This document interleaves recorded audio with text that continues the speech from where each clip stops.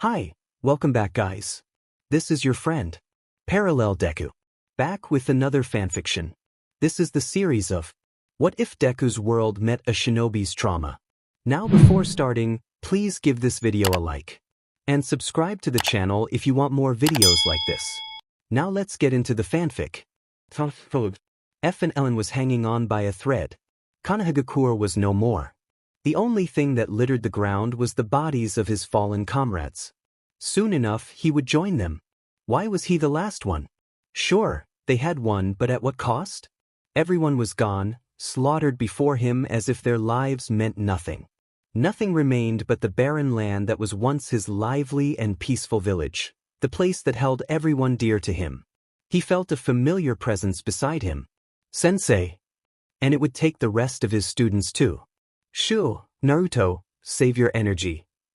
His words caused a light chuckle to escape from the blonde male, his once dull blue eyes finally lighting up with a familiar spark. Thank you for teaching us with Kakashi-sensei.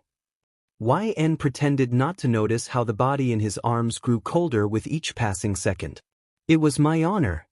Naruto chuckled again despite the pain it brought him. Always the same, sensei. The male began to shakily raise his hand toward YN, a grin fading from his face as his blood-stained hand touched the jonin. Naruto? What are you? That's all we ask. Y's eyes widened in surprise at his student's words. We. A group of four huddled together, the war still raging on, yet this was the only moment they could meet without fighting for their lives. Silence settled around them as they pondered a significant decision. Even Naruto, the optimistic one, was silent for the first time. YN.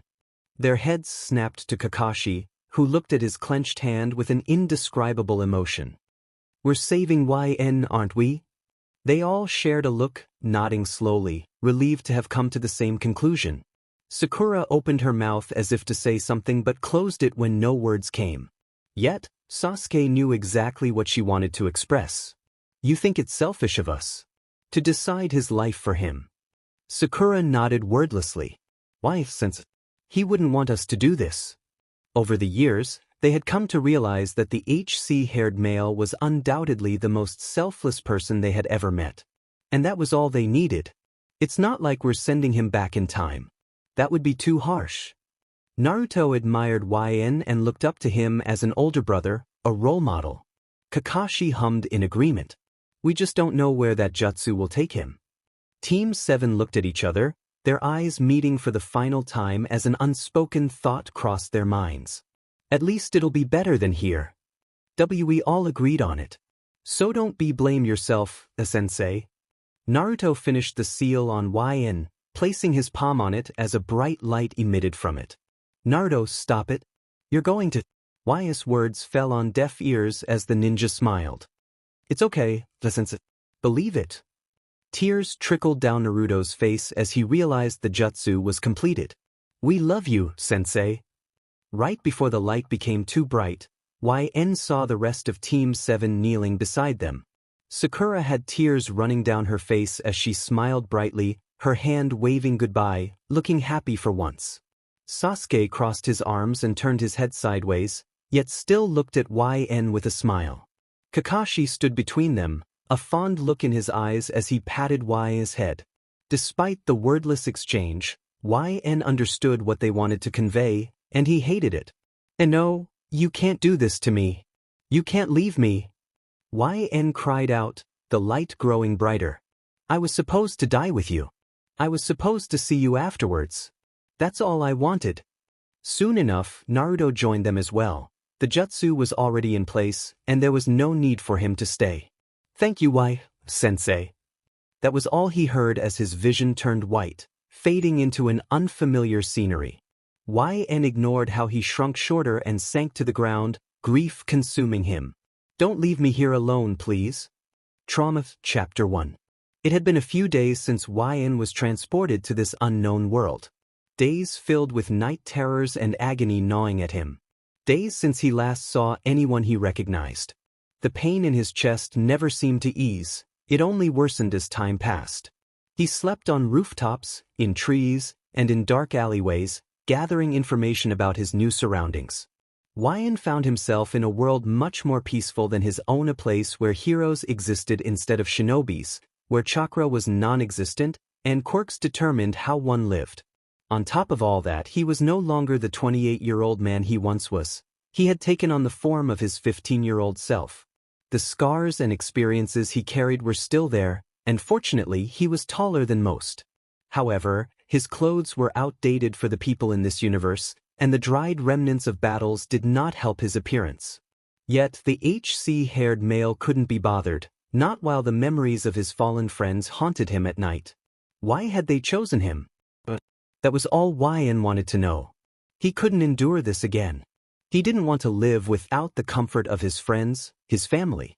As dawn turned to dusk, 𝐓𝐑 found himself sitting atop a rooftop, his body and mind on high alert as he unconsciously scanned his surroundings. It was a habit he had picked up during the war. It meant life or death. He wouldn't mind if someone came and ended his life, but somehow he found it hard to believe that anyone but a pro-hero could even land a scratch on him. That's why he barely reacted to the approaching footsteps that came without a hint of malice. "What are you doing here, kid?" 𝐓𝐑 looked up at the male, his deep eyebags and dried eyes surprising the pro-hero. He had never met anyone with eyes like those eyes that seemed to have endured hell and back. Not even the countless pro-heroes he encountered could compare to the hidden terror that ran through those EC eyes. 𝐓𝐑's soft voice emerged as a whisper, making the shinobi realize how long it had been since he had spoken. Aizawa warned him that it was late at night and dangerous for a kid like him to be out alone, urging him to go home. Yet, those simple words caused undeniable grief to 𝐓𝐑. He confessed that he didn't know where home was. He was aware of his home, but how could he return? Would there even be a point in going back? Aizawa furrowed his eyebrows, concerned. He asked if the boy was lost. The ex-teacher smiled softly, though his words were laced with bitterness. "I think so," 𝐓𝐑 replied. Aizawa entered the UA staff room, troubled by thoughts of the boy he had met a few days prior. Something about him had rubbed the hero the wrong way. He contemplated the possibility of amnesia, but the boy's strange clothing and the signs of a struggle were another concern. The boy turned his gaze to the city below, admitting that he didn't know where he was. Aizawa informed him that he was in Tokyo, Japan, which elicited a hum of acknowledgement from the boy. Aizawa then offered to help him find his parents, suggesting that he might be listed as a missing child. Without another word, Aizawa opened the door and asked if the boy was coming. The boy's soft, unfamiliar accent reached Aizawa's ears as he asked him to repeat himself.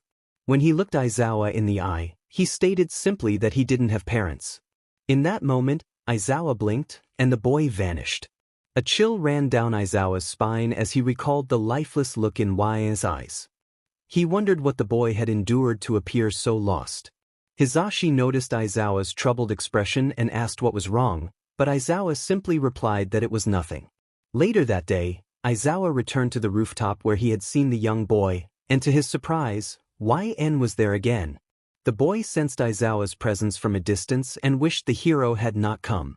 Aizawa inquired if the boy had anywhere to go, but his question barely stirred a response. It seemed that 𝐓𝐑 was more distant than usual. The boy shook his head, staring down at the city below, where memories of battles replayed in his mind.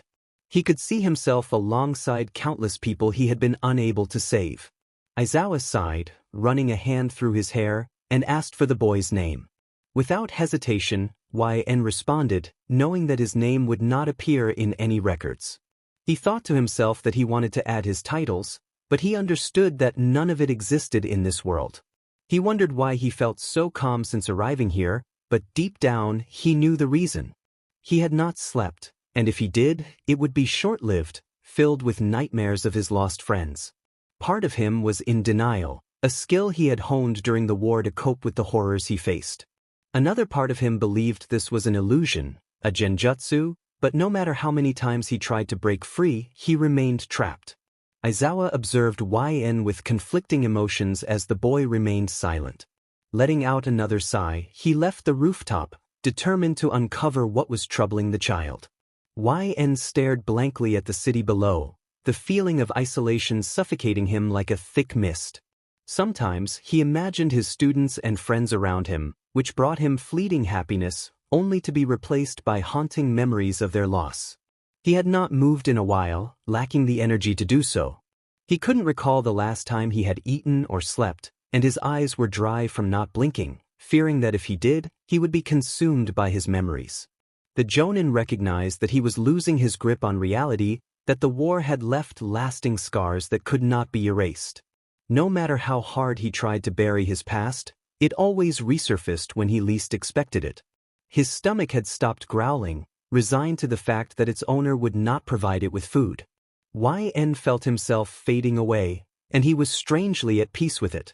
He had no reason to live any longer, no village to return to, no students to teach, and no one to pull him from this dark state of mind. Perhaps if he were to disappear, he would feel a sense of relief. However, he certainly did not want to meet his end at the hands of low-level villains. Suddenly, the door to the rooftop slammed open, and two thugs entered, taunting him about being quirkless. They mocked his weak appearance, but when YN turned his head, his soulless eyes shocked them into silence. The larger thug attempted to intimidate him, but YN wore a terrifying smile as he moved swiftly behind one of them, a kunai poised at their neck. He warned them that he had been thinking the same about them. Though he hated killing, he had grown up in a world where it was a matter of survival. The thug barely managed to utter a word before collapsing to the ground, unconscious. The second thug, fueled by anger, charged at YN blindly, unaware of the danger he was in. YN frowned at the thug's foolishness, realizing that even a fresh academy graduate could handle these so-called villains. The Jonin quickly incapacitated the male, a grunt escaping the villain's mouth as he collapsed to the ground beside his partner. There was another reason why YN chose not to eliminate them. Someone else was watching, the same person who had been a presence in his life for the past few nights. YN lay on the rooftop, gazing up at the star-filled night sky, thinking that Kakashi would have loved to see this. Aizawa's eyes widened in surprise. The underground hero believed he had concealed himself perfectly, yet in the presence of this 15-year-old boy he felt unexpectedly vulnerable. He had intended to intervene before the villains could harm YN, landing on the rooftop and glancing at the groaning figures. "You handled them with ease," Aizawa remarked. YN contemplated whether it was unusual to possess such strength, especially since he hadn't even reached his full potential yet, having gone days without food. "They were nothing," he replied. Aizawa sensed there was more to the statement but decided to change the subject. "I searched for your name in the database. There's no record of 𝐓𝐑𝐀𝐔𝐌𝐀 anywhere." The pro-hero scrutinized YS face, not surprised when the boy displayed no reaction. Finally, YN met the hero's gaze. It was clear that the stranger before him was significant, capable of accessing the nation's database, which put him in considerable danger. He was FNLN, a shinobi from a completely different universe. Trained to kill since entering the academy, he had learned to protect others only later. If he revealed any information about his world, he was certain he would face dire consequences. So, he did what any sensible person would do. He lied. I was supposedly kidnapped the day I was born, before my parents could name me. He spun a tale to protect himself and those he cared about. They gave me that name and locked me away. He had no connection to these people, their fate did not concern him. It was only after I was no longer useful to them that they cast me aside. His words startled the pro-hero once more, yet Aizawa found it hard to fully believe him. It does explain the look in his eyes, the lack of emotion, but something doesn't add up. "Could you tell me what they looked like? What happened?" YN shook his head. "They erased my memories when they released me. I only know these things from what they told me before they let me go." Aizawa sighed, recognizing the complications of the situation. He glanced at the thugs on the rooftop before returning his attention to the boy before him. "Look, I have to take those two to the police," but his words were interrupted when YN suddenly went limp on the ground, alarming the hero. "Kid? Hey, what?" As soon as Aizawa touched him, he felt the coldness of YN's skin. "Don't die on me, kid. I have questions for you." Aizawa hoisted YN onto his back and quickly pulled out his phone, calling another hero on patrol to collect the small-time villains on the roof. He looked at the boy draped over his shoulders and sighed before rushing off to find Recovery Girl. "Hang in there, kid." It was a pitch-black room, the walls slightly cracked as a foreign liquid slowly filled the space. It dripped steadily, taunting him as it dragged on and on. Soon, it reached the center of the room, touching the trembling male in the middle. He felt cold, so cold. His arms were wrapped around his chest as he curled into a ball, trying to find warmth in this desolate place. The sounds of metal clashing and distant cries grew louder until he could no longer bear it. Then, suddenly, everything stopped, and he heard footsteps approaching. Familiar footsteps. He looked up, expecting to see his team, all smiles and ready to rescue him from this tragic place, yet they did not appear. Instead, blood flowed from their bodies like a gushing waterfall, pooling around him. Their hollow eyes burned with hatred and despair, and blood fell from their eyes in place of tears. They opened their mouths in unison, their words haunting him. "Why didn't you save us?" The words echoed around him as he scrambled to his feet, pleading for their forgiveness. He cried out that he had tried, that he really had. His hands trembled, stained with their blood as he stumbled forward, begging for their understanding. They paid no heed to his words, their bodies collapsing and disintegrating right before him. "Why didn't you save us?" He woke up screaming. Recovery Girl rushed to his side, trying to calm him as the monitors beeped erratically. He apologized repeatedly, pulling at his hair and curling into a ball, shaking uncontrollably, pleading for forgiveness. The pro-hero panicked, her eyes darting around before she dashed out the door, searching for a certain hero. "Aizawa! It's YN!" At the mention of the young boy, Aizawa rushed to the nursery room, slamming the door open. He expected to find YN injured, but instead he found the boy huddled in the corner, rocking back and forth, his arms wrapped around himself in a protective manner. YN was disoriented, his mind still jumbled from the dream he had just experienced. He yearned for anyone he knew, even that insufferable Sannin would have been better company. He tried his hardest to calm down, but he knew it was futile. He wondered where his friends were and what they were doing when he felt something touch him. Instinctively, he tackled whatever was touching him to the ground, pressing a knife to their throat. He knew it was extreme to act so violently against someone who could potentially be an ally, but he felt it was better to take risks than to be caught off guard. "YN, stop." Aizawa watched as the person beneath him slowly regained clarity, their breath uneven as they struggled to keep the knife away from their throat. From this close, he could see the fear and guarded expression in Y's eyes, along with the despair and sadness lurking beneath. The boy's posture remained tense, despite appearing somewhat relaxed. The room fell silent as he slowly got off Aizawa, leaving a small cut from the knife's pressure. He sat on the bed, a blank expression taking over as he looked around. "Where am I?" His voice was soft and hoarse from the earlier screams. Recovery Girl and Aizawa exchanged a concerned glance. He was clearly not stable. "The nursing office inside UA High," she replied carefully, her voice gentle. "Aizawa brought you here after you fainted a few days ago." YN had many questions. He wished Kakashi were beside him. The man always understood what he wanted to say and convey to others. But once again he found himself struggling alone. "I suppose that was careless of me." He didn't want to apologize to these people he barely knew. If there was one thing to know about FNLN, it was that he did not give out apologies.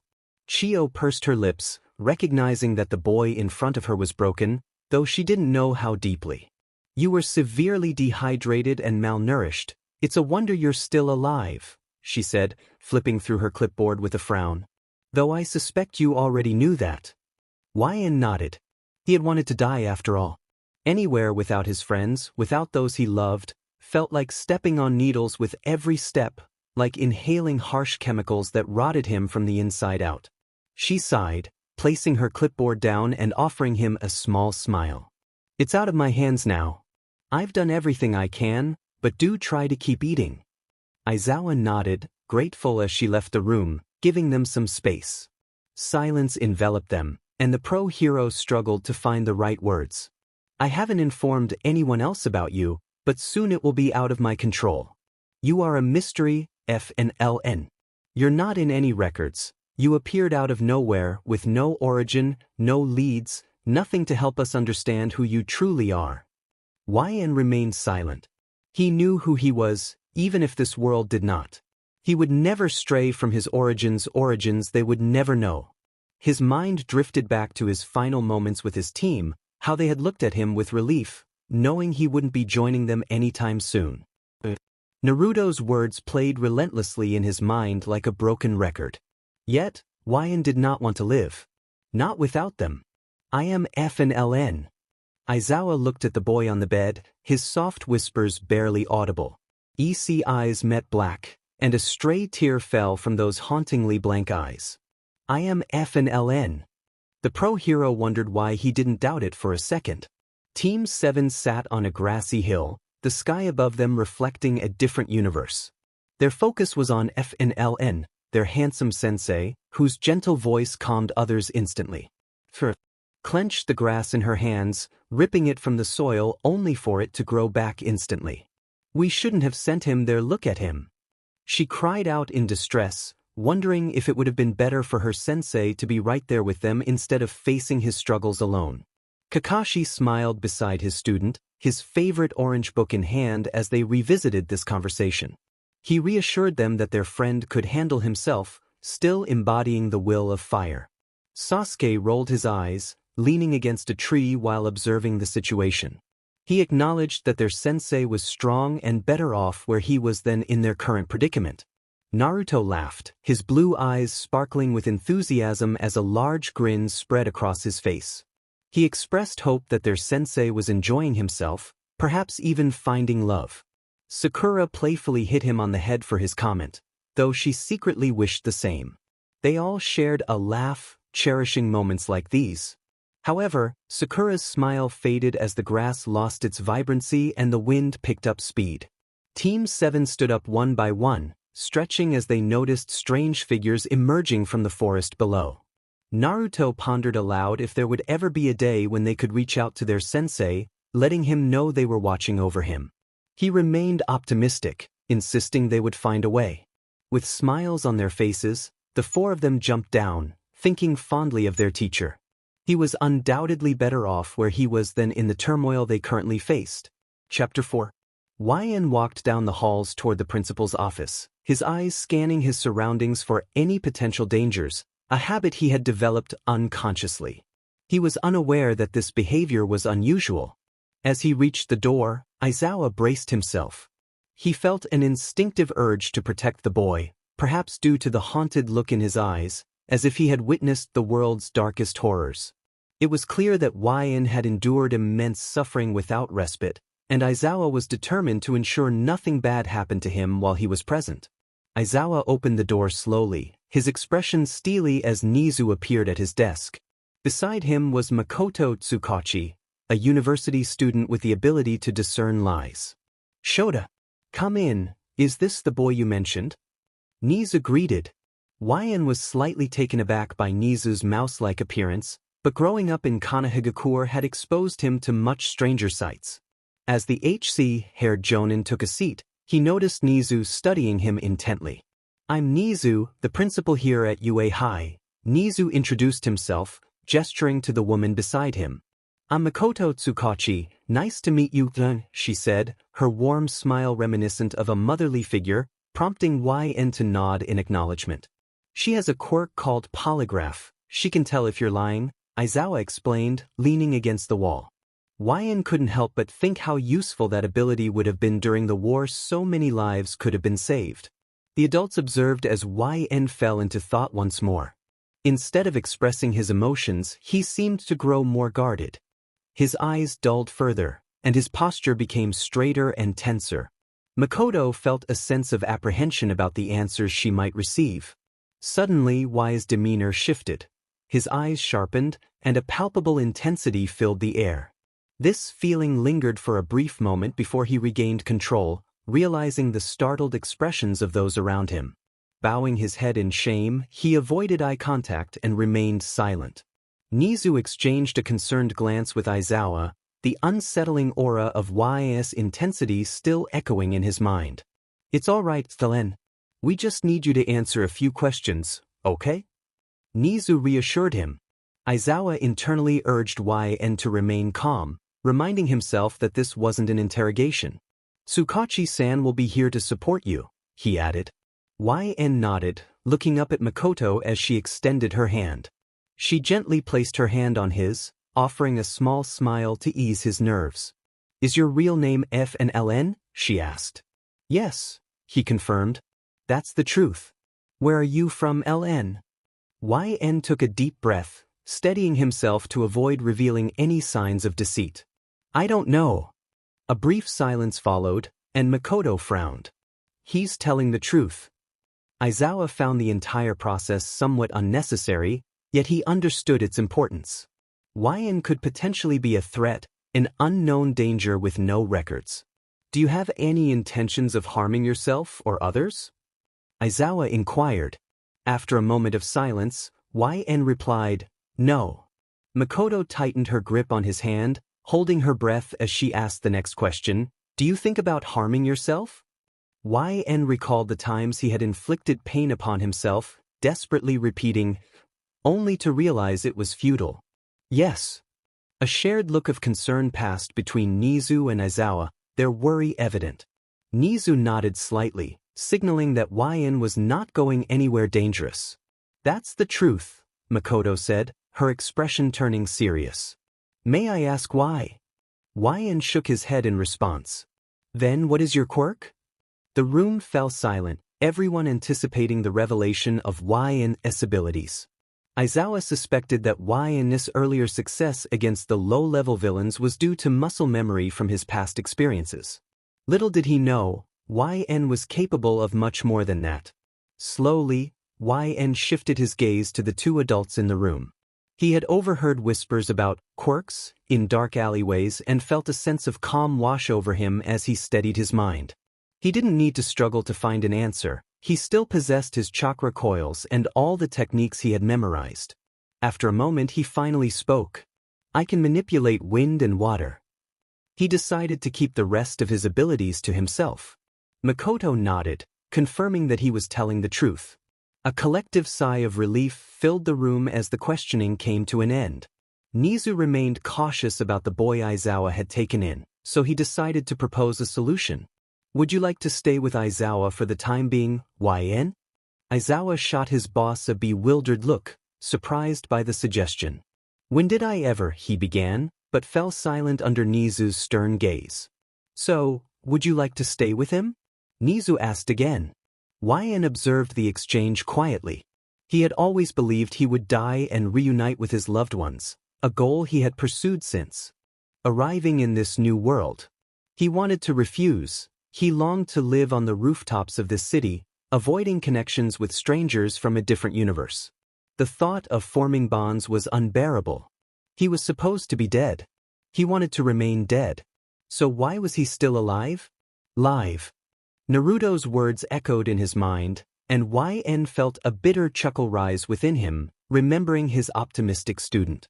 Okay, he finally said, recognizing the weight of his student's dying wishes. I'll live with Aizawa-san. And hopefully, their hopes would not be in vain. Chapter 5. YN shakily stepped out of the moving box they called a car. He quickly calmed his nerves and looked up at the two-story house before him. Aizawa exited the car and walked around, his gaze assessing YN's features. He noticed how the boy's eyes seemed distant, as if lost in thought. The soulless and dull eyes briefly filled with a glimmer of happiness, only to fade away and be replaced by a haunted look moments later. YN blinked slowly, wishing to erase the burning building in front of him, along with the terrifying screams that echoed in his mind. He turned slowly to the male who was supposed to look after him, stealing his features once again. He wasn't going to let anyone know what lay behind his walls. He was FNLN, a poor orphan who had lost his memories after those who needed him deemed him useless. That was what he was. That was what they thought he was. And he was fine with that. The pro-hero, oblivious to the thoughts racing through YN's mind, gestured for him to follow. They walked along the cobblestone pathway until two doors came into view. As they stopped, YN glanced at the male, who produced a set of keys. With a tired sigh, Aizawa inserted the key into the lock, and a satisfying click echoed as the door opened, revealing a vast space. He welcomed YN to his new home. It had been a week since YN entered Aizawa's home, and he adapted fairly quickly. This universe was advanced in technology, and there were many things YN didn't know about. He picked up a rectangular box, his long fingers exploring it with curiosity.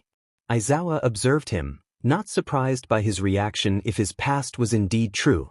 "That's a phone, so you can contact me anytime," Aizawa explained. Surprise flashed through YN's eyes as he played with the device. He tapped an icon and nearly dropped the phone when he saw his reflection staring back at him.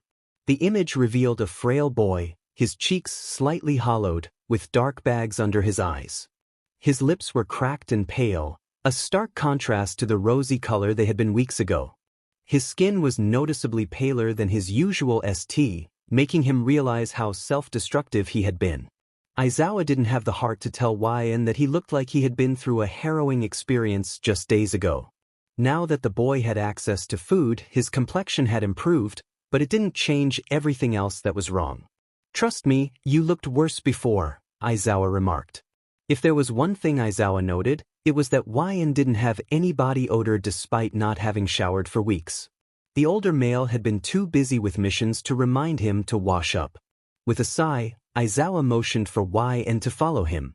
They reached a room, and Aizawa opened the door to reveal a large bathroom. "I forgot to mention this, but you're dirtying up my house. Wash up and meet me in the kitchen once you're done. Towels are on your left."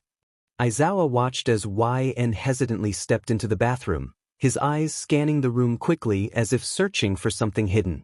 "I trust you know how to clean yourself up, right? Extra clothes are on the counter."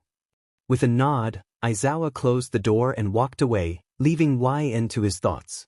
The boy walked cautiously around the bathroom, opening cupboards and inspecting every corner to ensure it was safe. After deciding it was harmless, YN confirmed that the towels were where Aizawa had said, along with the extra clothes. He placed the phone on the counter and carefully removed his clothes, which were stained and dirty, letting the fabric fall to the floor. When YN looked back into the mirror, his breath hitched and his eyes widened. Although there were no bruises or cuts on his skin, the bony structure of his body shocked him. His fingers traced his ribs, feeling the prominent outline against his skin. It was such a stark contrast to his old body, which had been well-balanced and toned. Now, he felt like he was staring at a ghost of his former self. A bitter chuckle escaped him as he turned around, stepping into the shower and turning on the faucet. The hot water cascaded down YN's skin, relaxing his tense muscles momentarily. A small smile graced his features, replacing the stoic look he had held for days. He thought of living for them. Aizawa was in the middle of cooking when he sensed YN's presence behind him. His heart raced slightly before returning to normal once he realized there was no danger. When he finally turned around, Aizawa widened his eyes at the sight of the boy he had taken in. The once HLHC hair, matted with dried blood, was now clean and soft. The cracked lips and pale complexion had transformed into a much brighter appearance. "When did you finish?" Aizawa asked, surprised. "About 10 minutes ago," YN replied, his damp hair dripping water onto the floor as he sat down. Aizawa's eyes widened. He was a pro-hero, yet he hadn't detected a teen's presence. "Well, I made ramen. It's light, so it should settle well in your stomach," he said as he placed a bowl in front of YN, a large narutomaki floating on top. YN nodded gratefully, concealing the sorrow that lingered behind his eyes. "How old are you, kid?" Aizawa inquired, still unsure of YN's age. "I'm 15, YN answered, though mentally he felt much older. Silence followed as they ate their meals quietly. Once YN finished, he gently placed his chopsticks down and looked at Aizawa, asking if there was a place he could train. Aizawa blinked slowly but nodded, not questioning YN's request, as it was common for people his age to aspire to become heroes. YN had heard about UA before, a school where they trained kids to become heroes. He chuckled to himself, thinking there was nothing admirable about being a hero. So, he lied without hesitation, saying he was interested. Chapter 6. 𝐓𝐑𝐀 was busy using the gym at Aizawa's house, sweat rolling off his body as he ran on the treadmill with heavy weights strapped to his legs and arms. He had been working diligently since his arrival at Aizawa's home, striving to rebuild his muscles and physique. His size was relatively the same as when he was originally 15 in his previous world, but he seemed to have gained more muscle now that he was no longer malnourished. Nevertheless, he focused solely on training his body and reflexes, rather than his quirk. Adjusting to the new technology was easy for him, as he had always been quick to learn.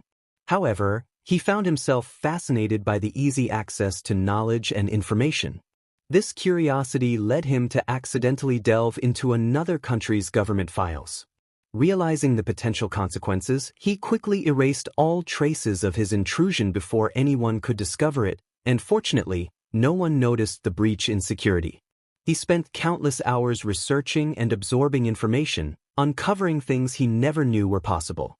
He had always been this way, even before becoming a sensei. As a child, he wanted to learn everything he could, whether it was jutsus or the history of other villages. It was a relief that this part of him remained unchanged, even if many other things had. Aizawa observed 𝐓𝐑𝐀 from the doorway, analyzing the mysterious young man once more. It had been about a month since 𝐓𝐑𝐀 asked to use the training equipment in his house, and since then, Aizawa had mostly seen him either at a computer surrounded by books or working out for hours. In fact, he rarely saw 𝐓𝐑𝐀 sleep, and when he did, it was only for short naps of about 30 minutes. How he managed to function every day was beyond Aizawa. The pro hero was pleased to see 𝐓𝐑𝐀 gaining weight, a complete turnaround from when he first picked him up. It even seemed like 𝐓𝐑𝐀 had grown taller, towering over almost everyone he knew. Aizawa snapped back to reality as he heard the treadmill come to a stop, crossing his arms as 𝐓𝐑𝐀 approached him with a small towel draped over his shoulders. He had known Aizawa was watching him for a while, lost in thought, so he didn't want to disturb him. Tired eyes looked up at Aizawa, who asked why 𝐓𝐑𝐀 didn't train his quirk. 𝐓𝐑𝐀 had anticipated this question and felt he didn't need to use it, as everyone around him seemed weak. He explained that he wanted to build his physical abilities first. Aizawa didn't fully believe him, but it seemed plausible enough that he let it slide. He turned to leave, grumbling under his breath, but paused to remind 𝐓𝐑𝐀 that the UA exams were approaching and that he should start training with his quirk. 𝐓𝐑𝐀 blinked slowly but nodded, watching as Aizawa walked away. He pursed his lips and walked to a bench in the room, ignoring the whispers and people around him. The bench happened to be in front of a mirror wall, and when 𝐓𝐑𝐀 looked up, it took all his strength not to shatter the reflection he saw. A voice whispered beside him, questioning how he could have let things come to this. He dismissed it, telling himself it wasn't real. The voice accused him of being the reason for someone's death, and he bitterly acknowledged the familiar face beside him, offering a lonely smile and an apology. When he blinked, the figure vanished, leaving him to crumble to the floor once more.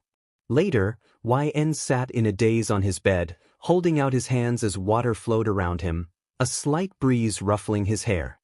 He could faintly see electric sparks forming around him, feeling a slight warmth in his fingers.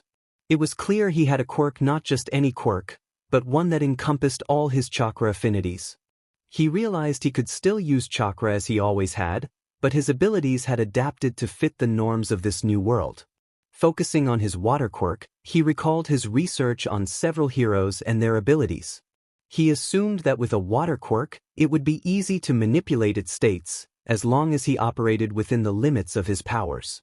He successfully froze the water by lowering its temperature, discovering that with the right speed he could create sharp spikes. In that moment, 𝐓𝐑𝐀 concluded that he absolutely loathed quirks. He found their functionality lacking, with too many weaknesses and openings for opponents to exploit. In contrast, jutsus were based on how one used them to their advantage, and hand signs were not a significant setback. A small smile appeared on his face as he thought about how he rarely used them anyway. The wooden log in front of him fell to the floor with a thud, a clean cut slicing it in half. As 𝐓𝐑𝐀 walked along the beach, Aizawa urged him to get out of the house, claiming he looked too lifeless. Despite the crunchiness of the sand that most people would hear whenever they walked near the beach, No sound was created from his footsteps. He was ready to head back when he felt someone charging at him. His eyes narrowed as he swiftly moved aside, only for the other person to crash into the stone wall. The frail green-haired boy groaned on the ground. YN blinked slowly, feeling a sense of concern. He instinctively felt the need to be on guard, even though he knew there was no real threat. The boy stood up, his face flushed with embarrassment as he bowed deeply and apologized. YN wondered what he was apologizing for, looking down at the boy and noting that he hadn't actually been the one the boy ran into. The green-haired boy explained that he probably would have collided with YN if he hadn't moved. YN didn't quite understand the situation. Just as the boy was about to leave, YN felt a sudden urge to reach out to him and asked for his name. The smaller male turned around and introduced himself as Izuku Midoriya. Midoriya was puzzled by the tall stranger's inquiry and glanced at the time, realizing that All Might was waiting for him. Without another word, he watched as the stranger walked away, leaving him curious about whether they would meet again. He had never seen eyes so empty before. Aizawa quickly came to a realization. FNLN possessed abilities that seemed extraordinary. If he hadn't moved, Aizawa feared he might have been in critical condition, barely clinging to life. He was certain his career as a hero would have ended there. YN stared at the crater he had created in the backyard, the ground caving in under the pressure and forming large cracks around it. He realized he had made a significant mistake. Aizawa had wanted to test YN and assess his skill levels, believing he could not be seriously injured by someone he had picked off the streets. It quickly erased YN's quirk, but the boy was unfazed and launched himself at the pro-hero. It was almost as if he had teleported. Aizawa briefly saw YN's foot raised toward him when his instincts kicked in, urging him to move. He was grateful he had. Aizawa couldn't fathom the amount of force behind that kick, strong enough to shatter the ground beneath it. YN, on the other hand, realized he had made a grave error. From his observations, no one could achieve such a feat without a quirk. He had channeled chakra into his kick, but it seemed he had overdone it, accomplishing something beyond normal capabilities. The pro-hero remained silent as he weighed his options. YN was a boy of foreign origins, with no records in the database and no trace of his parents. Aizawa decided he would bear the consequences. YN began to speak, but Aizawa interrupted, stating he wouldn't question it. YN was taken aback, expecting to be taken into custody and interrogated. He asked why Aizawa had chosen not to pursue the matter further. Aizawa simply observed the boy in front of him, noting his worn expression, the emptiness in his eyes, and his stance that suggested he was always ready to flee or fight. He couldn't bring himself to do that to him. However, Aizawa insisted that YN had to show him what he could do. YN nodded in agreement. It was a quiet night as the two shared dinner in the house. No words were exchanged, and the atmosphere was thick with unspoken thoughts. Aizawa was lost in contemplation, reflecting on the power and skills YN had demonstrated. Yet, he sensed that this was not the boy's full potential. As a pro-hero, Aizawa could see that YN was holding back. His physical strength was extraordinary, and with his quirk, Aizawa knew he was already on par with those in the top ranks. However, Aizawa understood that he couldn't just move him into a world filled with chaos. He gazed at the boy he was meant to protect, his mouth moving before he could fully comprehend it. He urged YN to become a hero. The boy paused, surprised by the suggestion. Aizawa encouraged him to attend UA and strive to become the #1 hero. Aizawa's proposal wasn't solely based on YN's skill level. He wanted the boy to experience things he had never had the chance to before, to make friends and enjoy life. Above all, he wanted to see those haunted eyes filled with life once again. A silence settled between them as YN contemplated Aizawa's words. He clearly wanted to embrace the new life his students had given him, but he felt it would be meaningless if they weren't experiencing it together. They were his life's purpose. Without them, what did he have left? He decided to attend UA. Aizawa nodded in response, informing him that he wouldn't need to take the regular entrance exam but would instead participate in the recommendation entrance exam. The idea of attracting attention was daunting, but it also meant he could avoid the crowds. "There are multiple parts to it, but I'm confident you'll pass with your skills," Aizawa assured him. YN nodded, finishing his meal before standing up to wash his dish, the sound of water filling the house. I'm going to wash up now, he announced. Aizawa acknowledged him with a slight hum. Later, YN sat in the bathtub, the water rising to his collarbone as he leaned back, the cold material pressing against him. He closed his eyes, finding momentary relief as the warm water eased his tense muscles. It reminded him of the rare occasions they would shower, which were few and far between. As he relaxed, the noise around him faded into nothing, his body growing heavy. Panic surged within him, but he fought to remain calm despite the internal struggle. Gradually, sounds returned, growing louder as screams and chaos erupted around him. Suddenly, he felt someone approach and instinctively, he kicked the person away. He watched as they skidded across the ground, realizing he was no longer in Aizawa's house. A familiar voice called out to him, warning him of danger. It was his student, Sakura Haruno. He ducked instinctively and unleashed a wind technique at the approaching threat, swiftly neutralizing the danger before rushing to join his student. Despite the chaos, he embraced her, the scent of cherry blossoms filling his senses. I missed you so much, he said, his voice tinged with pain. Sakura smiled, pulling away to wipe away his tears. Then, darkness enveloped them once more, and Sakura's eyes began to bleed. His heart raced as he noticed cuts appearing on her body, some deep and alarming. Sakura, he started, but her face twisted in a horrific manner, dripping onto the floor as she locked eyes with him. Filled with hatred, her voice turned monstrous. Why didn't you save us? With a gasp, YN jolted awake, drenched in cold sweat, struggling to process the nightmare. His heart raced, and his body trembled as he wrapped his arms around himself, the water sloshing around him. He gripped his hair in agony, but no sound escaped his lips. Frustrated tears streamed down his face as he pulled at his hair, disregarding the pain. He shakily climbed out of the bathtub, water pooling around his feet as he dressed in random clothes, his hands still trembling. He didn't bother drying his hair, leaving the bathroom with a singular goal in mind. Aizawa noticed him and felt his body tense as YN's cold, emotionless gaze met his. Without another word, YN walked past him, seeking a place to release his pent-up emotions. Once outside, YN began training fiercely, not holding back. He craved to feel pain, believing it was the least he could do after causing so much suffering. He didn't mind the blood trickling down his knuckles or the exhaustion creeping in. His frustration, anger, and sadness were bottled inside, waiting for release. Singular tears fell as he screamed into the void, his abilities wreaking havoc around him. Eventually, he collapsed to the ground, overwhelmed. He felt the comforting presence of his ko-sensei, Kakashi. A choked sob escaped him as he understood what his friend was conveying. Wrapping his arms around himself, he cried harder, a heart-wrenching scream escaping his lips. His cries of anguish resonated with thousands, each listener feeling the weight of his sorrow. Aizawa stepped outside, his eyes widening at the destruction YN had caused in such a short time. His expression softened as he approached the distraught figure, whose sobs were loud and clear. Let's get you inside, Aizawa said gently. YN nodded slowly, accepting the offer. It had been a few months since YN's breakdown, and the echoes of his screams lingered in the minds of the citizens. However, his night terrors had not ceased. Instead, they seemed to intensify.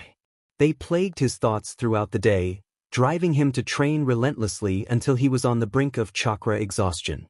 He trained to avoid the haunting images of his friends' broken bodies scattered around him. Aizawa noticed YN's excessive training and frequently urged him to rest, fearing the boy would push himself too far. With Nisa's approval, YN utilized the training grounds at UA, and while the teachers were initially unsure about the young male following their colleague, they eventually warmed up to him. This might explain the odd looks he received when he entered the room. Present Mike greeted him with enthusiasm, waving energetically. He had grown fond of YN over the past few months and playfully asked if he had grown bored of Aizawa yet, suggesting that he could always stay with him. Aizawa smiled lightly, appreciating the pro hero's vibrant energy. YN replied that he hadn't yet grown tired of Aizawa but would keep present Mike in mind. The pro-hero grinned and threw an arm around him, oblivious to how YN tensed under the touch. Present Mike insisted that they were friends and encouraged YN to impress everyone at the upcoming practical exam. After Present Mike left, YN felt the weight of everyone's stares but chose to ignore them, sitting next to a boy with dual-toned hair. He quickly assessed the cold look in the boy's heterochromatic eyes. He asked for the boy's name, and after a moment, the boy introduced himself as Shoto Todoroki. For reasons unknown to him, Todoroki felt compelled to share his name, even though he had no intention of forming friendships at the exam. He expected YN to mention his father or something similar, but instead he received only a tight-lipped smile. Without further conversation, YN turned to face the front, leaving Todoroki to ponder who he was.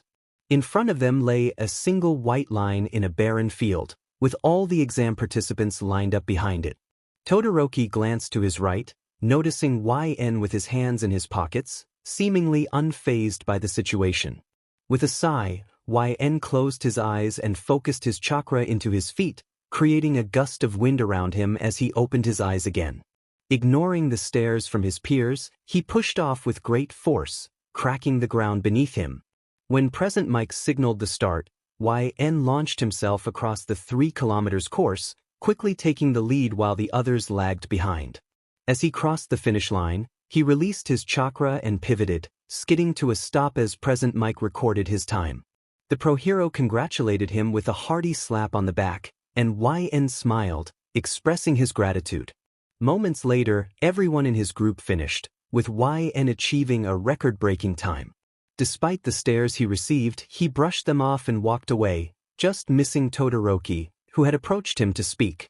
After the interview, YN walked out of the room with a calm demeanor, confident about his acceptance. His EC eyes fell on Todoroki, who stood silently, waiting for his turn. With a nod, Todoroki entered the room, glancing back to ask YN for his name, but found only an empty hallway. Later, YN sat in Nizu's office, enjoying sakura-shaped cookies and sipping tea. Nizu commented on his impressive performance in the practical exam, acknowledging the boy's hidden strength. He could see how much YN had held back during the exam, and he recalled the questionnaire from months ago, realizing that the boy's skills did not match his stories. However, Nizu felt certain that YN would not pose a threat to society. As Aizawa entered the room, Nizu congratulated YN once more. YN stood and bowed his head slightly, thanking Nizu for the snacks before leaving with Aizawa. Nizu watched them depart, pondering how YN had known Aizawa would arrive at that moment. The cold night air flowed into YN's room, surrounding him as he tossed and turned on his bed. His expression was one of pain, his face twisting as cold sweat dripped down his skin. His nails scratched at his own arms, leaving red lines that hinted at deeper turmoil. He felt nothing but darkness, yet he sensed the cold, heavy chains that bound his arms and legs, rendering him immobile. A tension filled the air, the kind that made his skin crawl and urged him to flee, but he couldn't move. It was all too familiar, suffocating him to the point of paralysis. A soft sound echoed in the silence, sending a shiver down his spine. It continued, an incessant tapping that seemed to mock his helplessness. The familiar sensation of fingers gliding down his body filled him with revulsion. The touch intended to be comforting but instead felt invasive and unsettling. A voice, dripping with malice, whispered around him, taunting him with cruel words. It lingered in the air, wrapping around him like a noose, and he felt a wave of disgust wash over him as the breath brushed against his face. The words cut deeper than any blade, reminding him of loss and guilt. He felt trapped in a nightmare, pleading silently for it to end. Suddenly, YN awoke with a start, his heart racing and sheets soaked with sweat. His screams echoed throughout the house, a raw expression of his terror. In his frantic state, he failed to notice his quirks spiraling out of control, wreaking havoc in his room. The wind tore through the curtains, water solidified into sharp spikes embedded in the walls, flames licked at the fabric hanging nearby, and electricity crackled in the air, lifting his hair slightly. The chaos transformed his room into a wreck, the door barely able to open as ice spikes jutted through it. Just then, Aizawa burst in, his heart racing as he took in the sight of the distressed boy in the midst of the destruction. Quickly activating his quirk, he halted the chaos, but the damage remained. Despite his exhaustion, Aizawa wrapped his scarf around 𝐓𝐑𝐀 to protect him from further harm. But that wasn't enough. This was FNLN, Team 7's Ko-sensei, a jonin known as the Wistful Conqueror. In a flash, he broke free from Aizawa's grasp, vanishing before reappearing and tackling Aizawa to the ground. Water morphed into chains that bound Aizawa, while wind swirled dangerously in 𝐓𝐑𝐻's hand, ready to strike. Aizawa struggled against the chains, bewildered by how 𝐓𝐑𝐻 could still wield his quirk despite being unconscious. He was a pro hero, yet he found himself overpowered by a boy lost in his own mind. Aizawa shouted for 𝐓𝐑𝐻 to stop, but his words fell on deaf ears. The boy's eyes, cold and empty, stared back at him, reflecting a depth of suffering that seemed unfathomable for someone so young. Desperate, Aizawa urged him to reconsider, fearing the consequences of his actions. A flicker of recognition sparked in 𝐓𝐑𝐻's eyes, and he stumbled backward, releasing Aizawa from his grasp as the wind dissipated. The chains vanished, and Aizawa rubbed his wrists, cautiously observing the boy. 𝐓𝐻's voice was soft and trembling, filled with confusion and fear as he questioned the destruction around him. He had always been a beloved sensei in Konohagakure, known for his kindness and willingness to help others. Yet, he also carried the weight of being feared, haunted by the thought of causing harm. "It's okay, it's just a room," Aizawa reassured him, though he avoided addressing the underlying issue. As 𝐓𝐻 stood shakily, his hands clenched in uncertainty, he made a sudden declaration. "I'll be back." In an instant, he vanished without a trace, leaving Aizawa alone amidst the remnants of chaos.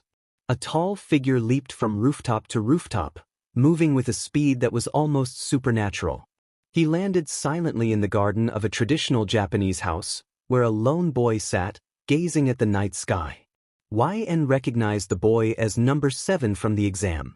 Their eyes met, turquoise and brown locking onto his.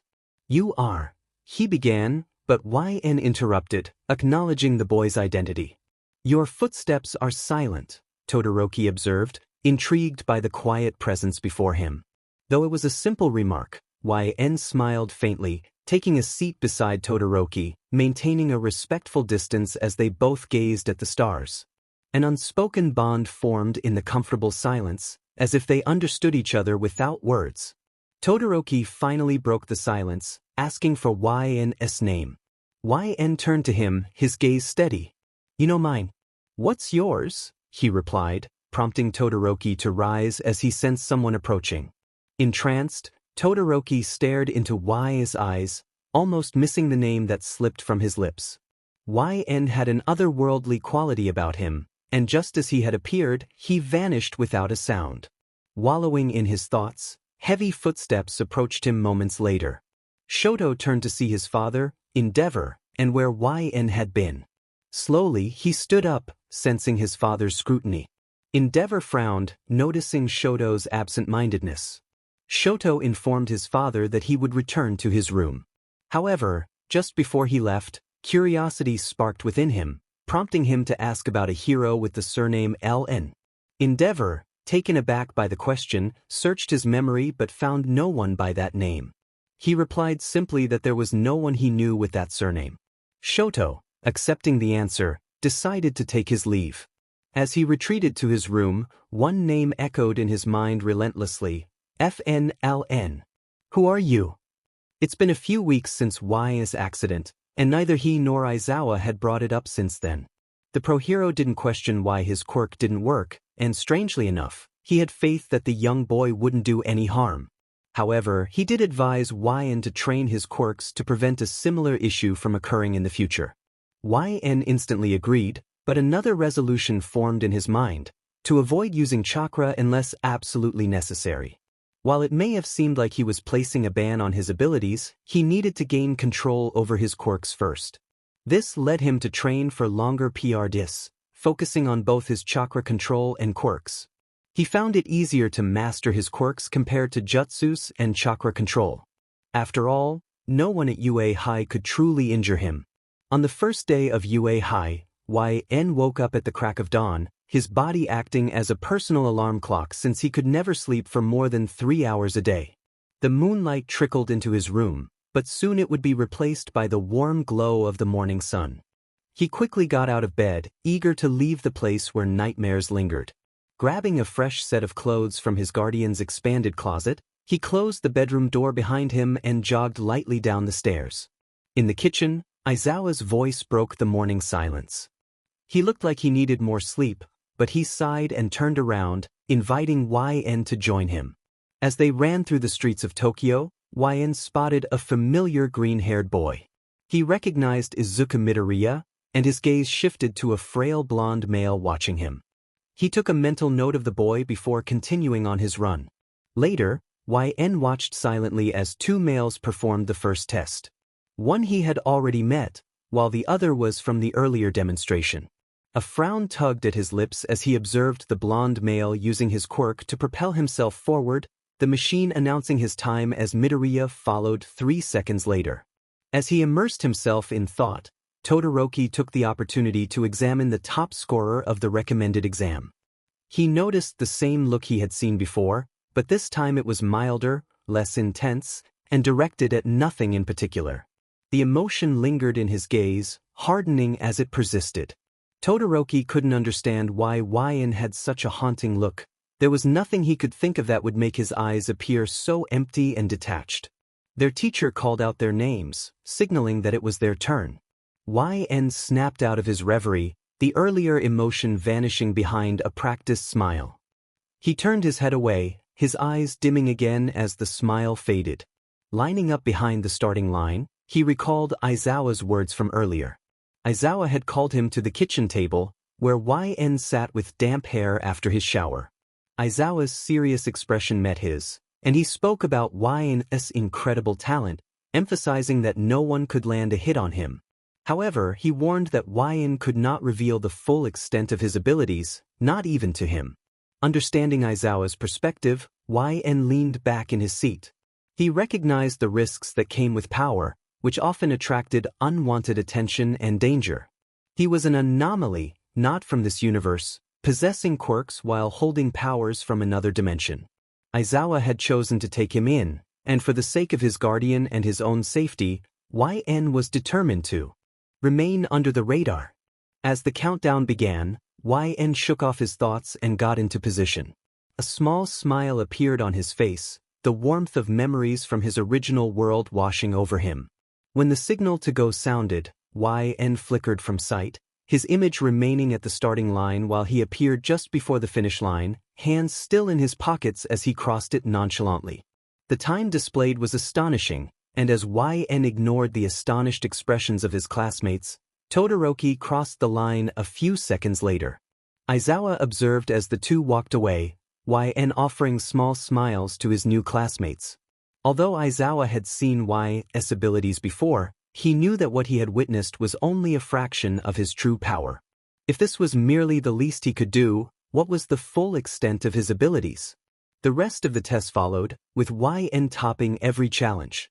He broke the strength appraisal machine, created multiple images of himself due to his speed, and jumped farther than anyone else.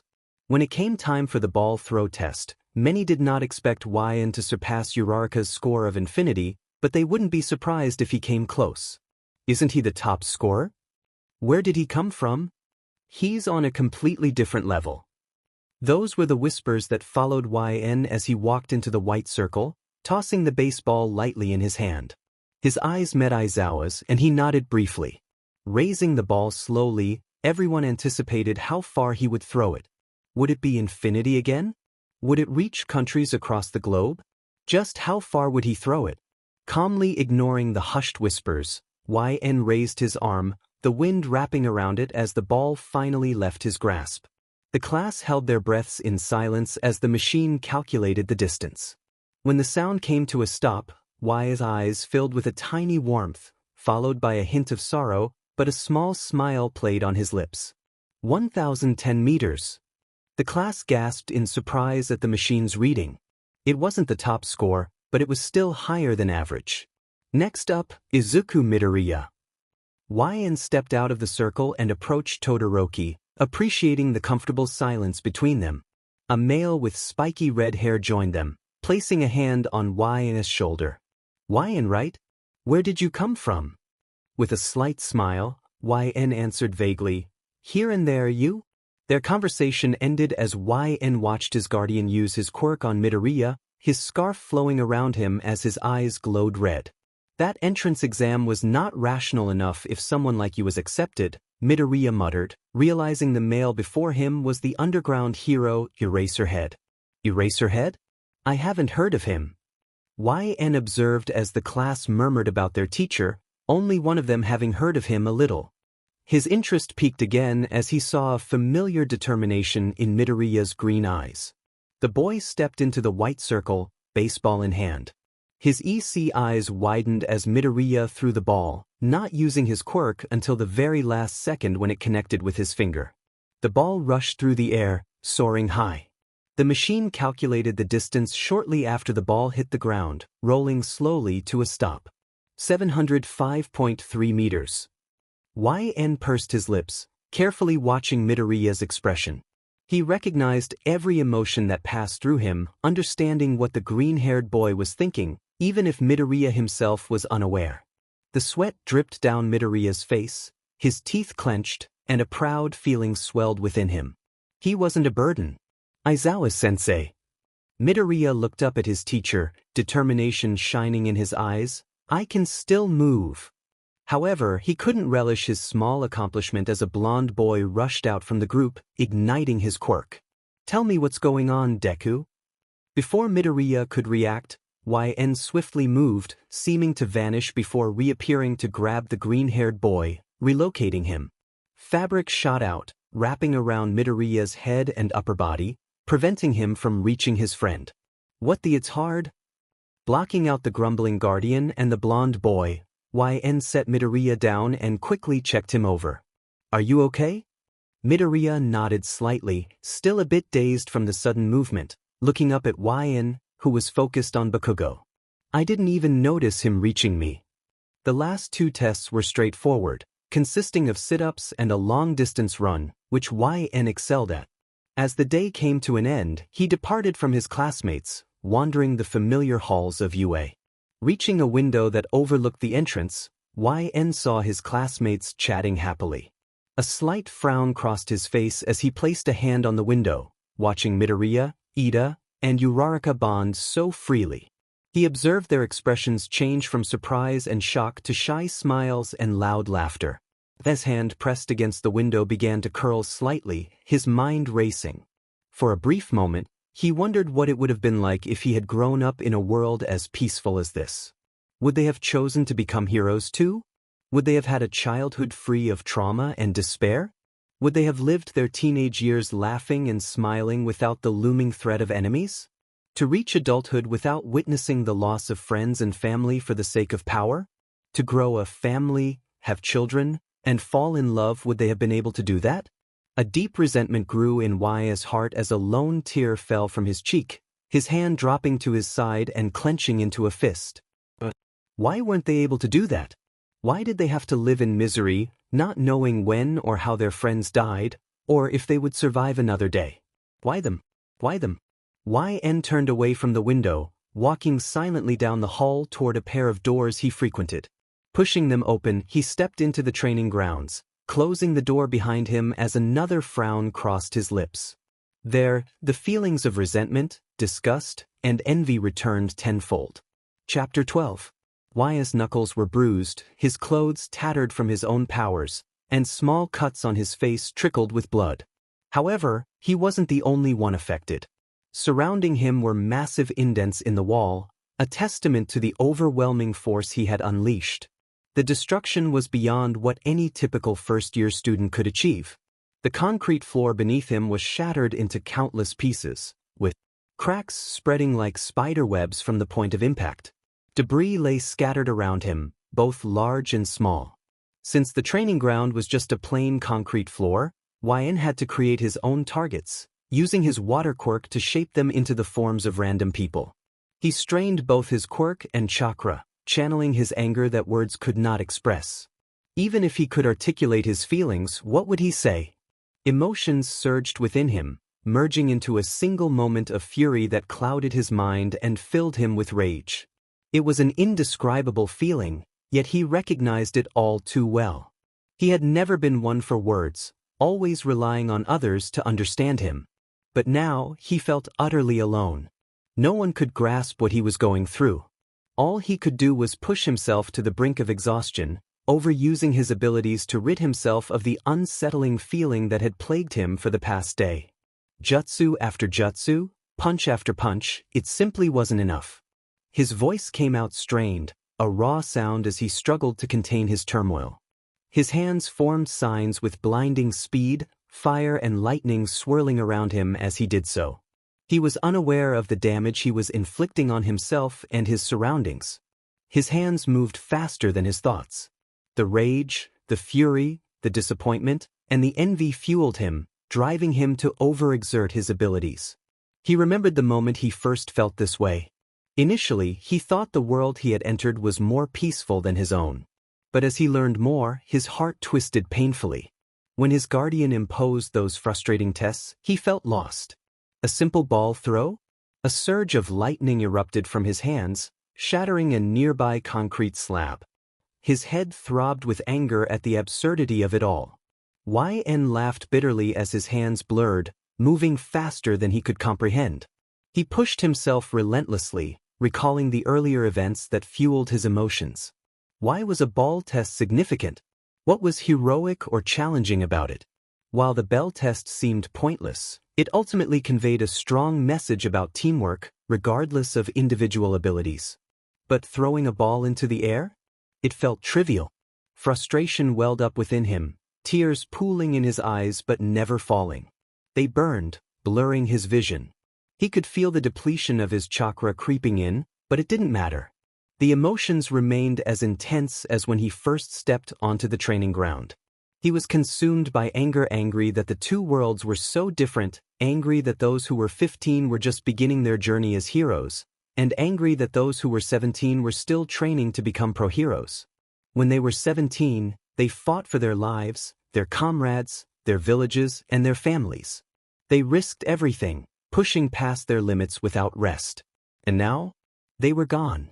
A heart-wrenching scream of anguish escaped him, his fist striking the concrete ground with such force that it cracked beneath him. That scream contained all his sorrow, anger, and emotions that he could not release. It strained his vocal cords, making it difficult to breathe. Yet he would do it again. Each punch he threw, each destructive jutsu he unleashed, was accompanied by a scream directed at the world for taking away his reason to live, for placing him in a reality so different from his own. He wanted to shout at everyone for taking their lives for granted, for believing their only struggle was the strength of their quirks. He wanted to blame himself for not protecting his students and friends better. He hated himself for watching them fall, helpless to stop it. Sobs racked YA's body as he crumbled to the floor, exhaustion finally overtaking him. The question came out in a strangled, raspy whisper, weak and filled with despair. Bloodied fingers tangled in his HC hair, pulling harshly as he struggled to breathe. His forehead met the ground, gasping for air, his mouth opening and closing as he fought against the overwhelming sensation. He needed them. They were his pillars, the support that held him up every day. But all he could do was apologize for living a pitiful life without them, for being unable to stand tall without their presence. Kakashi's name escaped his lips, a desperate plea as tears streamed down his face. He was so sorry. They had given him a purpose. Gulping for air, YN reached for the fabric above his heart, feeling the weight of his loss. Naruto. He couldn't believe it. Without them, he was just the orphan everyone pitied. His student's name escaped his lips in a strained yell, followed by sobs as tears streamed down his face. He felt the weight of failure pressing down on him, repeating his apologies over and over, overwhelmed by grief. Returning to the life of a shinobi, he threw himself into training, pushing himself relentlessly. His body shook uncontrollably from chakra exhaustion, and he felt the familiar pain as his quirk backslash took hold. Curling up into a ball, he groaned in distress, tears continuing to fall without pause. He was nothing without them. He couldn't even recall when he had lost consciousness, the last word on his lips being the name of his dear student. A silent apology lingered in his mind. Meanwhile, Team 7 raced through the dark forest, leaping from branch to branch as they fought against endless dark figures. Did they ever stop coming? Naruto defeated another foe with a swift kick, watching it crumble into ashes upon impact with a large branch. This was the largest horde they had ever faced, and it seemed unending. Sakura narrowly dodged an attack, falling to the ground as she struggled to regain her footing. Sasuke called out a warning to Kakashi, who swiftly turned and threw a dagger at the approaching figure. Gratitude filled Kakashi as he acknowledged Sasuke's alertness. They continued to slash through the horde until, at last, the onslaught began to dwindle, much to their relief. Finally, they emerged from the forest, greeted by the sight of the blue sky. However, their distraction kept them from noticing a lone figure approaching. Just as Sakura was about to speak, her eyes widened in surprise. Naruto turned, confusion etched on his face, but before he could react, a weapon struck the back of the figure's head, causing it to disintegrate into ashes once more. As the dust settled, a familiar face stepped out from the shadows. Team 7 was torn between tears of joy and laughter. Shikamaru had arrived. He greeted them with his usual nonchalance, remarking on how troublesome it was to see them there. Although Team 7 was no longer alone, YN continued to struggle with his own burdens.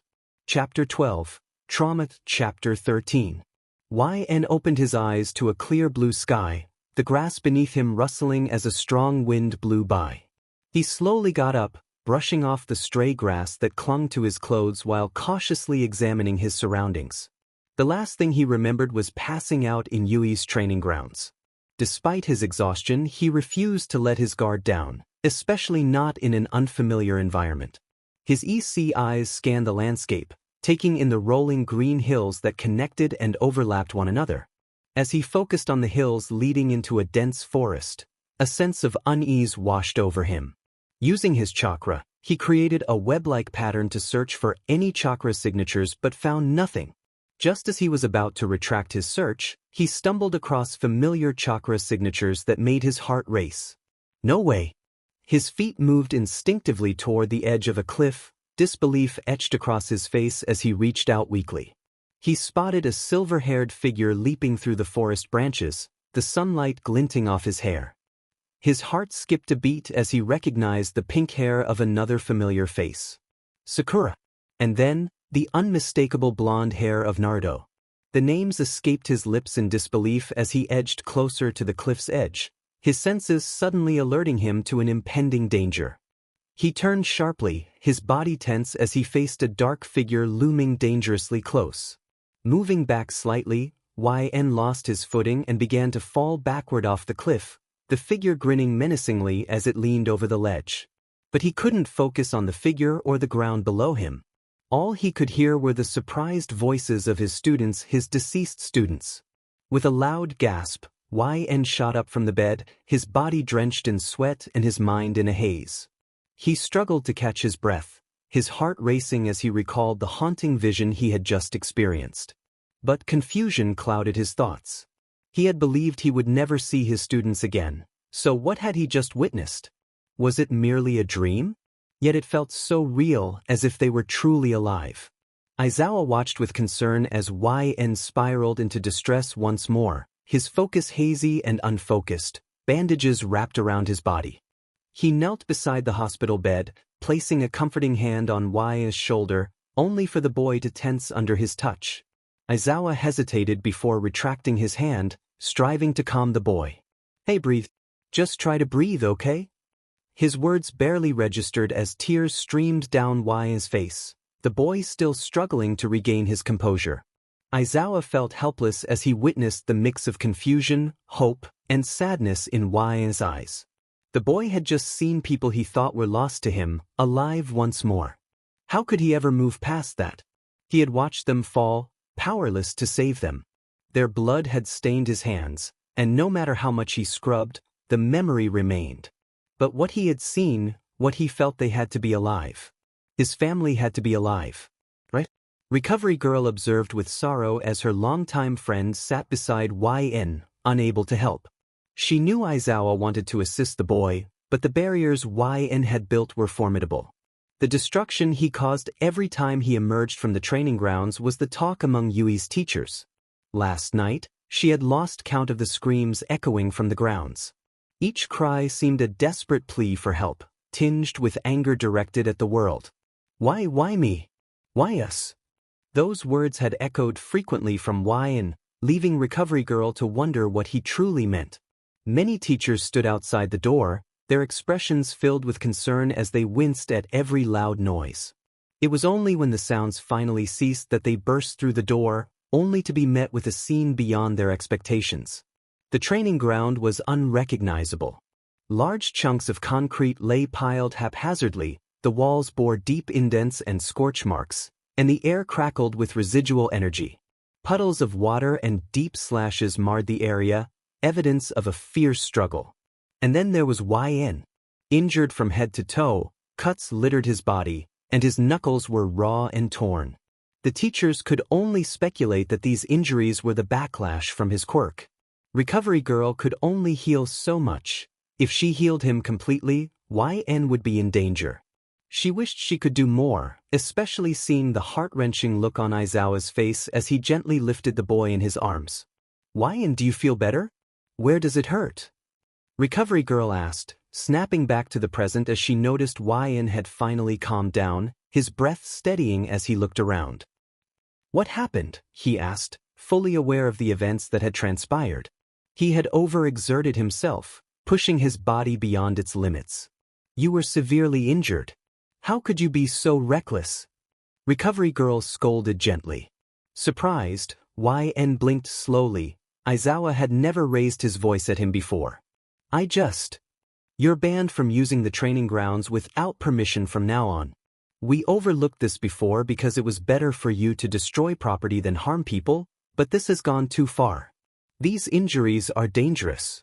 YN's eyes narrowed as he straightened up, sensing the underlying threat in Aizawa's words. I'm dangerous, is that what you're saying? Aizawa couldn't confirm or deny it.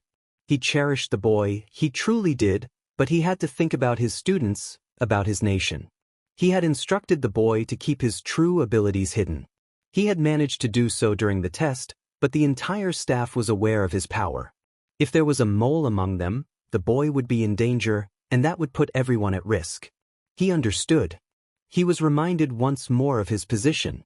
He wasn't there to make friends. He was an outsider, and he shouldn't even be there. His very existence brought danger to this world. Who knew if someone was searching for him right now? But for the moment he would live. His family was out there somewhere. He didn't know where, but the mere possibility of seeing them again was enough to keep him going. Just as Recovery Girl was about to inform him of something, he noticed Midoriya being wheeled in, sporting injuries that were serious but not as severe as his own.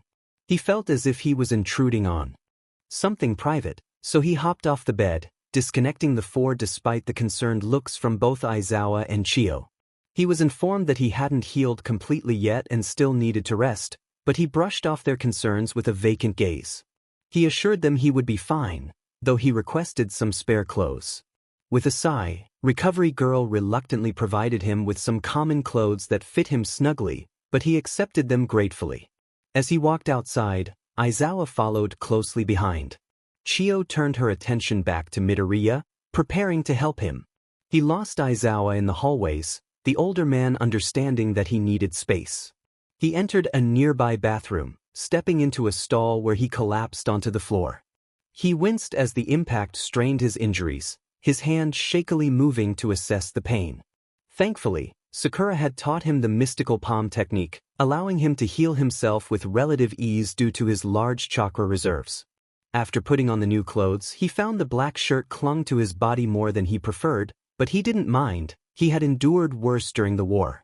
He discarded his old clothes and stepped outside, finding his classmates leaning against the window as the sun began to set. Had it really taken that long to heal? The three girls only noticed his presence when he stood right behind them, casting a shadow that startled them.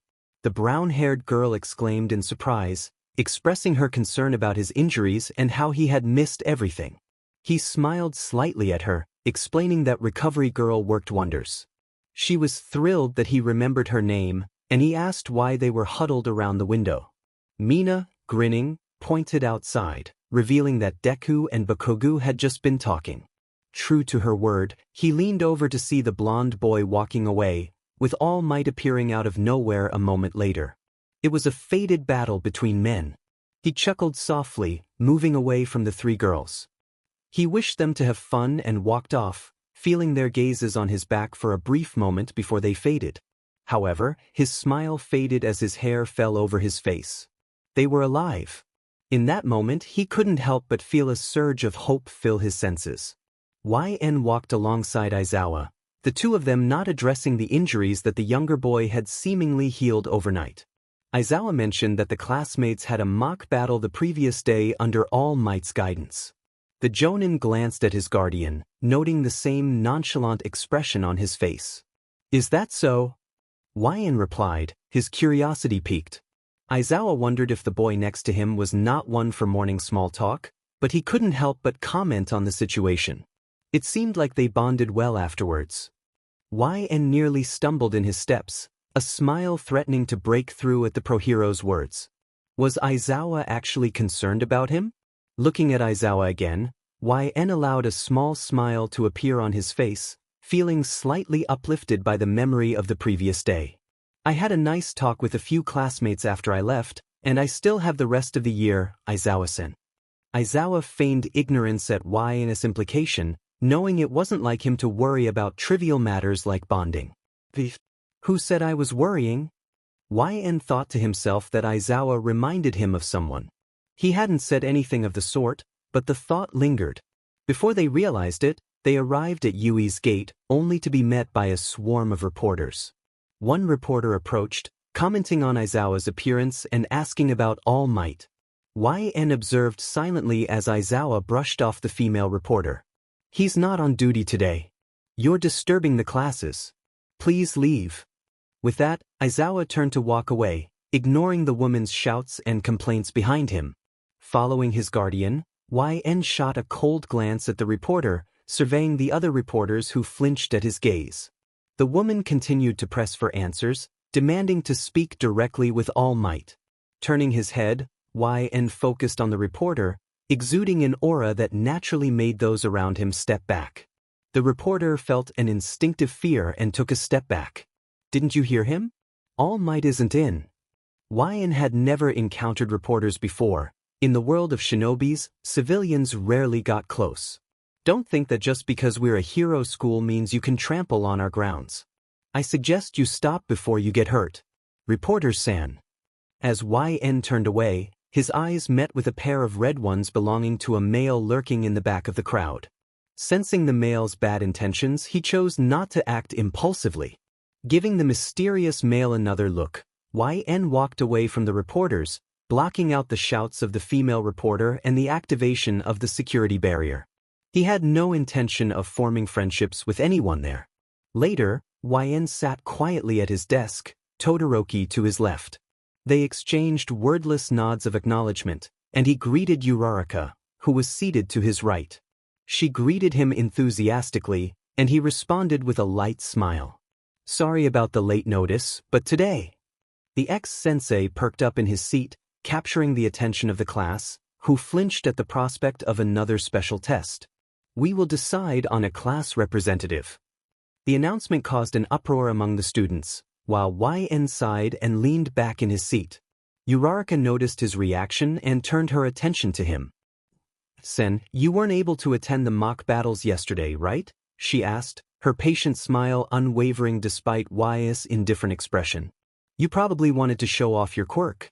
Everyone did so well, and their quirks were so cool." At her enthusiasm, YN smiled again. "Is that so? I'll have to ask if I can watch the tapes later today." Uraraka nodded vigorously, clearly enjoying the conversation. "I'll come too. Oh, and can I call you by your first name, Sen?" YN showed no discomfort at her close proximity, nodding slightly as she beamed brightly. "Okay, then you can call me." "Silence, please." The class quieted instantly at the command of their teacher, who stood tall, his glasses gleaming. It's a job with the serious responsibility of leading others. It requires the trust of those around you. If we want to use democracy to decide on a true leader, we should hold an election to choose one. YN found the entire concept somewhat ridiculous, perhaps due to the world he had grown up in. Leaders were determined by strength, and the ability to lead was something learned through experience, often at great cost. Yet, he acknowledged that the teacher made a valid point. The class questioned the idea as well, raising concerns about trust when they had only known each other for less than a week. "What do you think, Aizawa-sensei?" one student asked.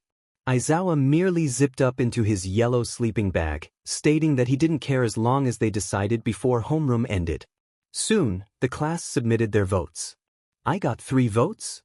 Midoriya exclaimed, anxious, while Bakugo protested loudly. "Who voted for Deku?" Glancing to his right, YN chose not to reveal the identity of the girl who had whistled innocently beside him, knowing exactly what was on her mind. San and Yaoyorozu-san tied. YN looked at the board, both he and Momo silent as the class turned to them. He was puzzled as to who would vote for him, given that he had not been present during the mock battles and had hardly interacted with anyone. The only people who would are. His EC eyes met with heterochromia ones, followed by large frog-like eyes. The two seemed satisfied with their votes, their expressions indicating he was the only choice they would have made. Turning his head slightly, YN made eye contact with Momo, who was only a seat away, and thought to himself that he was fine with either option. He didn't want to take care of anyone. Momo decided to take San if that was all right. Confirming her words with a nod, the 2 class representatives walked to the front, the green-haired male trembling beside them. "Seriously?" he exclaimed. "This might not be bad," another student chimed in. "And Yaoyorozu-san was so impressive during the battle results. Did Ellen-san also place first during our first test?" Meanwhile, as everyone chatted, YN pondered silently. Was this the life they could have grown up in? YN walked near the cafeteria, lacking an appetite due to the years spent in conflict where food was scarce.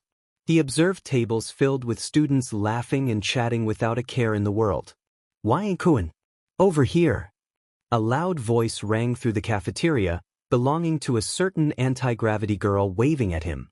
The ex-sensei approached quickly, his long strides giving him an advantage. "Uraraka-san? Is there something you need?" He didn't mind the gazes from the others at the table, accustomed to the attention as he was known in the bingo book and as a Jinchuriki sensei. "Sit with us. We can scoot over." Not wanting to seem rude, YN took a seat next to Midoriya, who was trembling for an unknown reason. "Hi. I'm Izuku Midoriya. I don't know if you remember me from that one time, but it's nice to meet you again." Nodding slightly, YN recalled their encounter near the beach. "I didn't give you my name last time, did I? I'm YNLN. It was then that they noticed the shocked expressions of their classmates. Uraraka was the first to speak up, her eyes darting between the two. "You guys know each other?" Midoriya appeared anxious, stammering as he tried to respond. YN glanced at him, curious about his nervousness. "We met once before. I believe Midoriya-san was on his way to train." YN answered calmly, unfazed by the question, unlike the male beside him. The classmates seemed stunned by his response, prompting him to ask if something was wrong. "I've been thinking about this since earlier, but YN-kun, are you a rich boy like Ida-kun?" Midoriya nodded quickly in agreement. "Why yeah, you talk formally to us like Ida-kun does." Truth be told, YN had always spoken this way. It was the reason he struggled to convey his true feelings, as people often misunderstood him or thought he was entirely serious. But his team understood him perfectly, even when he himself did not. "If it's a touchy topic, you don't have to tell us." Uraraka and Midoriya quickly reassured him, sensing his dampened mood. Smiling lightly, YN decided to answer anyway. It wasn't something he needed to hide. "No, I'm an orphan." Before the mood could worsen, a loud alarm echoed through the building, repeating, "A level 3 breach, please evacuate students." YN watched silently as the cafeteria erupted into chaos, students flooding the hallway in panic. A level 3 breach? He looked outside the large windows toward the entrance, expecting to see a swarm of villains but only spotting the press. Something felt off. Without another word, YN concentrated on locating the chakra signatures of everyone on campus. He discovered that everyone possessed chakra, but it was so minuscule that it resembled little specks of grain, rendering them powerless. Even civilians had 100 times more chakra than them. It didn't take long for YN to identify the real intruders, but before he could act, they vanished without a trace. By the time he regained his focus, Ida was shouting from atop the exit sign, successfully calming the crowd that had been pushing and shoving. I should report this to Aizawa-san. After the breach situation, YN found himself staring at a nervous Midoriya once again, who was shaking and stumbling over his words. He watched as Midoriya gathered his courage and shouted with all his might, declaring that Ida should be the class representative after his display of authority during the chaos. I guess it can't be helped, Ida proclaimed proudly, raising his hand in the air. From this day forth, I, Tenya Ida, promise to do my best to carry out the duties of class representative. We're counting on you, emergency exit. Emergency exit Ida. Do your best. Soon, the day came to an end, but YN sensed that the next day wouldn't be as peaceful. What is it, kid? Aizawa stood near his bedroom door, noticing how the boy he was supposed to look after followed him silently. He didn't expect the words that fell from YN's mouth, delivered in a monotone tone that suggested he didn't care about the information he shared. For a brief moment, Aizawa wondered if YN had revealed this just to avoid it being held against him in the future. But that couldn't be true, right? I don't know how you found out, but I'll tell the others. The pro-hero watched as YN nodded, turning to enter his own room. As he heard the door shut, Aizawa went into his own room, a singular thought occupying his mind. Just to be safe, I should monitor him more closely. Just to be safe. A seed of doubt was planted. YN sat in his seat, observing as his guardian stood in front of the class, discussing the activity planned for later. His words came out in a monotone, his eyes scanning the classroom lazily. For today's activity, it will be a class with 3 instructors, All Might, myself, and 1 more person. Whispers spread around the class soon after, whether it was due to All Might's presence or the phrasing of the announcement. YN doubted it was because of what he had said the day before, knowing it would have turned out this way regardless. The male ran a hand through his hair tiredly, the bags under his eyes growing with each passing day. He thought his night terrors would have passed by now, considering it had been a couple of months since his arrival. But they hadn't stopped. In fact, they seemed to intensify, becoming more terrifying with each episode. It reached a point where he couldn't sleep for more than half an hour, and even when awake, the terrors lingered. He knew the things he saw on the walls weren't real, and the dark presence he felt lurking behind him was just a figment of his imagination. Yet, he couldn't shake the haunting images of his team. They appeared unexpectedly, not in the familiar grassy hills or the large forest, but in mundane settings. Their distorted forms would materialize in an empty classroom, at an unoccupied table, or in the hallways.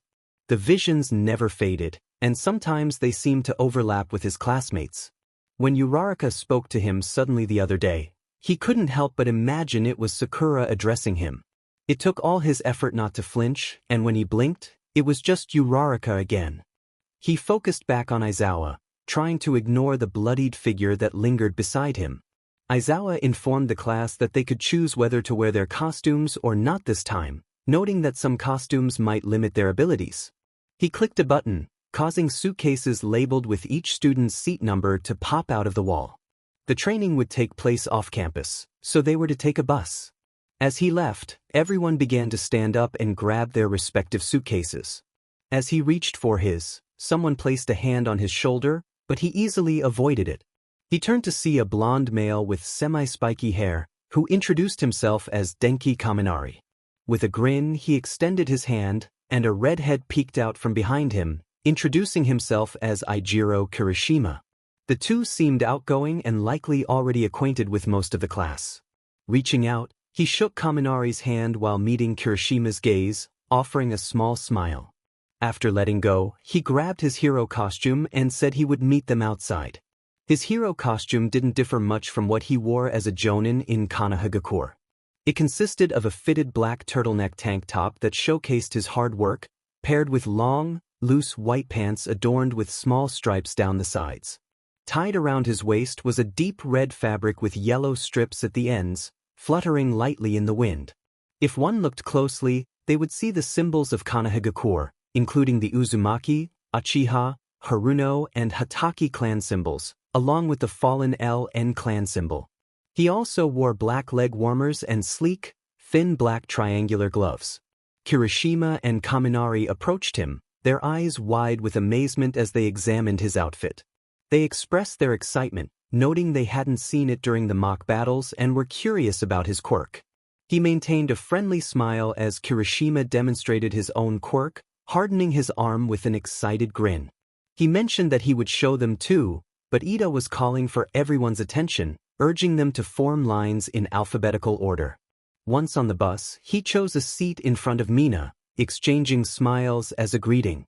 Tsu remarked that Midoriya's quirk resembled All Might's, prompting Midoriya to panic and stumble over his words in an attempt to refute it. Kirishima quickly came to Midoriya's rescue, pointing out that All Might didn't get hurt like Midoriya did when using his quirk. He added that it was nice to have an augmenting type quirk, as it allowed for many flashy abilities. Kirishima then used his quirk to harden his arm, explaining how it wouldn't attract much attention despite its power. He complimented Midoriya's quirk, suggesting it was one a pro would definitely possess. Kirishima seemed pleased with the compliment but turned to look at the back of the bus, stating that if they were talking about flashy and strong quirks, it had to include Bakugo, Todoroki, and YN.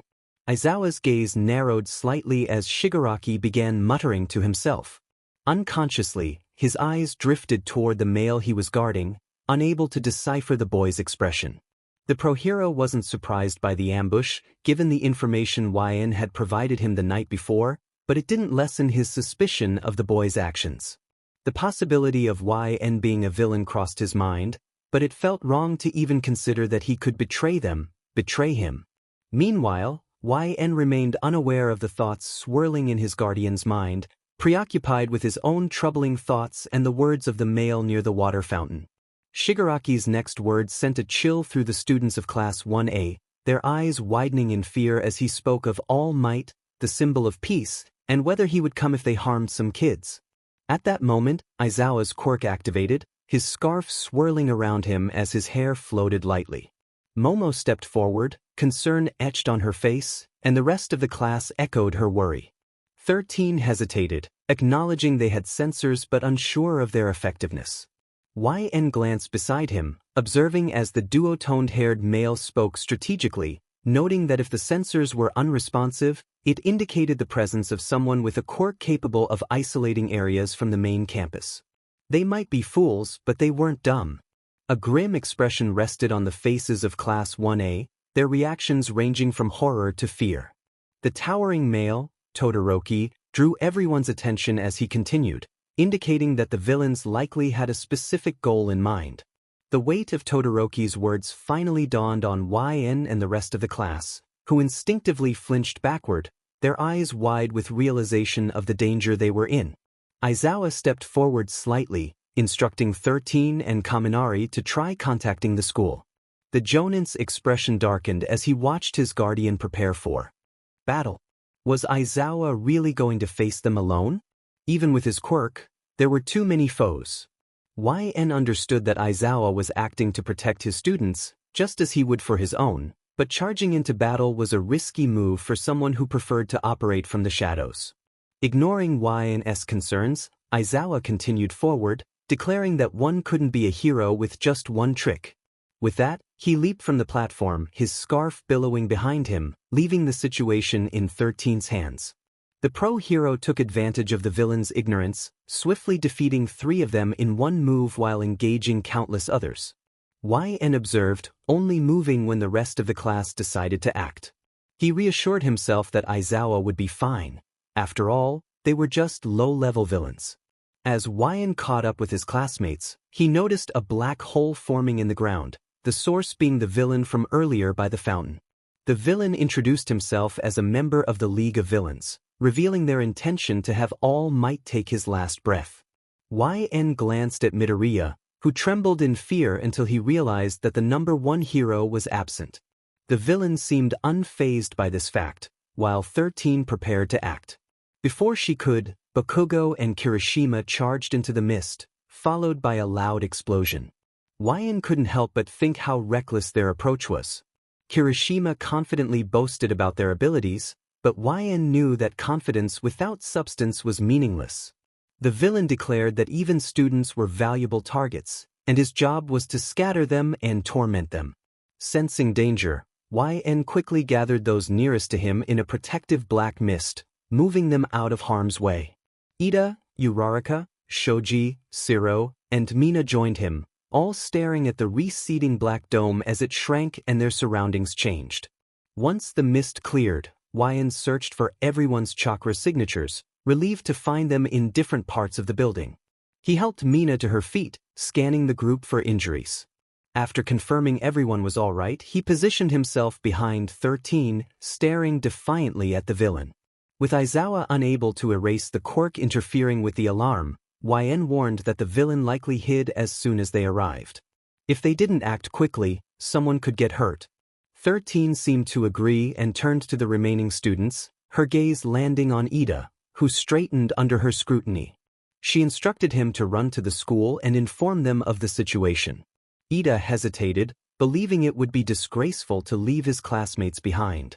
𝐓𝐑 frowned, questioning the importance of honor when lives were at stake. The longer Ida stalled, the greater the danger for everyone.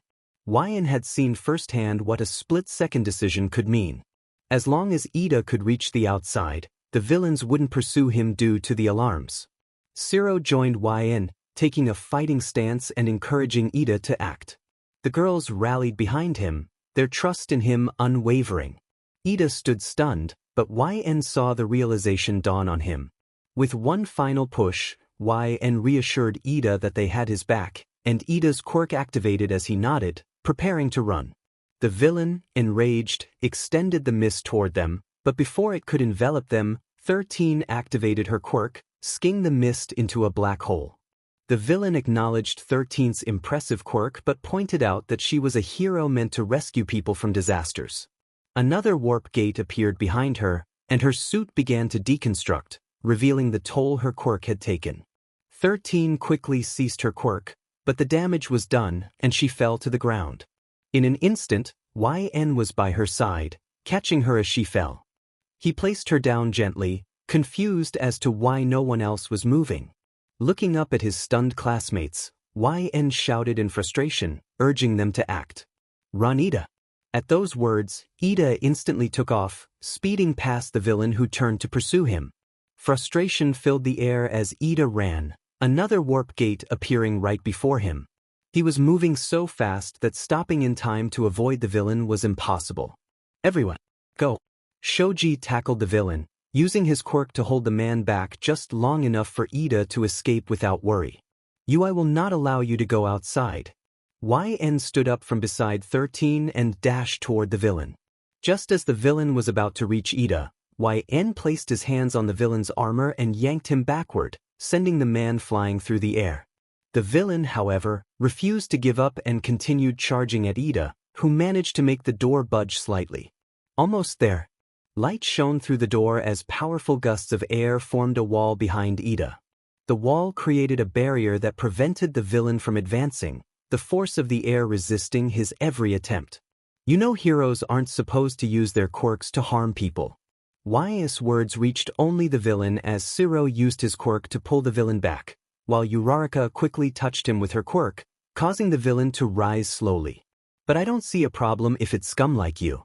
In an instant, 𝐓𝐑 was right before the villain, whose eyes widened as light flooded the building. The villain barely had time to react as 𝐓𝐑 kicked his armor, the force sending him crashing across the building at high speeds. Feeling All Might approaching, 𝐓𝐑 stopped his quirk, dropping the wall of wind and returning to a normal stance. He quickly moved to 13's side, ensuring the pro-hero was stable for now.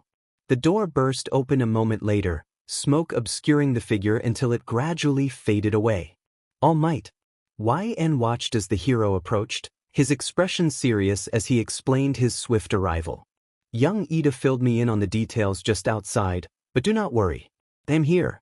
Relief washed over everyone at his presence, tears welling in the corners of Mina's and Uraraka's eyes, while Shiro and Shoji felt a weight lift from their chests. All Might wasted no time in dispatching the remaining minor villains, swiftly neutralizing them as he quickly grabbed Aizawa. Due to the Warp Gate villain demanding most of his attention, YN had not noticed the injuries Aizawa had sustained. He had always believed Aizawa could handle himself, even against a small group of villains. But why did he look like that?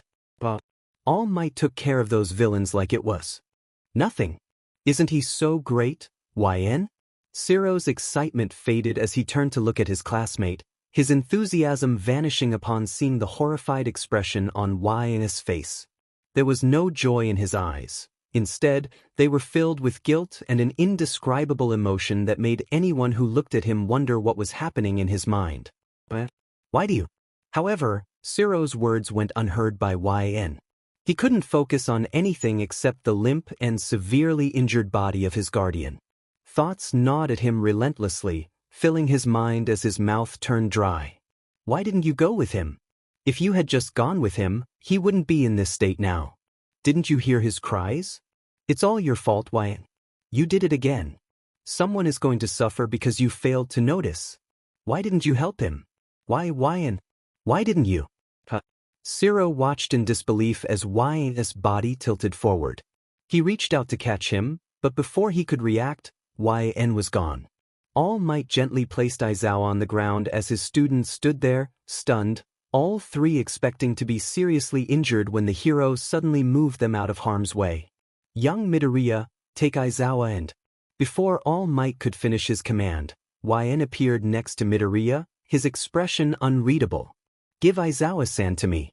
Everyone looked at YN in shock, including All Might, his classmates, and the villains. Why, Sen, when did you? A single look from YN silenced Midoriya. Picking up the pro-hero effortlessly, YN's gaze swept over the villains. His eyes were unlike anything Shigaraki had ever seen before. They held terrors and stories of the unknown, but the most prominent emotion was a deep disgust that overshadowed everything else. Shigaraki flinched slightly as YN mouthed a simple threat before vanishing, leaving the villain to ponder his words. You're next. YN set Aizawa down next to 13, away from the chaos below. He quickly checked to ensure Aizawa was breathing, disinfecting his smaller wounds with water and wrapping his elbow with some fabric. Just as he finished tying the knot, YN let his hands drop to his sides, questioning his actions. Why did I rush in to carry him?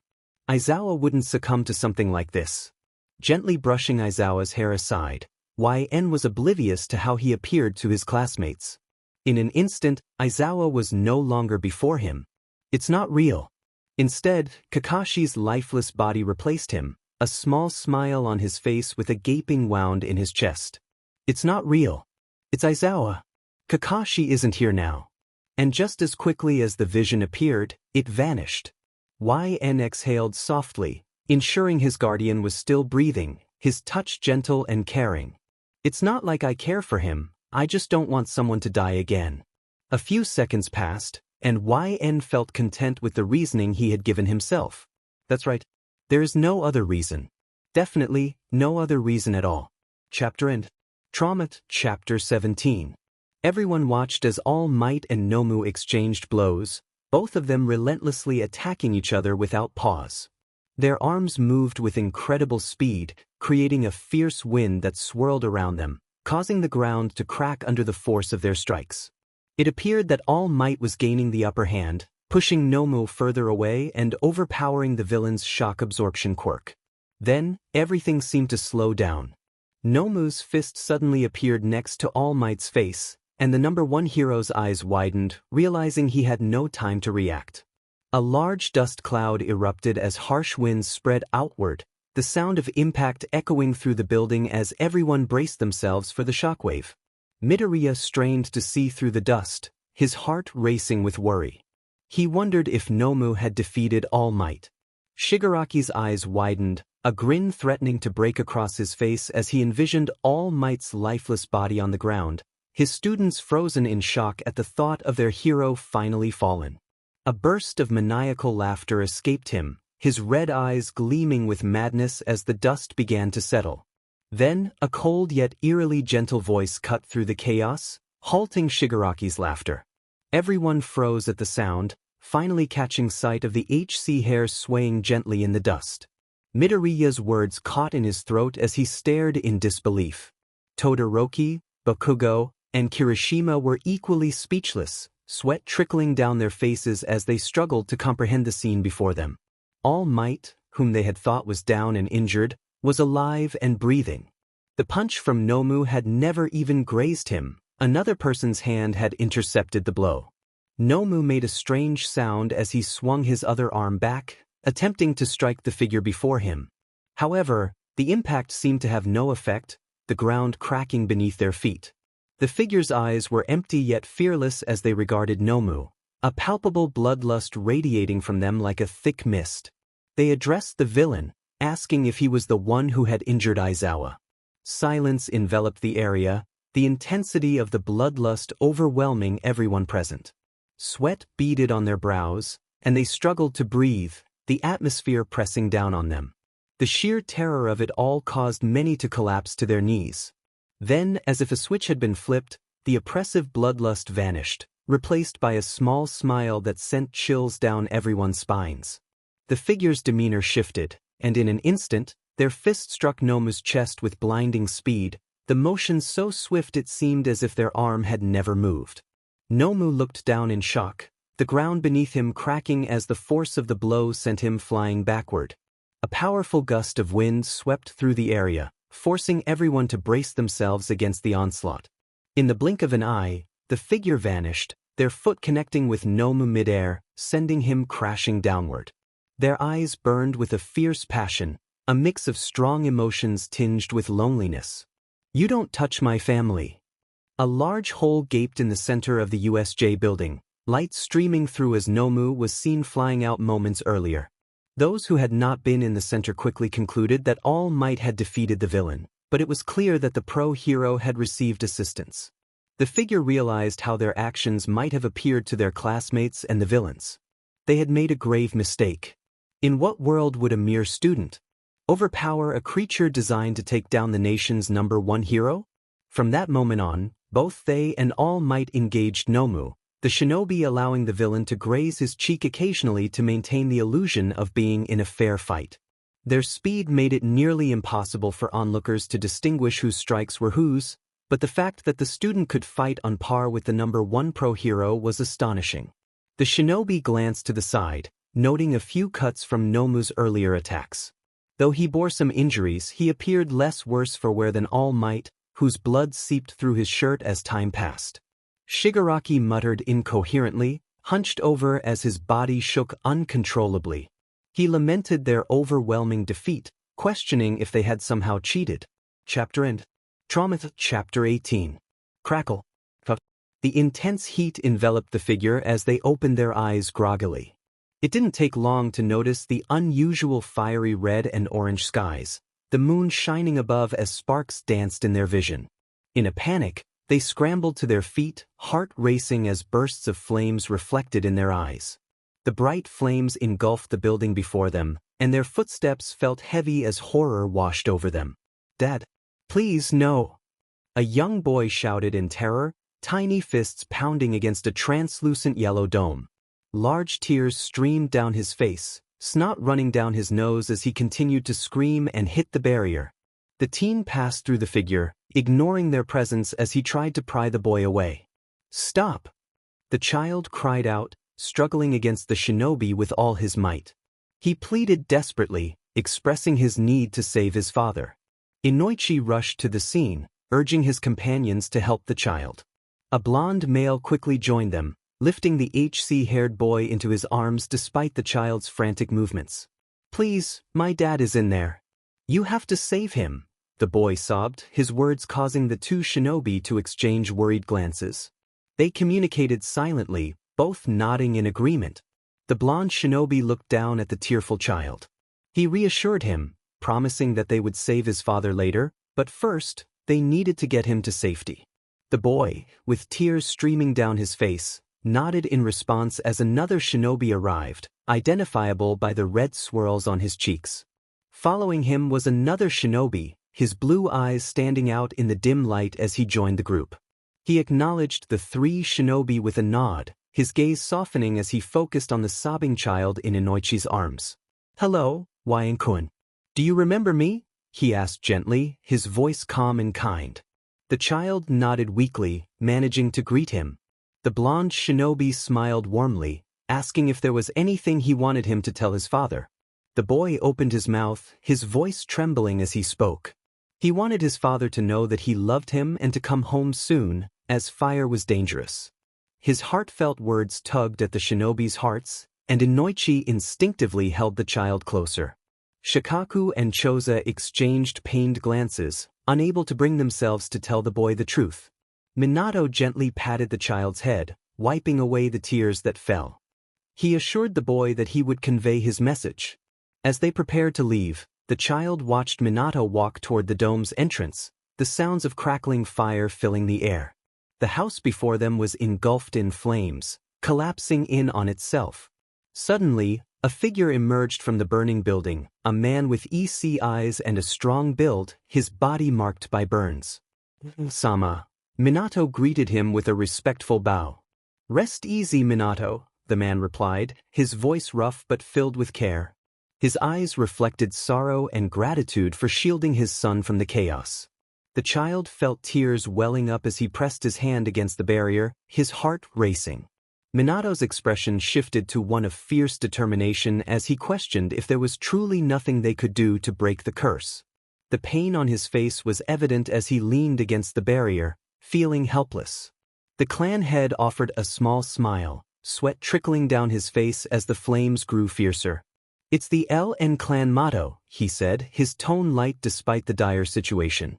The boy felt his heart sink at his father's words, tears streaming down his face as he looked up at him. The fire roared behind his father, but he remained steadfast, holding Minato's gaze. "Now, leave, Minato. The flames will extinguish when I do. Until then, you cannot come near," the clan head instructed, his eyes shining with honor. "Take good care of my son. I heard the White Fang's son is a bit temperamental, perhaps they would get along." Minato's expression turned serious, and he nodded, stepping back reluctantly. As he turned to leave, he glanced back at the clan head, sharing the boy's message of love. The clan head acknowledged him with a nod, asking Minato to tell his son that he loved him always. "Of course," Minato replied, disappearing from the scene after expressing his gratitude. The boy watched as his father weakened, collapsing to the ground as Minato fled. He felt a surge of panic as he saw his father struggle, the fire spreading rapidly. Without hesitation, he crossed the barrier, hovering over his father's body as flames surrounded them. The heat was intense, but he huddled close, desperate to help. "𝐓𝐑𝐀." His father's voice was faint, growing colder despite the flames. "Dad, please," the boy pleaded, tears streaming down his face.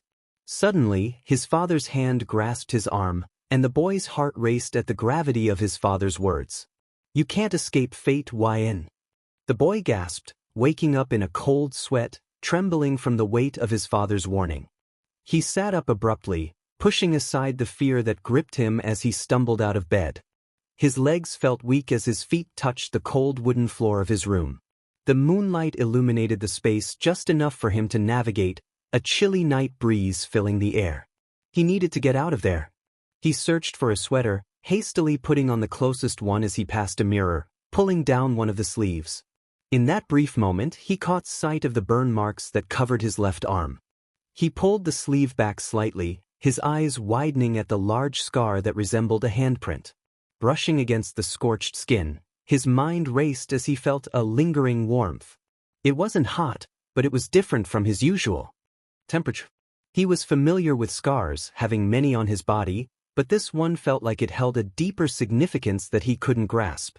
Pushing the thought aside, he pulled the sleeve down and quietly opened his bedroom door, closing it behind him as he made his way down the stairs. As he reached for the doorknob leading outside, a monotone voice halted him, the bandages around him tightening. He turned to meet Aizawa's tired gaze. The pro-hero looked at him with a mixture of concern and resignation. After a moment of silence, Aizawa sighed, having long since stopped questioning his actions. He simply urged him to stay safe and return before sunrise. Nodding slightly, he felt a wave of gratitude as he stepped outside.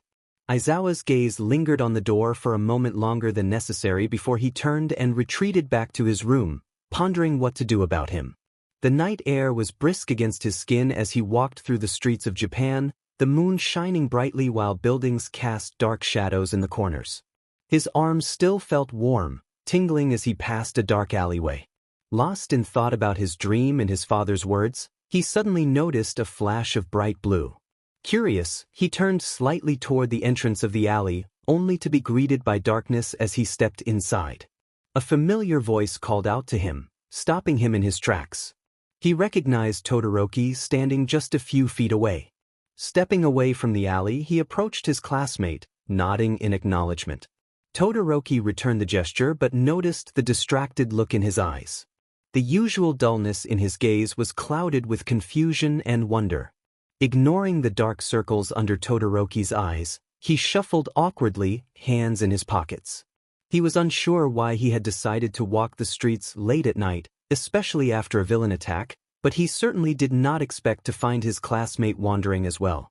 He initiated the conversation, asking what Todoroki was doing there, causing the other to jump slightly. Todoroki replied, expressing curiosity about YN's presence. Todoroki felt a pull of interest toward the HC-haired male, intrigued by someone who could stand alongside the nation's top hero. His interest had begun during the recommendation exam, as there was something about YN that drew him in, an attraction he couldn't quite define. Whenever he was around YN, he felt at ease, an unexplainable sensation that had never surfaced before. With a slight pursing of his lips, YN exhaled through his nose and glanced one last time down the alleyway. Finding nothing amiss, he walked past Todoroki, who looked up at him with a blank expression. He suggested that since neither of them would likely sleep soon, they should find something to do. Todoroki's eyes widened as YN turned back, a small, sad smile on his lips, illuminated by the building lights. He proposed finding a convenience store, asking if ice cream sounded good. Todoroki noticed the sadness in his expression and wondered why he looked that way. He mentioned his preference for a different flavor, and though they walked side by side, Todoroki couldn't shake the invisible barrier between them, one that YN had established long before their paths had crossed. Yet, he wanted to be the one to bridge that gap. The air was thick with tension as Team 7 sat in stunned silence, their breaths caught in their throats. Sakura broke the stillness, her expression grave as she addressed Shikamaru, questioning if this was some sort of joke. Sasuke nodded slightly, his frown deepening as he stared intently at Shikamaru. Even Kakashi, usually aloof, wore a serious expression, contemplating the weight of the news. Having grown up with YN, Kakashi understood him better than anyone else, and he knew the same was true in reverse. But the information Shikamaru had just shared was shocking. Shikamaru, exasperated, questioned why he would lie about such a thing. He retrieved a scroll from a nearby shelf, and Team 7 watched intently as he returned to his original spot, placing the scroll in Kakashi's hands. Kakashi opened it, reading the contents that confirmed his suspicions. Everyone leaned in closer, their eyes widening as they scanned the document together. Shikamaru urged them to consider the implications of what they had just learned. If someone were able to transport YN to an entirely different universe, Naruto looked up from the document, light filling his eyes once more. He knew it was selfish of them to send YN away without his notice, but he never regretted it. If what was in the scroll was true, then it wasn't far of a reach for them to go to his world. A grin spread across Shikamaru's face as he leaned on the table behind him, agreeing with Naruto's thoughts. Class 1A chatted loudly among themselves as they discussed a certain classmate with HC hair.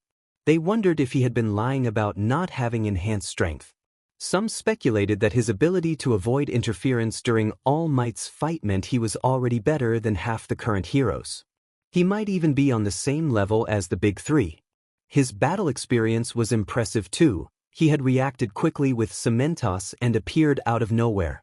He had even led the group against a villain with a warp gate alongside 13 with ease. Endless speculation surrounded the top student, leaving everyone amazed and questioning 𝐓𝐑𝐀's abilities.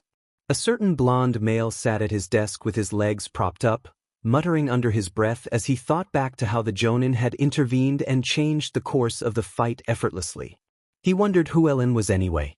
Just as Bakugo contemplated this, the door opened, revealing the tall HC-haired male who was the topic of the entire class's conversation. Everyone instantly fell silent as he stepped inside, a slight smile on his face as he glanced back. Red and white split hair followed right after 𝐓𝐑𝐀, catching the class by surprise as the two engaged in a light-hearted conversation. Noticing the quietness in the usually rowdy classroom, 𝐓𝐑𝐀 scanned the room with an innocent expression. He wondered why everyone was so quiet. Mina exchanged glances with Tsuyu, while Kirishima looked at Kaminari, prompting even more questions for the two standing idly. However, one thought resonated through 1A's minds in unison. Perhaps 𝐓𝐑𝐀 wasn't as unapproachable as they had thought. Before anyone knew it, the duo had taken their seats while lost in their thoughts, chatting quietly as fast and heavy footsteps echoed outside the classroom. Ida burst in, arms spread wide, announcing that morning homeroom was about to start. The class deadpanned at his next words, urging everyone to stop talking and take their seats. Amusement flashed in 𝐓𝐑𝐻's eyes as he watched Ida trudge to his seat in a defeated manner, shaking slightly as Uraraka offered him words of encouragement. Feeling a tap on his shoulder, 𝐓𝐑𝐀 turned to the animal whisperer in front of him, whose shy demeanor caused him to look away while fiddling with his fingers. A wistful expression appeared in 𝐓𝐑𝐻's eyes as he unconsciously smiled warmly, reminded of Hinata when she was a genin. The look 𝐓𝐑𝐻 held surprised Koji, who felt that the expression wasn't meant for him but for someone else. He hesitantly asked if Aizawa-sensei was coming today, his words barely audible. 𝐓𝐑𝐻 detected the familiar presence of his guardian just outside the door and assured him that he should be there soon. Just then, Aizawa's monotone voice filled the room as he appeared in the doorway, covered in large bandages. The class gasped at their teacher's appearance as he limped to his desk, struggling to get settled. He brushed off their concern, stating that his well-being didn't matter and that the fight wasn't over. Curiosity filled 𝐓𝐑𝐻 as he scanned his classmates' faces, noting their mix of nervousness and anticipation. They didn't seem too shaken up from the attack, likely because they hadn't suffered many injuries.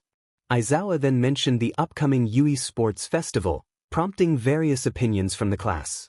Jiro quickly voiced her concern about holding the event right after the villain attack, while Ojiro worried about the possibility of another attack. 𝐓𝐑𝐻 realized how different their society was. If someone were seriously injured on a mission, similar to his team's experience after the Land of the Waves, it was understood that stepping outside the village meant accepting the risks. Aizawa explained that Yui was taking this opportunity to demonstrate their security, assuring that it would be heightened significantly compared to previous years. He emphasized that this was a good opportunity for the students, as top heroes would be watching for scouting purposes. He urged them not to slack off on their preparations. Surrounded by Tokoyami, Shiro, and Kirishima, 𝐓𝐑𝐻 listened as they excitedly discussed the first steps of being noticed by heroes. He expressed his surprise at the significance of being acknowledged by pro-heroes, prompting Kirishima to enthusiastically explain that being scouted could lead to direct learning opportunities or even joining a hero's agency as a sidekick. Tokoyami added that 𝐓𝐑𝐻 was already known among Yui's staff, especially after the events at USJ, suggesting that many heroes likely had their eyes on him. Shiro felt a mix of admiration and apprehension as he watched 𝐓𝐑𝐻 interact with their sensei. The expression on 𝐓𝐑𝐻's face was both endearing and intimidating, causing Shiro to reconsider any doubts he had about him. Momo soon joined them, having separated from her previous group, and added to Shiro's inquiry about 𝐓𝐑𝐻. It turned out that Aizawa was 𝐓𝐑𝐻's guardian, a revelation that left Kirishima in shock. He leaned forward, eyes wide, as he processed this new information. Tokoyami, curious as well, leaned in slightly, eager to hear more. Aizawa had been the first to find YN, who explained that he had been under Aizawa's care for some time. The group exchanged glances, their curiosity piqued. Just then, YN was approached by Todoroki, who asked if he was ready to go. YN acknowledged the group with a polite smile before turning to Todoroki, indicating it was time to leave. As they walked away, the others couldn't help but see YN as a natural leader, walking with confidence. In the teacher's lounge, YN found himself unexpectedly pulled into a conversation with All Might and Midoriya. Midoriya was visibly anxious, glancing between All Might and YN, expressing his concerns about the situation. All Might reassured him, emphasizing that YN was trustworthy, being under Aizawa's supervision. As YN listened, he contemplated the implications of keeping All Might's true form a secret. He decided to remain silent about it, understanding the weight of the responsibility. After confirming his discretion, he excused himself from the conversation, making his way toward the cafeteria where Todoroki was likely waiting. Upon entering, he spotted Todoroki, who greeted him with a warm smile and a gesture to a seat. YN thanked him and sat down, feeling an uncomfortable warmth in his forearm that he tried to ignore. He reminded himself that burnt skin lacked nerves, pushing aside any concerns. As the school day came to an end, the noise level in the hallway increased. YN and Tokoyami paused their conversation as students clamored for attention. Bakugo, with his usual arrogance, declared that they were being scouted due to their previous encounter with villains. YN's expression darkened at Bakugo's words. Just then, a familiar figure with HC hair stepped forward, placing a hand on Bakugo's shoulder. He offered an apologetic tone, explaining Bakugo's bluntness. The class behind him sighed in relief, but the students outside the door were less than pleased. A male with striking purple hair pushed to the front, his tired eyes scanning the room. He remarked on the arrogance of Class A, hinting at the upcoming festival where other courses would have a chance to challenge them. The atmosphere shifted as the class realized the implications of his words, the stakes of their competition becoming clear. The male remarked, indicating that even though YN was in the hero course, he might find himself unprepared for unexpected challenges. Class A's attention shifted toward YN, who had a knack for saying the right thing, even when it seemed unlikely. They found him reliable, despite an instinctive warning in the back of their minds. The HC male appeared unfazed by the stranger's words, maintaining a neutral expression. He questioned whether this was a declaration of war, drawing the attention of those around him, including the purple-haired male who looked up at him. The response was left open to interpretation, and EC eyes locked onto purple ones, an unspoken tension building as Class A watched in alarm. Before the situation could escalate, someone from the back broke the tension with a loud voice. The steel-haired boy announced that he had heard about a fight with villains and wanted to hear more, urging the other not to get too confident. His enthusiasm was infectious, causing Ida and Uraraka to stare in disbelief as he rambled on. He warned that if one boasted too much, it would be embarrassing during the real fight. Ignoring the commotion, Bakugo pushed past the purple-haired male, while YN briefly glanced at him before returning his focus to the male in front of him. They blocked out Kirishima's shouts directed at Bakugo, concentrating solely on each other. Despite the surrounding chaos, it was clear that their initial interaction had not started on the best terms. YN recognized the truth in the stranger's words. Class A seemed to believe their positions were secure for the year, with no reason to fear being replaced. Yet, the teacher within him understood that the public's testing methods favored specific quirks, particularly those capable of causing physical damage. With the robots, a quirk targeting mental states would not allow entry into the academy as a hero. A flash of distaste crossed Y's eyes, which the male before him misinterpreted as directed at him. Class A truly seemed to have an inflated sense of self-importance. Shifting his weight, the purple-haired male introduced himself as Hitoshi Shinso from General Studies. YN introduced himself as FNLN, expressing pleasure in meeting Shinso. The elegant aura surrounding YN caught Shinso's attention, causing him to instinctively step back. He observed the neutral expression on YN's face, noting the slight upturn of his lips, and then his eyes. They appeared empty, like a bottomless pit, endlessly filled but never reaching the top. Shinso hesitated, staring at YN for a moment before shaking off his thoughts. He didn't know him and had no desire to find out. It was nothing, he decided. YN blinked slowly, then looked away, feeling a subconscious urge to follow the blonde male from earlier. He tilted his head slightly at Shinso, indicating his departure. With his hands in his pockets, he pushed past Shinso, head held high, prioritizing the search for a certain explosive male. Light filled Y's vision as he walked out of the gray tunnel, the cheers from the audience ringing in his ears as fireworks exploded in the air above them.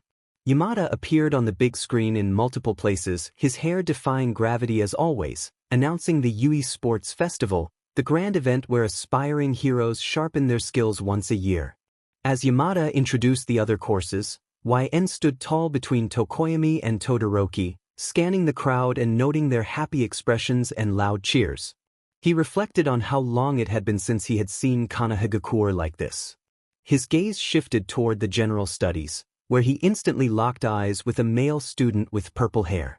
A subtle smile crept onto his lips as they held their stares across the field, confirming their determination from the other day.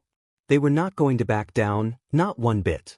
Meanwhile, Naruto popped some chicken into his mouth, glancing around the area and earning questioning stares from his teammates. He asked Kakashi where YN-sensei was, and the others soon realized their other sensei was missing. Kakashi let out a large sigh, setting his food down and leaning closer to his team, hinting at a secret about YN. The air was tense as Naruto, Sakura, and Sasuke listened intently, their hearts racing in anticipation of what Kakashi would reveal. Kakashi sheepishly smiled and said that YN was actually extremely competitive. Just then, a light yet teasing voice interrupted from behind Kakashi, surprising the Genins. YN-sensei had arrived, greeting his students with a smile. Kakashi felt the weight of Y's gaze on him and laughed awkwardly. YN encouraged Kakashi to continue, his smile taking on a slightly more intense quality. Kakashi, appearing nervous, tried to change the subject, but YN was not easily deterred. Sasuke noticed the annoyed look on YN's face and asked if Kakashi even had a cat. YN shook his head and took a seat where Kakashi had been, leaving Shinso bewildered. As the students lined up, whispers about Midnight's attire spread through the audience. Midnight's voice rang through the auditorium, calling for FNLN from Class 1A to represent the students. YN stepped forward with elegance, capturing the attention of everyone present, whether through a screen or in person. Ignoring the murmurs behind him, he approached the microphone with sheer confidence, causing many to lean forward in anticipation. He declared that Class 1A would reign supreme, his voice resonating throughout the building and commanding attention. A flash of amusement and challenge sparkled in his eyes as he spoke with absolute certainty, inviting others to rise to the challenge. His words stirred a wave of awe, disbelief, and eagerness among the first-year students of Yui, impressing the pro-heroes in the stands. YN was not merely claiming superiority, he was challenging everyone to step up and claim their place. In a tight corridor, bodies were pressed together as they struggled to reach the end, the pushing and shoving causing minor injuries as they fought for position. YN, however, floated calmly above them, using his wind quirk to lift himself effortlessly. Below, people raised their arms against the wind, trying to shield themselves from the gusts. Midoriya squinted up at YN, observing him more closely now that he was so near. He had always taken note of his classmates since their first meeting on the beach, but his knowledge was limited. While his notes on others were filled with detailed descriptions of their quirks and strengths, YN's page was marked with large question marks. There were no hints about YN's past, where he lived before, or even his family. The mystery surrounding YN extended to his connections with pro-heroes, leaving Midoriya intrigued and eager to learn more. The air around YN felt different, adding to the enigma that surrounded him.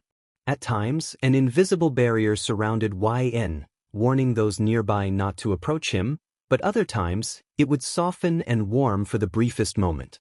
There was also a natural leader aura that enveloped him like a second skin, blending into the background yet demanding respect and attention. He resembled a benevolent prince from a distant kingdom, shielding himself from anything that dared to come close. However, there were moments when no one was watching and no one was paying attention to YN. In those instances, his empty eyes would slowly fill with a complex emotion that even the world's greatest puzzle master would struggle to decipher. Midoriya found himself staring intently at YN, observing the male's nonchalant expression despite the crowd pressing against him. That was when Midoriya finally confirmed his theory. As YN brushed off Midoriya's intense gaze and exited the tunnel behind Todoroki, who had frozen the ground with his ice, he thought about putting in some effort as well. When Y's foot touched the ground, a massive wall of water surged behind him, effectively halting the rest of Class A, who had used their quirks to avoid Todoroki's ice. Bakugo, unable to evade the wall due to his forward momentum, was propelled upward by the force of the water. It wasn't just Bakugo who struggled with Y's water wall. The other students had to wait until the water settled. The only one who managed to avoid both quirks was Momo, who used her makeshift pole to launch herself just over it. With that, YN easily caught up to Todoroki, who glanced at him before picking up speed. The HC-haired male matched his pace effortlessly, and they both came to a stop in front of a group of large robots. The robots' red eyes glowed ominously as one of them reached out with its arms to grab the duotoned male. In an instant, Todoroki subdued them, his quirk freezing the robot solid. Without wasting a moment, he dashed between their legs. As he did, YN observed the first years catching up, but instead of being impressed, he shook his head softly, thinking that it couldn't be that easy. Looking up at the frozen robot, YN noticed the ice beginning to crack and fall away. He knew Todoroki would never allow his opponents an easy escape. With a subtle movement, YN unleashed his power, causing the robot to disintegrate into pieces. Its movements halted as it fell apart before him. Everyone gasped as fragments of the robot hit the ground with loud thuds, dust swirling around them as YN took off without a second thought. They barely had time to process his incredible display of strength before the other robots began to move, forcing them to raise their guards instinctively. At the next obstacle, Todoroki found himself once again staring at YN's back as the male sped past him after overcoming the first challenge. Heart racing from the adrenaline, Todoroki stepped onto a thin rope, instantly covering it in ice. He glided effortlessly from platform to platform. As he glanced forward, Todoroki's eyes widened in astonishment.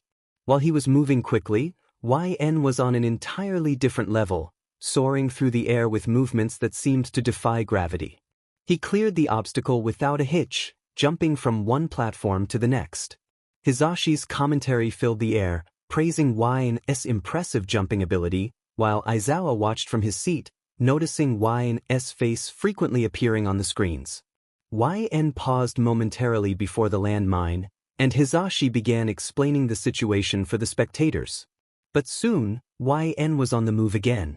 Sounds of amazement erupted from the audience as YN navigated the field with agility, occasionally jumping and flipping midair to avoid clusters of explosives. Todoroki and Bakugo soon arrived, engaged in their own rivalry for second place. As YN breezed through the course, he glanced back at the two fighting each other. However, he remained aware of his surroundings, knowing that focusing solely on them could create a dangerous blind spot. Just then, a loud explosion echoed behind him, and he turned to see Midoriya soaring through the air, moving closer to him. Even while running, YN could easily track the movements of the three behind him, all of them fired up and closing the gap. It wasn't long before Midoriya caught up, running alongside YN as the crowd erupted in excitement, a pink cloud filling the area. As they entered a tunnel once more, the top four raced for first place. YN glanced to his side, the exit just a few steps away. Watching the sweat drip from Midoriya's face, he nodded slightly, feeling confident in his decision to slow his pace just enough to let the green-haired male surge ahead. As they neared the exit, Hisashi's voice echoed through the building, announcing the winner. With confetti raining down, The crowd erupted in cheers as Hisashi declared, "Izuku Midoriya." As the crowd erupted in cheers for the student who emerged first from the obstacle course, the top 3 competitors felt a wave of unease wash over them. Midoriya, the boy who had captured the stadium's support, wore a bewildered expression, grappling with the realization that he had come in first. His body turned as the remaining students filled the expansive area, his green eyes locking onto the tall male and his childhood friend who were facing off in the middle of the field. Their interaction was anything but calm. It was chaotic enough to draw the attention of everyone present. The crowd's focus was drawn to the rough hands gripping a certain HC-haired male's uniform collar, struggling to pull him down to his height without success. Bakugo was furious, his anger palpable. He was not alone in his frustration.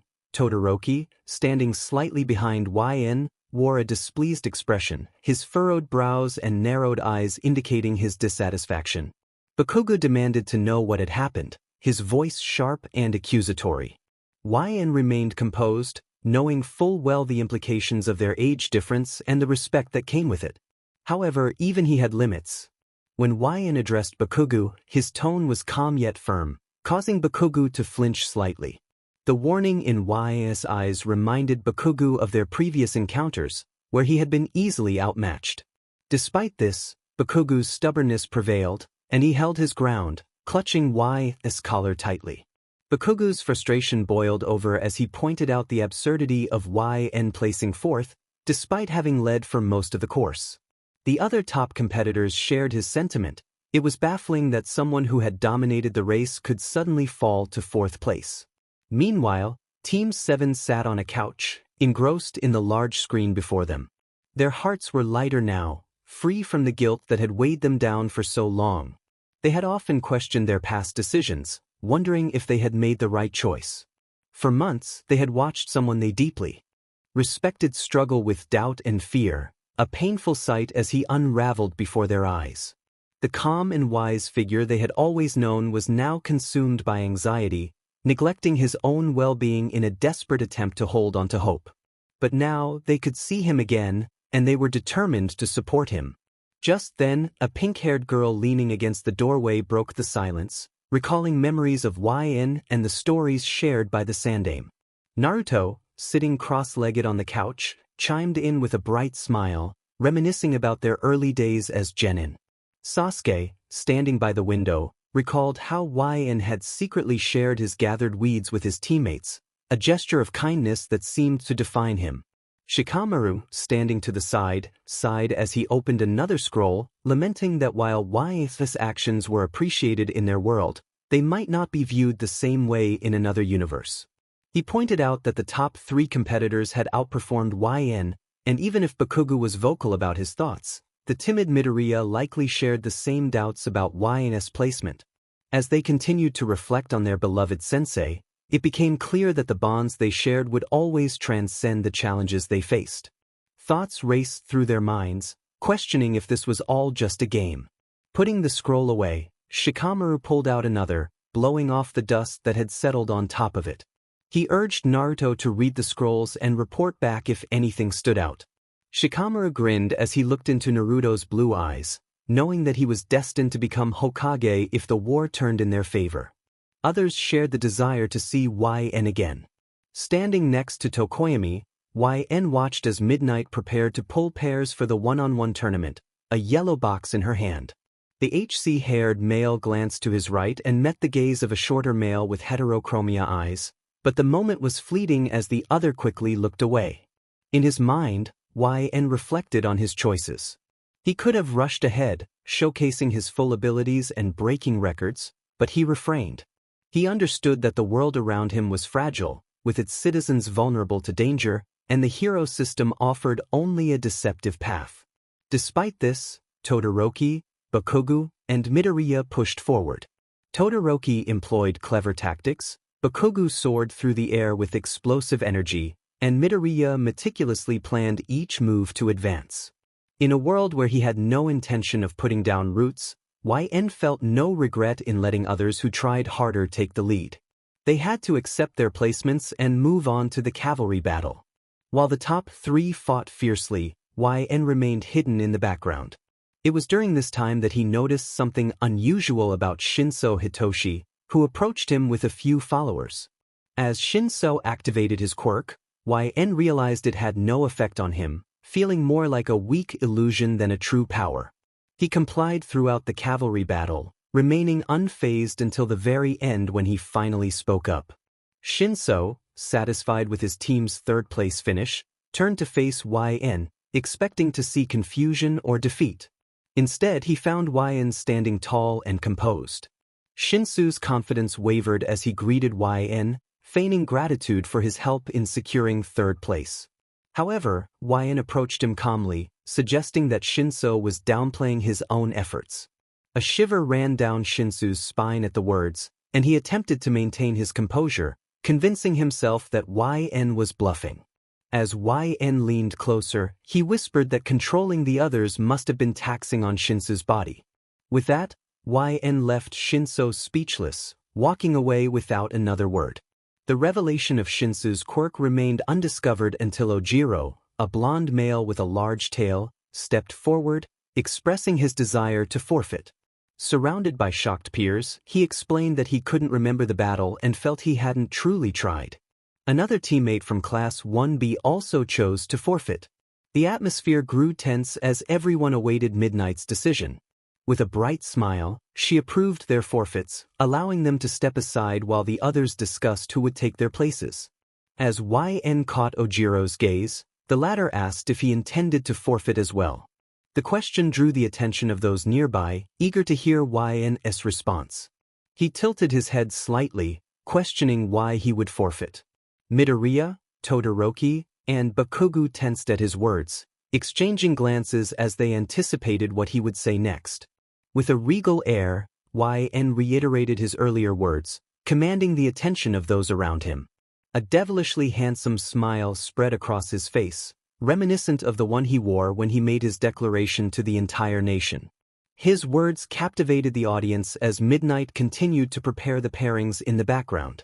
What a disgrace it would be if the one who claimed victory lost to a mere general studies student, he mused, a smirk playing on his lips. As he finished speaking, the screen displaying the matchups illuminated behind him, with Midnight's voice resonating in the background. FNLN vs Mina Ishido. Eyes of green, red, and heterochromia darted to the pairings, hearts racing with anticipation. The trio understood immediately that their battle against one another was merely a stepping stone on their journey, for a greater challenge loomed ahead. They needed to overcome each other to ascend to the top. Because Class 1A was determined to dominate, even over themselves. YN wandered through the halls of Yui, the sounds of the audience still echoing throughout the building. Those not participating in the one-on-one tournament were busy entertaining the spectators with various tasks and games that drew strong reactions. Some students chose to shake off their nerves by joining their peers, while others preferred to rest before their upcoming battles. The 𝐓𝐑𝐀𝐔𝐌𝐀 felt no concern about his first match. He was determined to handle it efficiently. With a slight nod to himself, he concluded that Ishido-san was a wonderful person, and he was sure she would appreciate his best effort. As he finished his thought, YN noticed the slow, approaching footsteps echoing in the empty hallways.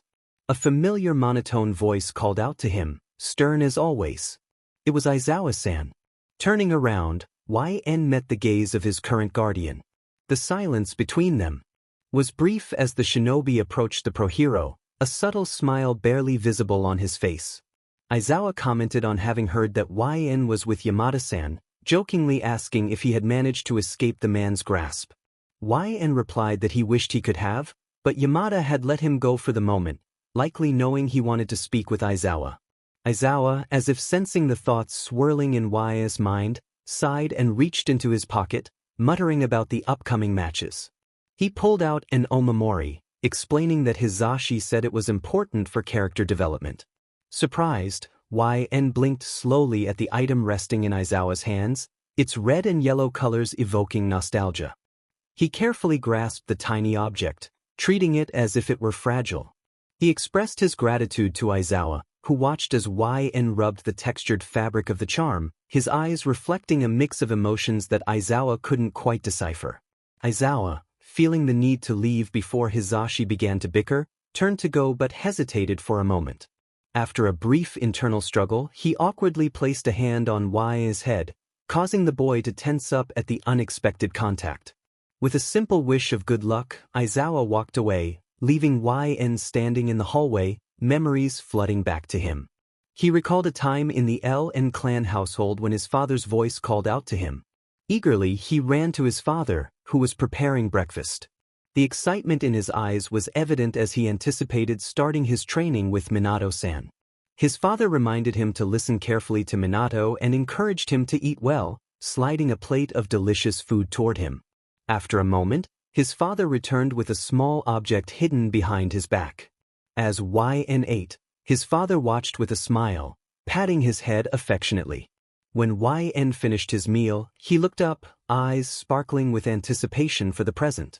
His father revealed that the small item was a good luck charm, something his mother had wanted to give him long before he was born. Understanding the significance of the moment, YN carefully unfolded his fingers to reveal the red and yellow omamori, a symbol of good fortune as he took his first steps toward becoming a shinobi. However, he quickly moved as he launched himself at his father, happy tears trailing down his face.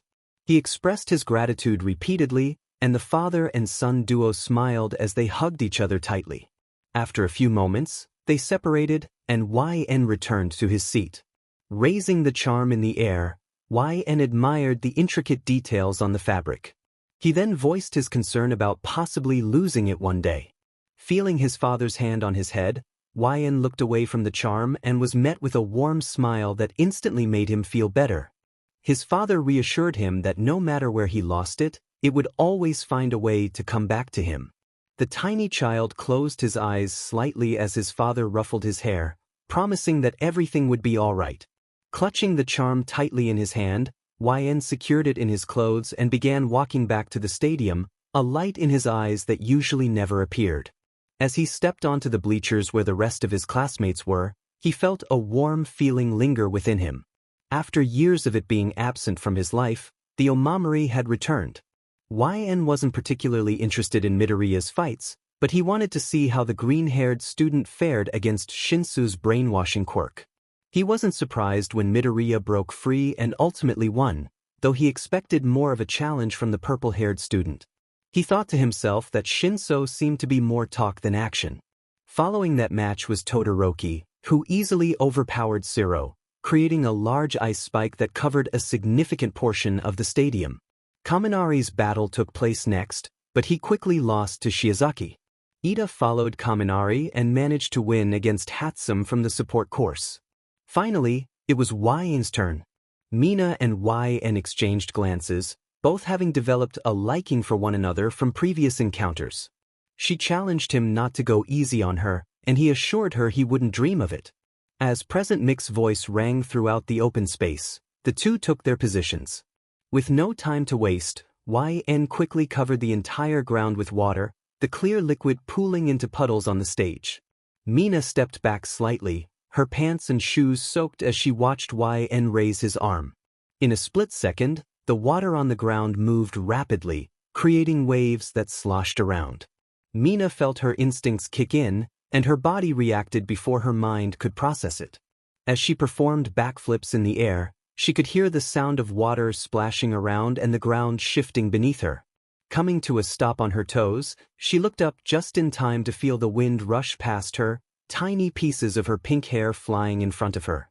Her body naturally fell backward as she reached out to catch herself, water seeping into her clothes as YN moved just a few feet away from where he originally stood. The announcer declared YN the winner, and cheers filled the stadium as he walked over to Mina, who was still in shock. He extended a hand to her, which she gratefully accepted, glancing behind her to see her hands just outside the boundary line. He complimented her on a good job, and Mina stared at him, her feelings a mix of admiration and disappointment. She looked past him at the deep cuts in the ground, realizing how close she had come to being caught off guard. Despite her initial feelings of defeat, she smiled and congratulated him, expressing her hope for his success in the rest of the matches. She tried to mask her disappointment with a bright smile as she walked away, her shoulders slumped and footsteps heavy. Standing there, YN wondered if he should have given her a better chance to fight back. It was too late now. He quickly joined the rest of his classmates back in the bleachers, receiving enthusiastic pats on the back and shouts of praise. He thanked Kirishima, who responded with a thumbs up, and then moved to sit behind Midoriya, who was muttering to himself. Midoriya turned around, excitedly acknowledging YN and expressing his admiration for his performance. He rambled about the strategies he thought YN might use, impressed by the versatility of his quirk and how he had exceeded expectations. As Midoriya continued to express his excitement, YN listened, appreciating the admiration in his classmates' eyes. With a flushed expression, Midoriya backed away from YN, who appeared unfazed. YN explained that by manipulating the wind into sharp points aimed at Ishido's feet, they had created a situation where she couldn't use her quirk in response. The water was not intended to prevent her from using her ability but served as a distraction. It hindered her efforts to escape the wind blades by limiting her movement, but the wind speed was just enough to keep her from dodging effectively. Midoriya stared in awe at YN's explanation, captivated by the clarity and fluidity of their words. He thought to himself that YN was incredibly skilled. As he glanced down at his notebook, he contemplated whether to share it with the person behind him. He decided that if it was YN, it would be fine. He offered to show his notebook, filled with analyses of heroes and classmates, including one for YN. With big, eager eyes, he awaited their response. YN nodded slightly, prompting Midoriya to hand over the notebook, opening it to his own analysis. YN's eyes quickly scanned the contents, noting Midoriya's strengths, characteristics, and even some theories. The ex-jonin looked back at the seemingly innocent green-haired student, who was watching him with hopeful eyes, eager for feedback on the accuracy of his notes. However, YN refrained from praising Midoriya's work. They had expected to see common knowledge but found something different instead. When asked how the analysis was, YN returned the notebook with a sweet smile, though they felt an urge to discard it. "It's wonderful, Midoriya-san," YN said, the words a pleasant untruth. Midoriya took them earnestly and turned his attention back to the ongoing battle, thanking YN enthusiastically. Unbeknownst to him, YN regarded him with a cold gaze, their EC eyes reflecting a newfound perception of danger. In that moment, YN's view of Midoriya shifted dramatically, now seeing him as a potential threat. Sitting in his seat, YN felt unnerved by what his classmate had shown him earlier. Though his exterior remained calm, he couldn't help but stare at the green-haired boy in front of him. He had initially dismissed Midoriya's mutterings as an unusual trait stemming from anxiety, but now he realized it was more serious. When Midoriya had rambled about his theories regarding the tactics YN might use in his first battle against Mina, YN had entertained the thoughts, thinking they were harmless. If he had known those theories were based on constant observation and analysis, he would have simply nodded in acknowledgement. Nothing good comes from sharing information so carelessly, he thought. Even now, Midoriya was muttering excitedly, his eyes sparkling as the battle between Uraraka and Bakugo began, the two standing on the stage before them. YN knew Midoriya meant no harm, the boy was likely just indulging in a fun hobby. Yet, he wondered if there would come a time when Midoriya realized the dangers his observations posed to the system YN valued so much. It wouldn't be surprising if Midoriya's notebook went missing soon, especially a certain page about Yui's top student. Pushing those thoughts aside, YN focused on the match unfolding between his seatmate and his blonde classmate. The pairing was challenging, one with a quirk suited for close combat and the other capable of long-range attacks. YN found this match more interesting than the previous one, as the two had similar quirks. If Uraraka played her cards right, there was a slim chance she could push Bakugo slightly out of the ring. However, even if she managed to make contact, Bakugo could easily counter and push her out in a split second. As the fight progressed, YN overheard some spectators discussing the match. One hero expressed sympathy for Uraraka, while his friend hoped Bakugo would take it easy on her, noting that it wouldn't look good if he didn't. Their comments only deepened YN's frown as the match continued. As the fight dragged on, the spectators' words about Bakugo grew increasingly negative. Uraraka was being tossed around the ring, And Bakugo was clearly not holding back. Even YS classmates appeared worried for Uraraka, with one even covering her eyes. Debris flew everywhere, and it became evident that Uraraka wasn't being given a fair chance. Resentment quickly spread through the crowd. Voices rose in protest, calling out Bakugo for his aggressive tactics. One voice stood out, urging him to stop bullying Uraraka. YN turned to find an unknown hero speaking out, but the PA system fell silent before a familiar voice cut through the tension. Aizawa's monotone voice made everyone hush as he pointed out that Bakugo was not toying with Uraraka. He was acknowledging her strength and doing everything he could to win. YN mentally agreed, observing Bakugo's tense body language and heavy breathing. The constant use of his quirk was clearly taking a toll on him. It struck YN that some pros underestimated Bakugo's seriousness, undermining Uraraka's abilities in the process. As he pondered this, the floating debris suddenly dropped, catching everyone off guard. Uraraka charged forward, but before she could make contact, Bakugo used his quirk to blast the debris away, sending her sprawling. YN watched as Uraraka struggled to rise, her body trembling, clearly at her limit. Midnight stepped onto the stage as Uraraka fell still, announcing Bakugo as the winner of the match. The crowd that had previously booed erupted into cheers for him. A strong, bright light filled the stadium, warming those in the stands as it emanated from the battleground. The next match featured Midoriya and Todoroki, the latter finally using his left side after declaring he would win without it. YN didn't care much for the sports festival. He preferred to avoid drawing attention from pro heroes, despite already having caught the eye of the nation's #1 hero and other prominent figures.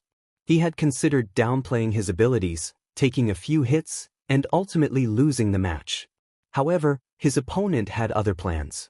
Bakugo's voice rang out, demanding YN face him as he had before. The hot-headed boy was visibly furious, using his quirk repeatedly as he charged forward. His hits barely managed to scratch the HC-haired male, and even then it was only because he allowed him to. Bakugo was well aware of this fact. YN evaded yet another attack, noting that there were eyes watching them.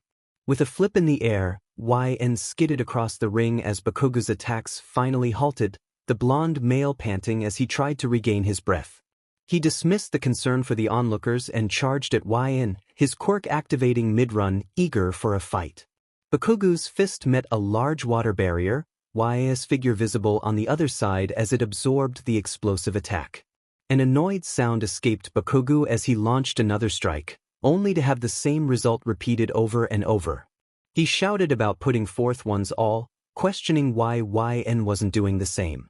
The moment Bakugo's quirk made contact with the water, he was sent flying back as the barrier burst into tiny droplets that fell around him. Rolling on the ground a few times, Bakugo quickly got back up, wiping the water from his face, droplets clinging to his hair and clothes. He blinked and found YN right in front of him, eyes widening as a strong force struck him in the ribcage, sending him flying once more. A few winces came from the crowd, but many were too captivated by the intense fight to pay attention. As Bakugo looked up at his opponent, he noticed that YN remained unfazed, walking toward him as if heading to class. Struggling to rise, Bakugo glared at YN, accusing him of projecting his insecurities onto others while failing to fight at full strength. With that, Bakugo charged at YN again, a large-scale explosion erupting that clouded most of the audience's vision. YN's voice came from behind Bakugo, who turned just in time to see YN's fist aimed straight for his head. The impact sent Bakugo's body through the smoke, a frown forming on YN's lips as he stood amidst the chaos, reflecting on his own will. Bakugo struggled to get up, clutching his arm as he staggered toward YN, questioning why he acted as if they were mere toys. Debris flew everywhere as dust filled the open stadium, the explosion loud enough to nearly burst eardrums, leaving everyone on the edge of their seats in anticipation. The crowd gasped at the explosion, wondering if YN had survived such a massive attack. Hisashi's voice echoed throughout the stadium, speculating on YN's fate, while Aizawa supported YN as a capable student, suggesting he might have found a way to evade the blast. As the dust began to settle, everyone's hearts raced, wondering if the explosion had determined the match's outcome. Some speculated that Bakugo had likely won, doubting Y's ability to avoid such a close-range attack. However, Midoriya felt differently, convinced that YN had emerged victorious. His comment drew the attention of his classmates, who questioned how he could be so sure. Midoriya, wide-eyed, explained that YN had looked at him right before the explosion occurred. As soon as he finished speaking, the crowd erupted in cheers. Class 1A turned their gaze back to the stage, witnessing Bakugo's fist go through. A water clone? Hisashi's excitement filled the air as he announced the latest development in the match. YN had successfully evaded Bakugo's attack by creating a duplicate of himself, moving behind Bakugo just before the explosion. The crowd erupted in cheers, amazed by YN's clever maneuver. On stage, YN only moved once he noticed Bakugo swaying, his clone dissipating into a puddle on the floor. Bakugo, clearly frustrated, muttered about having to do everything himself. YN shook his head softly in response, and Bakugo urged him to take on Todoroki, expressing his desire to face him if Todoroki didn't use his left side. With a nod, YN acknowledged Bakugo's words. As Bakugo slumped against him, Midnight approached to check on the blonde male's status. After a brief examination, she turned to the crowd to announce the official winner. Bakugo was out of commission, and YN advanced to the final round. A short break followed before the final battle, allowing the competitors to recharge while the rest of the students entertained the crowd. YN made his way to his designated waiting room, only to find he had entered the wrong one. He noticed the large number 2 on the wall instead of the 3 he expected. As he turned to leave, a calm voice called out to him. Todoroki stood from a chair, a hint of hesitation in his expression as his heterochromatic eyes met YN's gaze. He felt compelled to explain his decision not to use his left side during their previous encounter. Todoroki shared how Midoriya's reckless actions had inadvertently pushed him to confront his own issues. Curious, YN approached Todoroki and took his left hand, examining it closely. He questioned why Todoroki would handicap himself when his left arm was an integral part of him. Todoroki shivered under YN's steady gaze, mentioning his complicated relationship with his father. YN probed further, recalling what he had learned about Endeavor, and questioned the practicality of refusing to use a quirk that could complement his own. With a frown, YN released Todoroki's hand and left him to ponder his words. He remarked that it was a shame, as he imagined Todoroki's fire would be quite warm, before quietly exiting the room. He promised to see Todoroki on the battlegrounds. As the final battle approached, Hisashi's voice boomed throughout the stadium, igniting excitement among the crowd. Fire erupted from the corners of the stage, and Hisashi introduced the finalists, Shoto Todoroki versus YN, both from the hero course. The two competitors narrowed their eyes, ready for the match to begin. When the signal was given, Todoroki immediately placed his hands on the ground, summoning a large spike of ice that surged toward YN. The ice grew rapidly, threatening to cover a significant portion of the stadium. However, just as it seemed the match would end quickly, the ice began to crack before exploding into tiny shards, which rained down harmlessly around YN, who stood untouched at the center. In a flash, YN flickered and appeared behind Todoroki, grabbing him and throwing him across the stage. The audience struggled to process the speed of the action.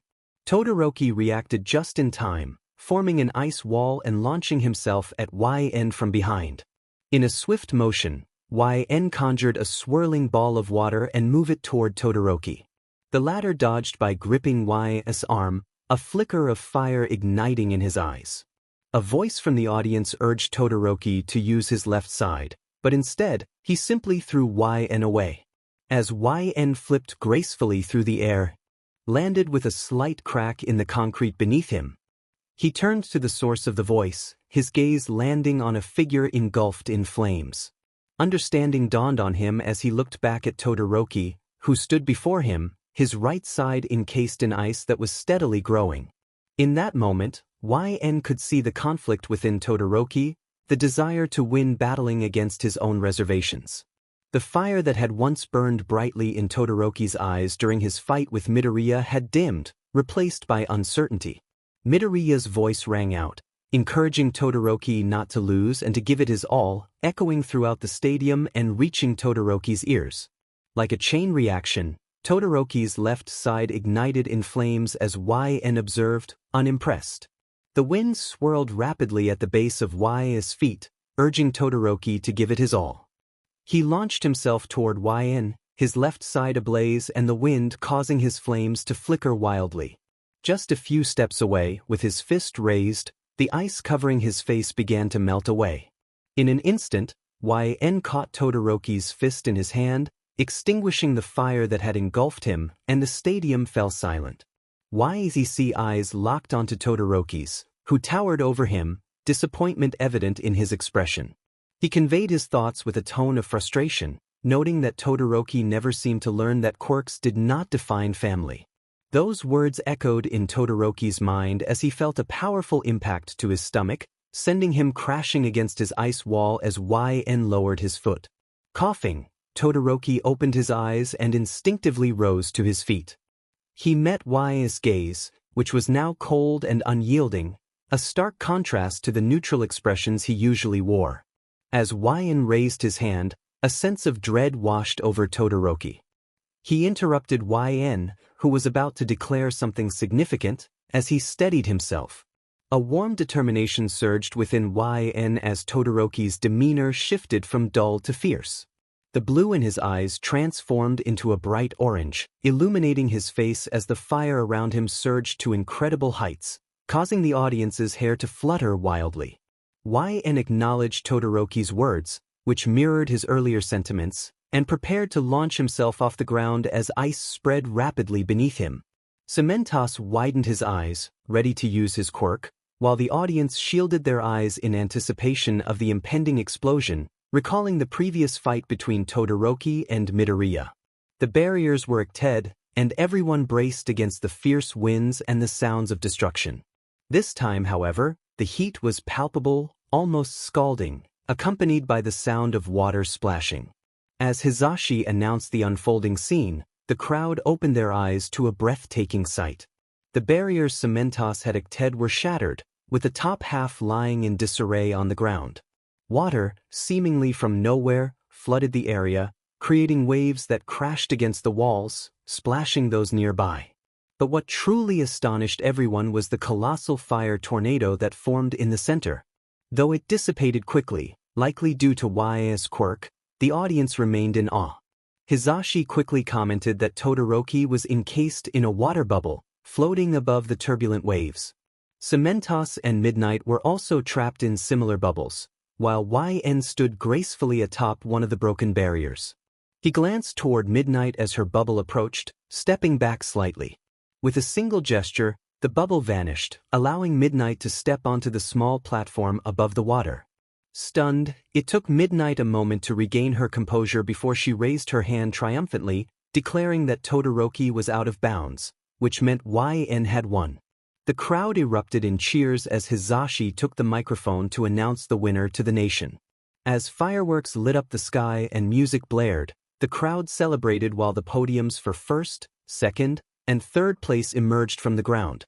The water and debris were swiftly cleared, restoring the arena to its original state. Midnight addressed the press, mentioning Bakugo and Iida's early departure for family reasons, thanking everyone for their understanding. YN cast a glance toward the spot where Iida should have been, his thoughts drifting back to the moment Uraraka and Midoriya informed him about the attack on Iida's brother. Though he trusted Iida would remain composed, a sense of unease lingered in his mind. Midnight continued, announcing that the medals would be presented by a special guest. Just then, a large figure leaped down from the roof, igniting excitement among the crowd. All Might, the nation's hero, arrived with the medals in hand. As All Might congratulated YN, he expressed confidence that he would soon surpass him in the rankings. However, YN shook his head, leaving All Might puzzled by his response, expressing doubt that the nation would idolize someone like him. All Might brushed off the comment and placed the medal over YN's head, its weight resting heavily on his chest. Turning to the audience, All Might energetically concluded the event, encouraging everyone that while these were the winners today, anyone in the crowd could achieve greatness. He rallied the audience to chant together, marking the end of an exhilarating event. "Da what?" YN sat up with a gasp, his eyes tightly shut as he started to cough lightly. The cold floor pressed harshly against his skin as he moved his hands to cover his mouth, the sound of chains clinking echoing around him. Opening his eyes slightly, YN was met with pitch blackness. The chains that bound his wrists and ankles felt heavy, pulling him back into the reality of his situation. He focused on trying to understand where he was, but it was like being trapped in an empty void, the only sensation being the weight of the chains.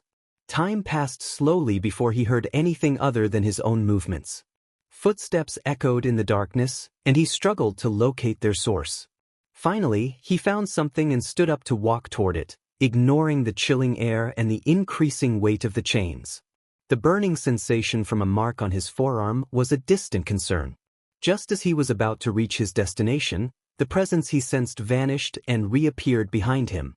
He turned around quickly, his eyes widening as a cold hand wrapped around his neck, blocking his airways. Shooting up in his bed, YN gasped for air, instinctively clutching his throat. His gasp turned into harsh coughs, his body shaking with each movement. One hand covered his mouth, trembling as he felt something thick hit his palm. Shakily, he removed his hand, swallowing hard as he saw a dark red color in the dim light of the night.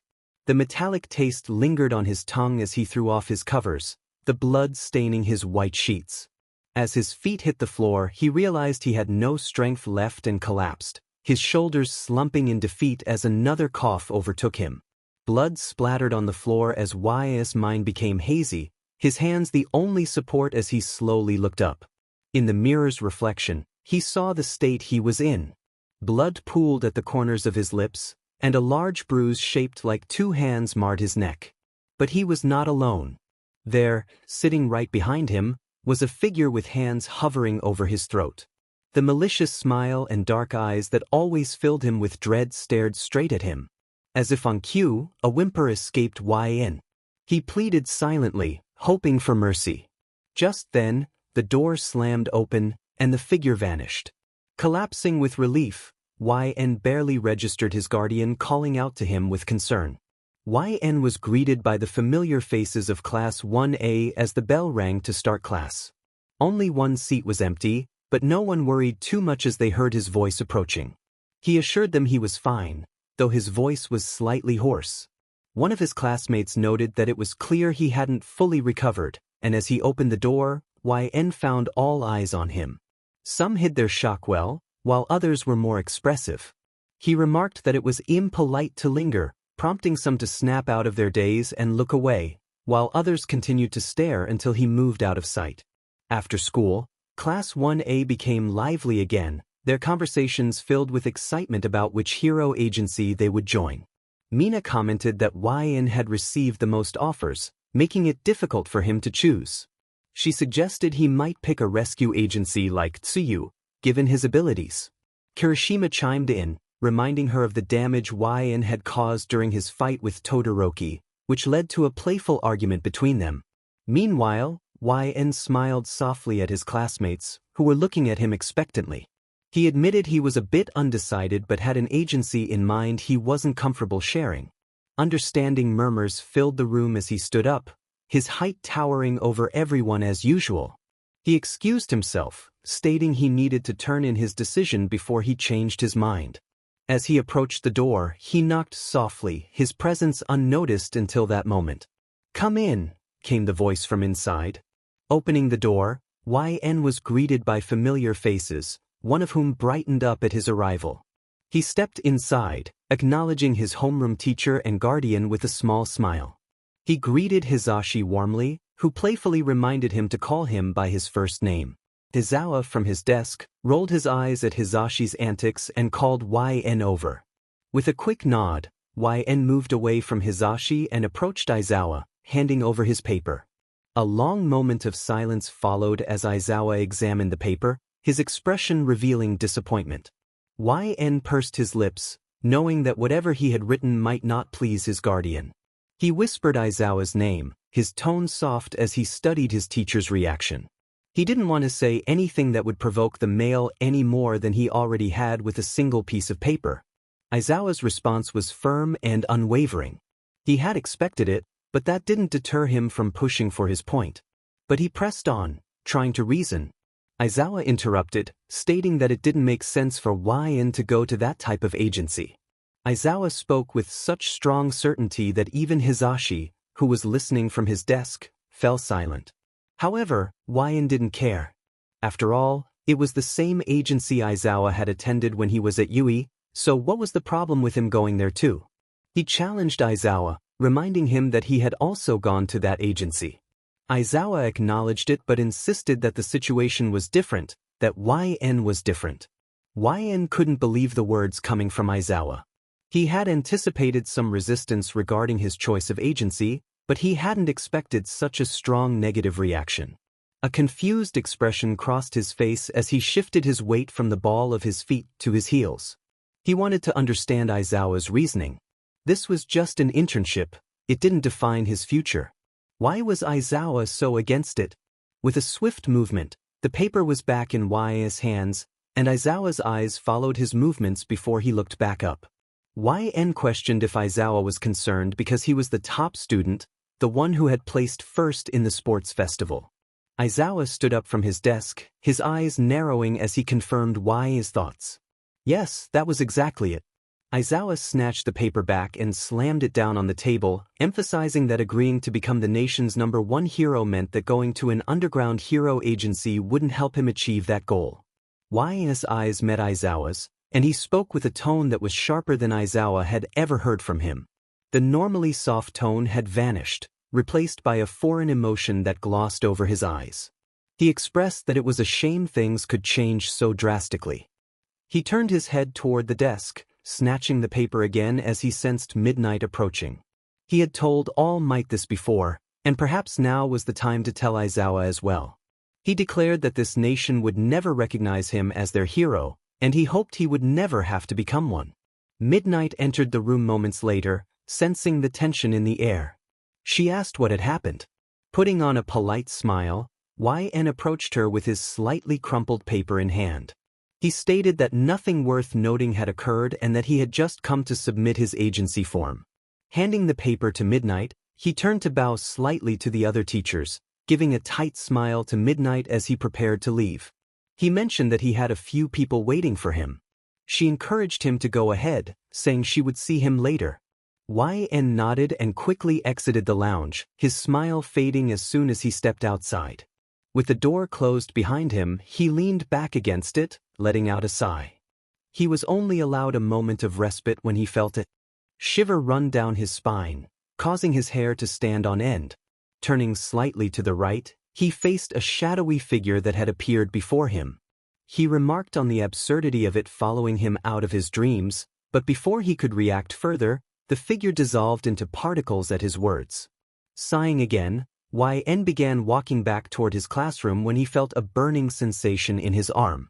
Within moments, a dual-toned male appeared before him, holding his bag. Todoroki's eyes brightened at the sight of him as he walked over and handed YN his bag with ease. He then grasped YN's right forearm and tugged him along, insisting they go because YN had promised to buy him ice cream. Surprised, YN questioned if he had indeed made that promise. Todoroki shot him an annoyed look, prompting a small smile and laugh from YN. Realizing he had indeed promised, YN continued to follow Todoroki, both of them aware of how warm YN's arm felt, yet neither acknowledged it. Aizawa's monotone voice cut through the noise as he reminded the students of Class 1A to have their hero costumes ready. He warned them not to wear them in public without permission and to behave well during their internships. As the students dispersed, YN lingered on a certain blue-haired male a moment too long, prompting Todoroki to nudge him. When asked about his choice of agency near Hosu, YN explained that it was Aizawa's agency from his own internship. Todoroki raised an eyebrow, prompting YN to add that he wanted to keep an eye on Ida.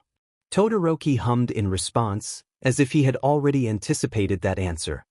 He then inquired what YN would do if something happened, and the air grew tense as they exchanged glances. It was a serious topic, They were discussing a classmate who might make a life-altering decision. Knowing how close Ida was to his brother, there was no telling what he might do or the lengths he might go to. Surveilling him was the best option for now, and if necessary, YN would intervene. He was determined to make Ida realize the folly of his actions, one way or another. Todoroki remained silent, knowing that if YN was upset, then the other person was certainly in the wrong. He wondered about the earlier conversation with Aizawa-sensei, where YN had expressed doubts about being a good hero. Sighing, YN moved Todoroki's ice cream cone closer to his lips, the vanilla melting against his skin. "There's nothing you need to worry about, Todoroki-san. Just enjoy your ice cream," YN said.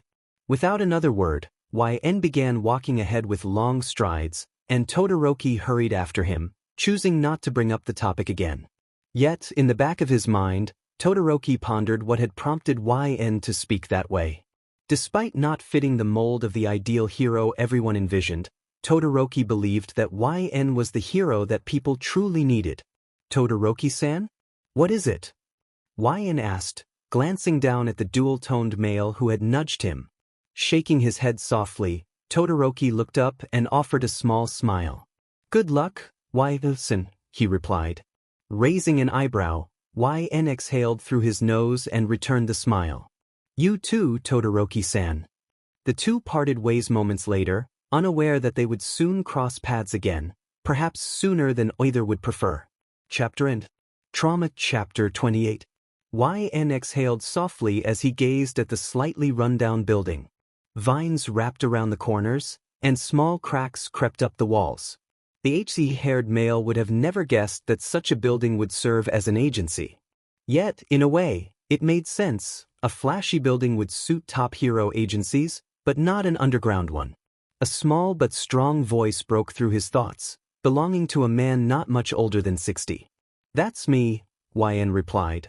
The old man nodded, gesturing for YN to follow him through the fogged doors. The first year ducked his head beneath the low door frame and stepped inside. The old man's voice softened as he glanced back to ensure YN was still with him. The building appeared almost deserted, but the lack of dust in the corners suggested otherwise. "You're a peculiar one, LN," the old man remarked. Surprised by the sudden statement, YN maintained a stoic expression, curious about the elder's meaning. "Pardon?" he asked. "I can't hear you. Your footsteps, there's no sound reaching my ears." True to his word, as they walked, the only sound was the soft clacking of the old man's shoes against the tile floor. There was no indication of YN's presence. If someone only heard the sounds produced, they would assume only one person was present. "A habit of mine, I guess you could say," YN responded.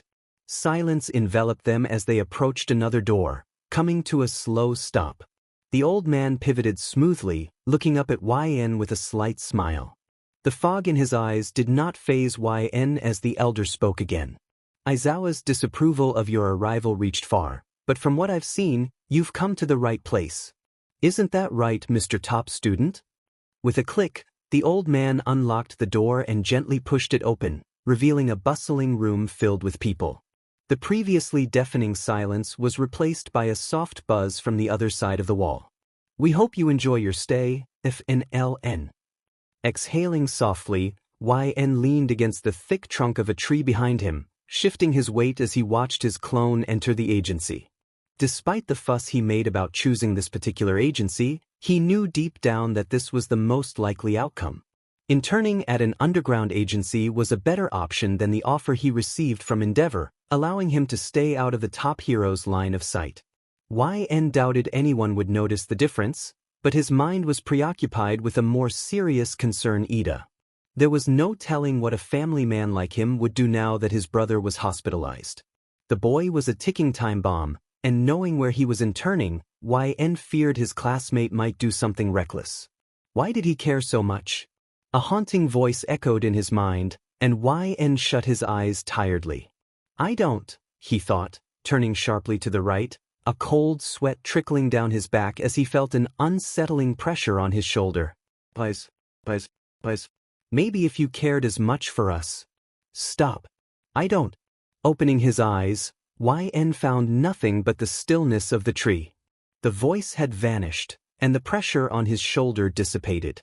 Clenching his jaw tightly, YN shook his head, trying to rid himself of the unsettling thoughts.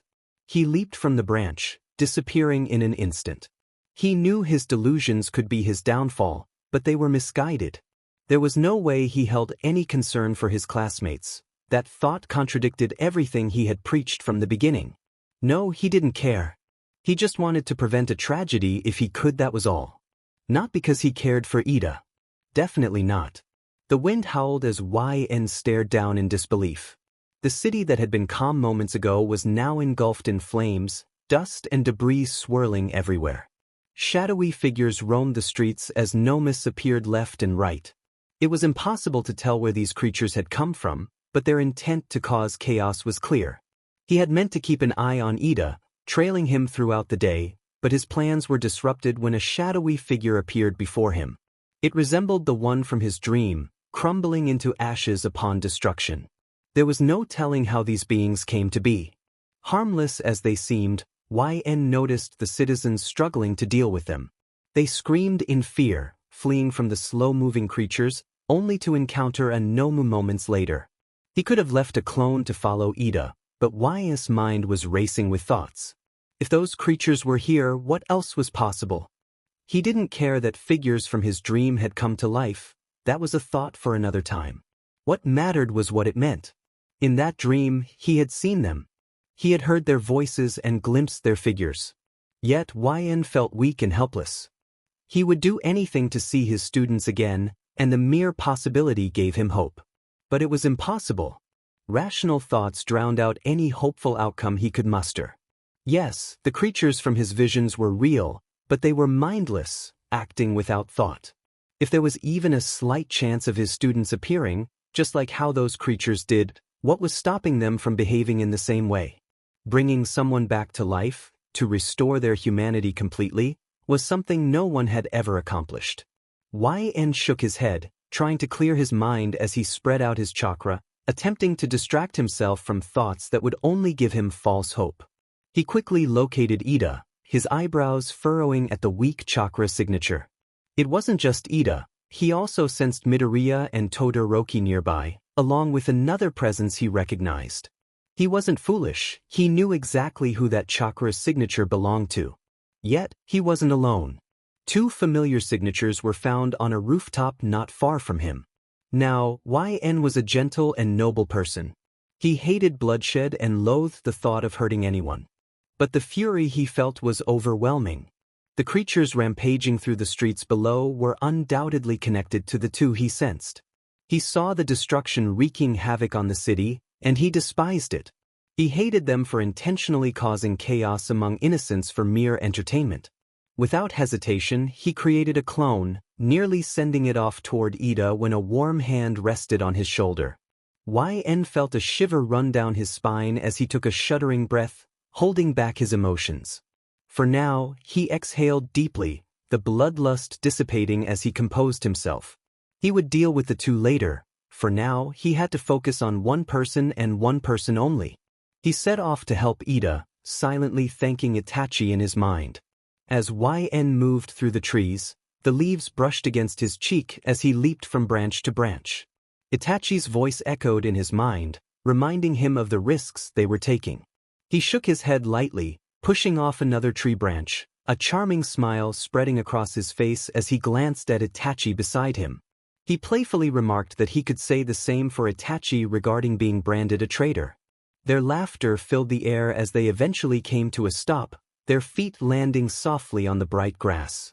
In the middle of nowhere, a small forest clearing with a flowing river lay before them. The calming sound of rushing water eased their nerves as YN took a few steps forward, basking in the sun's rays, his skin glowing. Turning to Itachi, he offered his hand, encouraging him to join him in the sunlight, teasing that the sun wouldn't wait for him. For a moment, Itachi stood still in the shadows, battling his inner turmoil as he stared at YN's hand. He was so close to moving, yet his mind held him back. He had risked everything for his village and his little brother, and being close to YN could jeopardize it all. But YN's warm voice broke through his thoughts. and as YN gently took Itachi's hand, he pulled him into the sunlight, where they embraced the warm summer air together. Itachi nodded, acknowledging that it felt better. As YN approached the alleyway where his classmates were fighting, he paused on a nearby rooftop. He felt a burning sensation in his arm, a reminder of the mark left by his father. Ignoring it, he looked down at his classmates engaged in battle. Ida lay on the ground, paralyzed, alongside an unknown sidekick. Midoriya and Todoroki were talking, both showing signs of injury. Observing the scene, YN noted that it was 2 against 1, and it wouldn't be easy. He felt distaste as he watched the villain, Stain, and inhaled deeply as Midoriya and Todoroki launched themselves at him. Midoriya was soon injured, and YS body flinched forward, but he held himself back as Todoroki's flames kept Stain at bay. Suddenly, a weak voice reached him from below. Ida pleaded for them to stop, capturing Todoroki's attention. Tears threatened to spill from Todoroki's eyes as he expressed his frustration, urging Ida to stand up. Fire ignited along Todoroki's left side as he spoke words that seemed to resonate with Ida. A moment later, Ida's body shook as he struggled to rise, blood pooling beneath him. Despite Ida's heroic words, YN felt a surge of anger at Ida's reckless actions. He thought about Stain's words, pondering their truth and how they conflicted with his own beliefs. People don't change easily, but he had witnessed transformations countless times, even if it took a significant struggle for it to happen. As he blinked, a shadowy figure appeared before him, tilting its head curiously. It bared its teeth at him one moment, only for a fist to strike through it the next. YN stared at his hands as he turned his fist slowly and opened it, palm upwards, allowing gray ash to fall slowly. He looked at his classmates, an unnerving stillness within him, then turned his gaze towards the fire and smoke in the distance. His EC eyes moved towards the night sky, a breeze flowing as he felt hands on his shoulders. A comforting voice reached him, and with one final exhale, YN looked down to see Midoriya and Ida charging at Stain with all their might. He thought to himself that they were about to deliver a good beating. In an instant, Y's figure flickered as he appeared right before his classmates and Stain, his leg raised high above the villain before it slammed down. A large cloud of dust quickly formed as the ground cracked in a ripple, causing Ida and Midoriya to crash into the wall as they halted their quirk just in time. The two of them winced as they landed roughly, coughing a little from the impact as they pried their eyes open in shock at the scene before them. What they witnessed was unlike anything they had ever seen.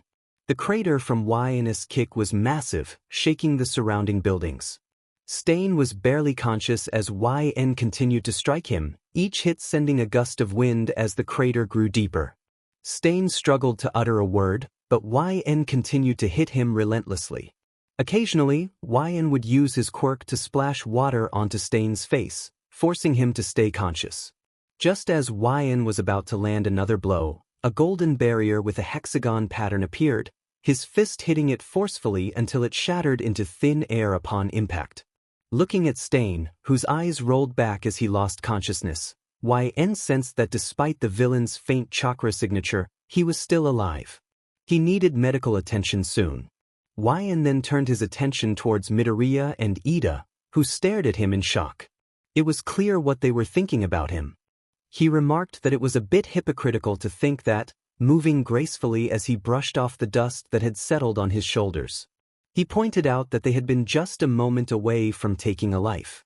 Making eye contact with Ida, who shrank back against the wall, Y's words weighed heavily. Especially for Ida, who hung his head in shame, realizing he had judged others while being the one who got them into this mess. Ida raised his head slightly, their eyes meeting only for a brief moment, and the apology he wanted to express got stuck in his throat. The anger YN felt earlier washed over him as he saw the regret fill his classmate. He walked slowly towards Ida, who stared up at him in wonder, unsure of what YN would do next. Suddenly, Y's fist made contact with Ida's cheek, causing his head to snap to the side. Todoroki approached them at a jog, his eyes wide with surprise, questioning YN's actions. Ignoring their questioning stares, YN towered over Ida, observing nonchalantly as Ida turned his head to glare at him, only for the glare to falter under YN's expression. He asked Ida if it was worth it, his voice cold and distant as he looked down at him with distaste.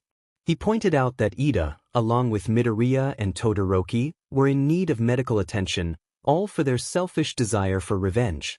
Ida trembled under YN's gaze, speechless. He knew YN was not the easiest person to deal with, but he was someone to be respected. To see YN so disappointed in him was crushing. Hanging his head low in shame once again, a small and sincere apology escaped his lips.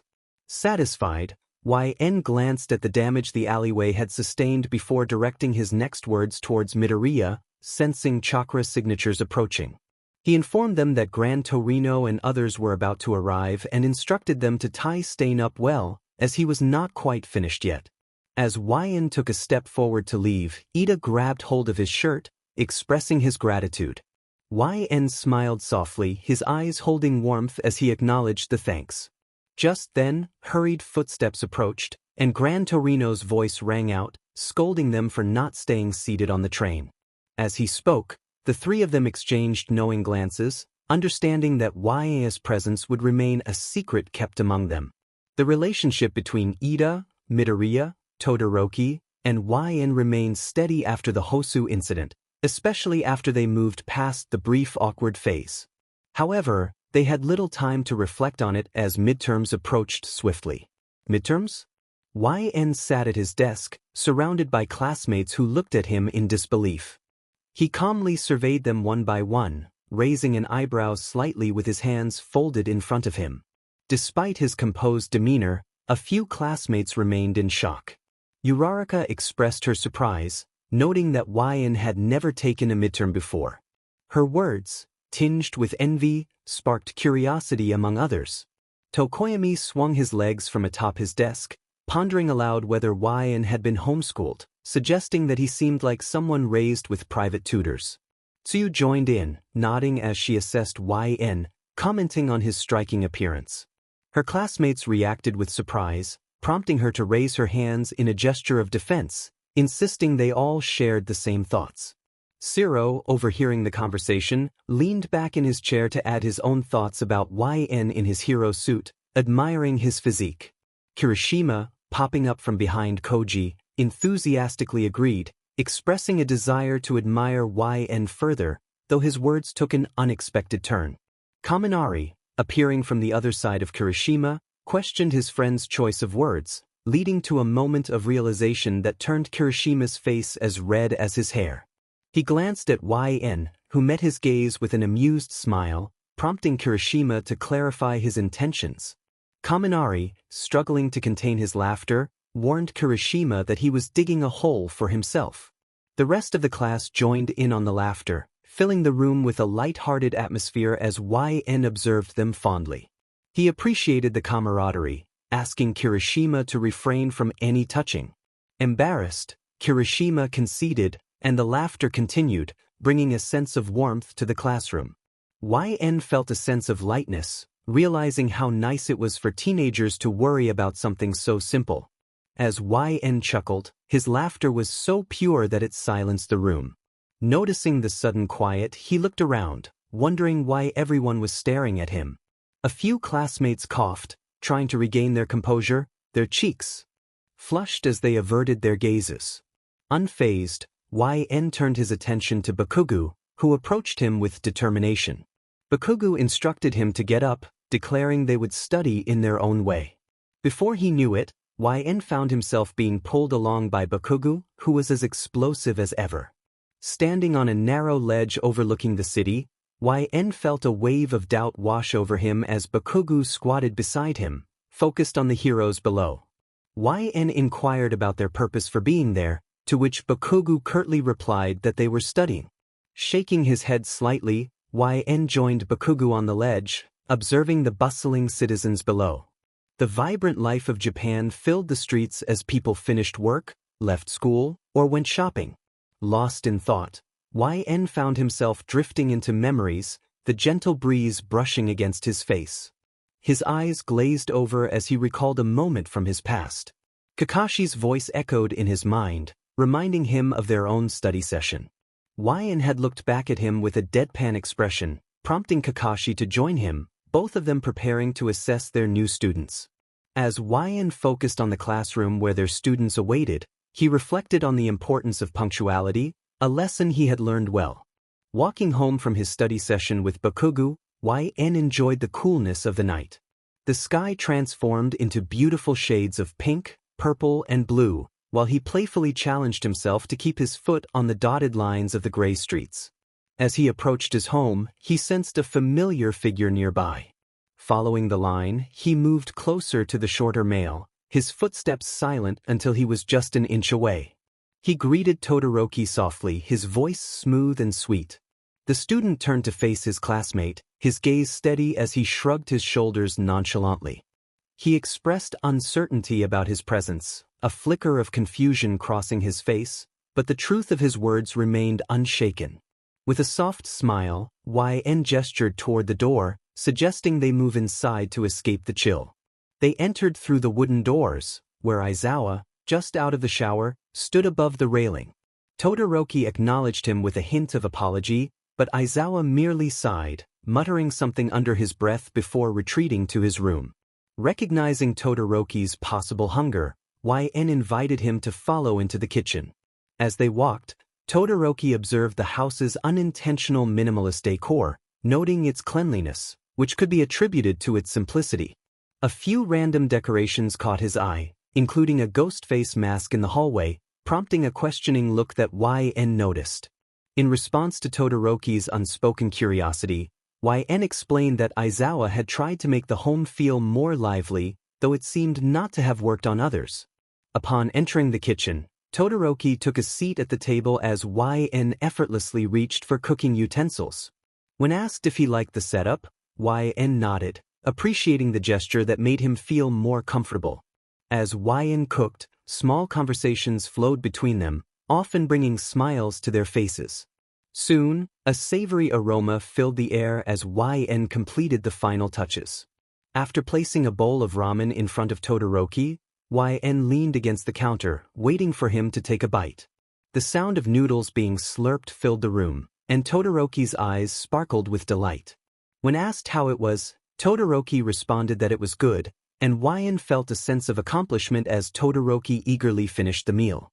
After cleaning up the dishes together, they headed to YS' room, the moonlight pouring through the windows as YN opened the door.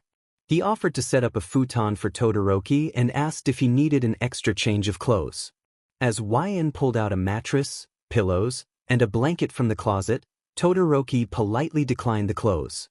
While preparing, YN grabbed an extra set just in case and turned to give Todoroki directions to the nearest bathroom. Once everything was settled, YN sat upright on his bed, leaning against the wall beside the slightly open window. His white shirt subtly revealed scars, which Todoroki noticed for a brief moment, not wanting to seem intrusive. However, YN caught his gaze. Encouraging Todoroki to ask about the scars, YS' rich voice startled him, realizing he had been caught staring. With the moonlight illuminating the room, Todoroki couldn't help but admire YN, who appeared relaxed, his eyes closed and lashes softly curled, resembling a lone ruler at peace. Despite the beauty of the moment, a pang of concern struck Todoroki as he remembered the scars that marked YN's body. He asked about their origin, expressing concern over the pain they must have caused. With a soft hum, YN opened his eyes, revealing a hint of gold within them. He spoke of his past, mentioning Aizawa's role as his guardian and how he couldn't recall the events that led to his scars. Lying to Todoroki felt heavy, but the other boy remained unaware. When Todoroki cautiously inquired if YN had amnesia, YN confirmed with a simple yes, feeling the weight of the truth. To shift the conversation, YN suggested they focus on the night, but just then, a shadowy figure burst through the window, startling them both. As the figure entered, Y's hair whipped around, and Todoroki's eyes widened in alarm. He called out to YN, but before he could react, YN swiftly struck the figure, causing it to dissolve into dark particles. Concerned, Todoroki asked if YN was okay, his gaze fixed on the remnants of the creature.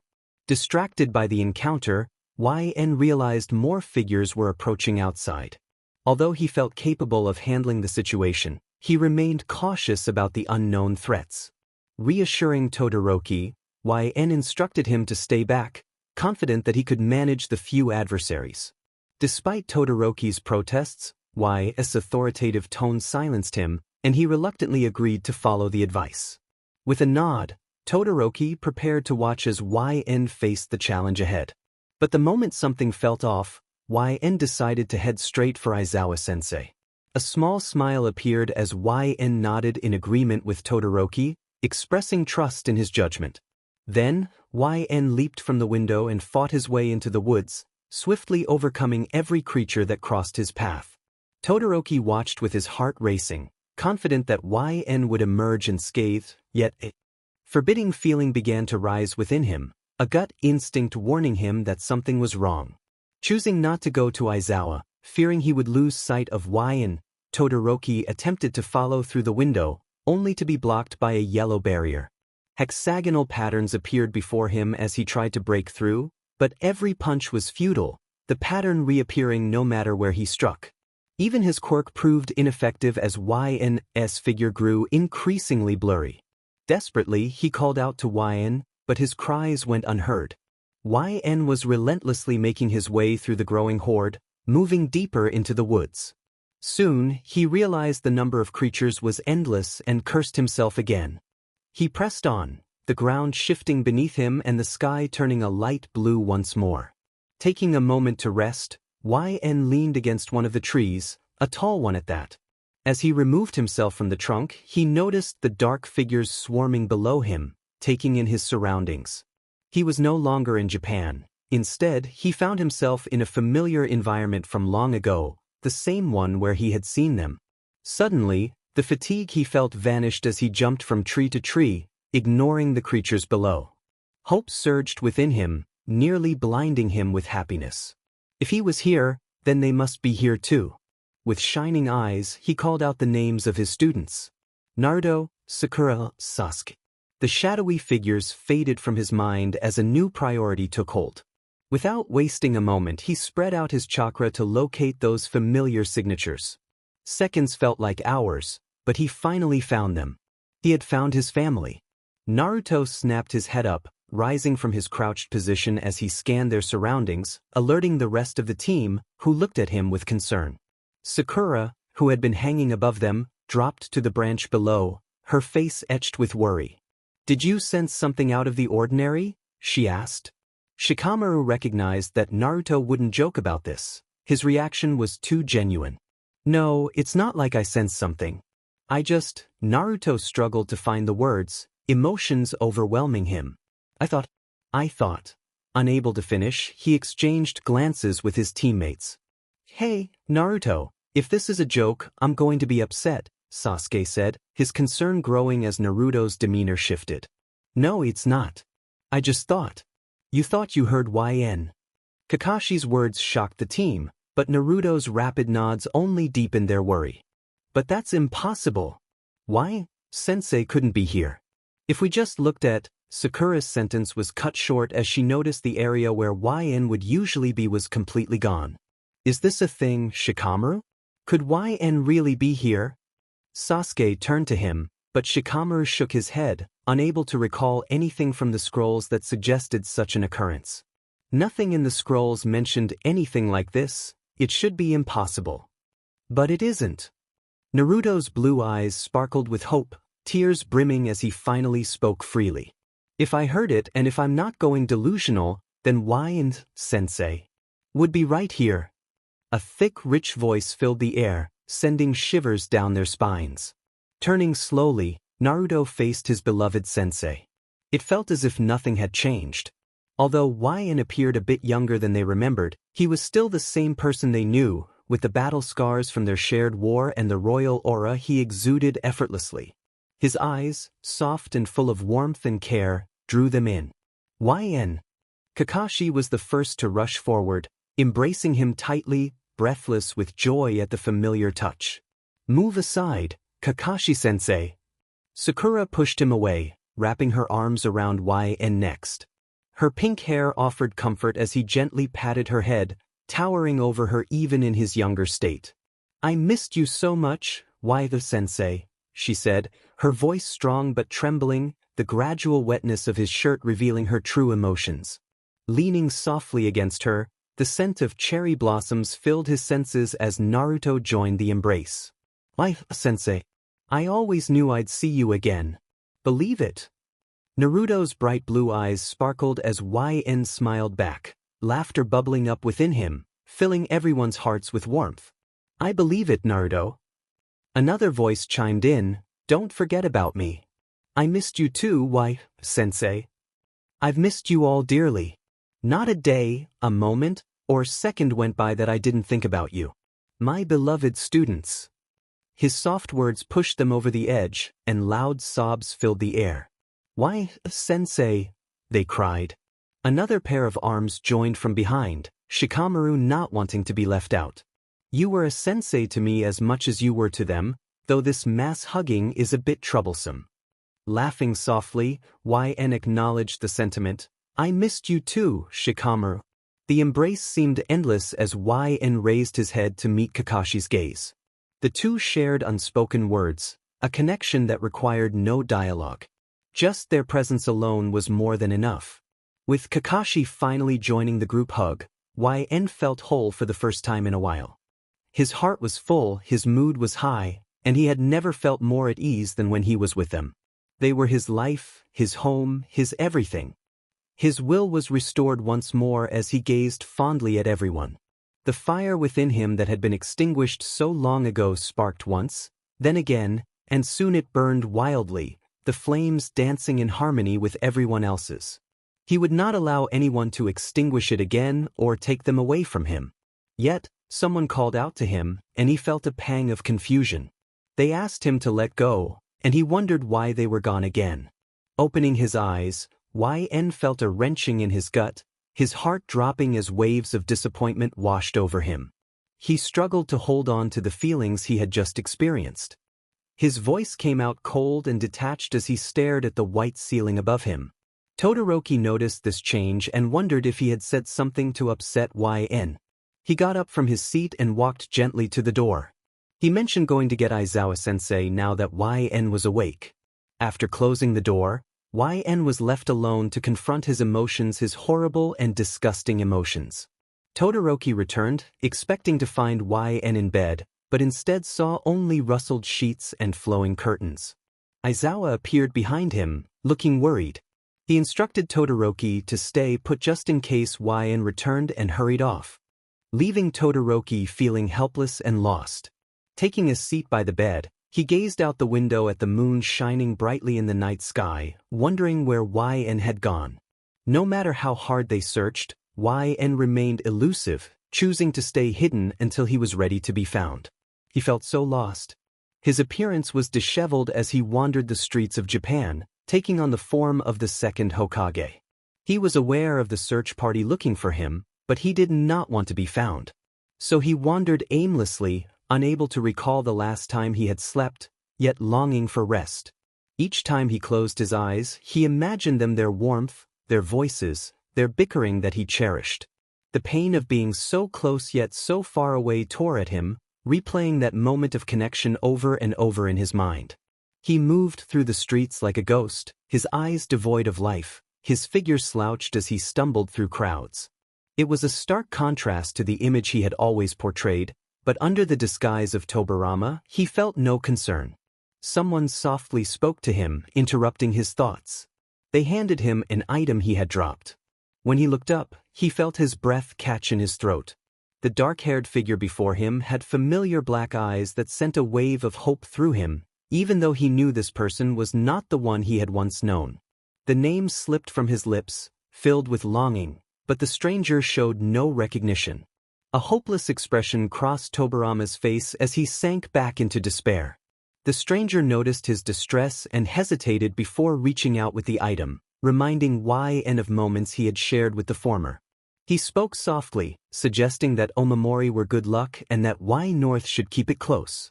The trembling fingers of the Jonin grasped the item, the same one his father had given him, now returned by Aizawa and this stranger.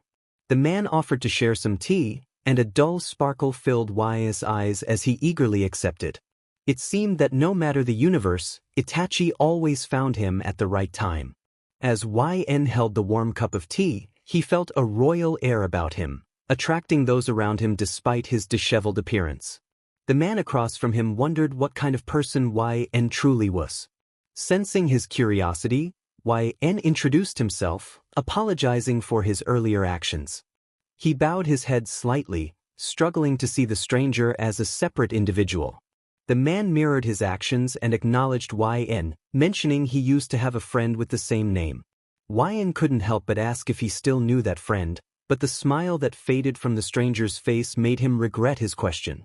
It had been years since he had seen his friend, he explained, but it was not important now. He was sure that his friend was living his best life somewhere. YN tilted his head, feeling the urge to press further, asking if the man knew what his friend was doing now. The stranger's gaze met YN's, and he placed his teacup down gently, stating that his friend had always been capable of taking care of himself. He was just glad he had been someone his friend could feel free with. At those words, YN's emotions stirred violently. The circumstances and sentiments echoed his own, making it difficult to distinguish between the two. Their kindness blended together, and the experiences he had been told intertwined with his own. He remarked on the man's kindness, feeling a sting in his throat as his vision blurred. The warmth of the cup was the only thing distracting him as he felt completely vulnerable. It was always like this for him. He was the only one who had seen YN crumble. Itachi could see right through him. He noticed things no one else did, shared his emotions, and allowed him to be FN instead of the L and air. The differences between universes seemed not to apply to him. But he knew, and YN knew, that the person before him was not the one he truly connected with. Still, YN let his walls fall. He felt as if he could tell Itachi anything. Itachi chuckled softly, and YN thought that perhaps, just this once, he could share something deeper. Itachi had been told the opposite, yet strangely enough, he felt the same way towards YN. A smile lit up Itachi's face, and YN felt his eyes widen briefly. It was a bizarre moment, but YN felt full. He smiled brightly as he asked a question, the sun's rays streaming into the cafe. Itachi held his breath, taking in the sight. The golden aura surrounding YN felt almost magical, transforming him into someone breathtaking. But just like that, the moment faded, and Itachi returned to reality. It took him a moment to respond, his voice breathless as he agreed that it was indeed something like that. They continued their conversation until the cafe bell rang, signaling the arrival of a new customer. Itachi's natural smile blossomed as he stood up, his eyes following the newcomer. The girl walked to his side, her ring catching YN's attention, and he instantly recognized her. Izumi introduced herself, and YN greeted her with a handshake and a small smile. He mentioned that her husband had told him a lot about her. As a flustered expression crossed her face, Itachi observed silently, a solemn look passing through YN's eyes. He quickly pushed aside the memories of Itachi speaking fondly of her years after her passing. Izumi playfully mentioned that she would love to stay and meet the person who had snagged Itachi, but they had to pick up their daughter soon. Daughter? YN asked, intrigued. Izumi confirmed, sharing that their daughter was turning 3 this year. She reminisced about how it felt like just yesterday when she was small, gesturing with her hands. YN's heart swelled as he watched the couple radiate happiness, their love evident in their eyes. He couldn't help but smile, feeling a tug at his heart as he thought about how well their daughter would grow up in such loving hands. Izumi looked genuinely surprised by YN's kind words, taking a moment to process before expressing her gratitude. With another shared smile, they bid their farewells, and YN waved as the couple walked away hand in hand. Once they were out of sight, YN let his hand drop to his side, still smiling softly. He felt happy, of course. Why wouldn't he be? In a place where Itachi didn't have to sacrifice himself, where he could have a family and a child without worrying about corrupt elders, it was something that would have brought YN immense joy, something they had fantasized about for years. Yet, he felt a pang of shame for his selfish thoughts about how he was supposed to be right beside them as her godfather. Suddenly, he found himself at the beach, a green-haired male standing before him despite the disguise he had worn since his disappearance. The boy asked if YN had seen someone matching a description, A guy about this tall, with EC eyes and HC hair, last seen wearing a white tank top. Midoriya's sentence trailed off as he searched for more details, but YN's mind went blank. They were looking for him? Hope filled Midoriya's eyes as YN opened his mouth to respond, but he simply shook his head, saying he hadn't seen anyone. Midoriya took a small step back, his demeanor shifting as he thanked YN for his time, a look of disappointment crossing his face as he slipped past him. YN's gaze lingered on him as he approached others, asking the same questions and receiving the same answers. An old man joined YN, leaning on his cane as they watched Midoriya together. The old man mentioned that the boy and some other kids came by every day asking the same thing, expressing hope that they would find who they were looking for. Curious, YN asked why the boy was searching so hard. The old man looked at him as if he had asked a foolish question, then shrugged. It was obvious they cared a lot for him, he said, chuckling as he continued his walk, leaving YN to ponder his words. After letting the old man's insights sink in, YN released his disguise and slipped away silently. As he walked through the shadows, he couldn't help but think about Itachi and their encounter at the beach. He wandered the streets at night, lost in thought about the what-ifs and why they cared so much. Just then, Todoroki appeared, standing under the streetlight, sweat glistening on his forehead. Disbelief was evident on his face as he staggered toward YN, moving faster until he was running straight at him. Just as he was about to collide with YN, he stopped abruptly and attempted to throw a punch. When YN blocked it, Todoroki went for another, and then another, determined to get through. Todoroki's duotoned eyes snapped up to YN, his frustration evident as he relentlessly threw punches. Even if they never landed, he continued to strike. "You don't," he began, but YN skillfully avoided the blow.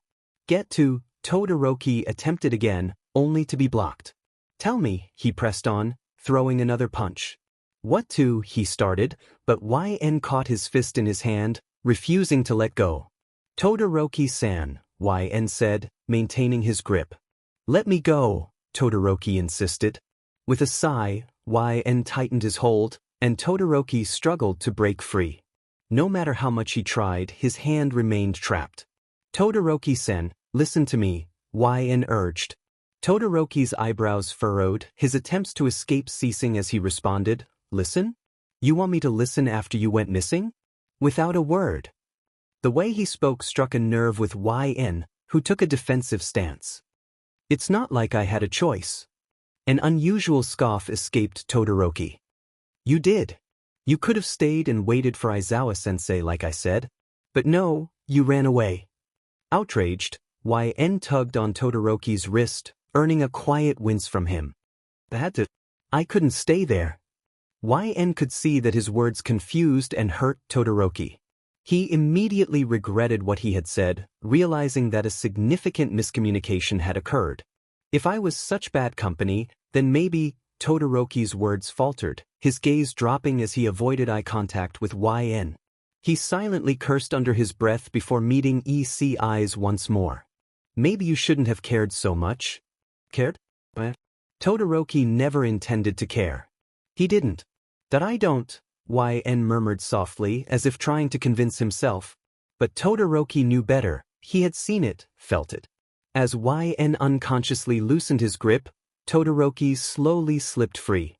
Now, they stood face to face, an unspeakable truth lying between them. Todoroki had long sensed something was off about YN. Sure, he was incredibly powerful, a strong candidate for the #1 hero, but there was more beneath the surface. YN had gradually revealed bits of his true self, someone who was too afraid to care but cared nonetheless. "When will you stop lying to yourself?" Todoroki asked. "I'm not," YN replied inwardly. "You know you do." "I don't." "YN. Stop it. Please." The moment the word left YN's mouth, Todoroki witnessed a gut-wrenching expression appear on his face. The calm and collected person he always knew was nowhere to be found. YN was broken, and Todoroki felt helpless. "I don't have it in me to care," YN admitted, letting out a soft breath. "I can't afford to care." Todoroki stood speechless, unsure of what to say or do. His anger dissipated instantly.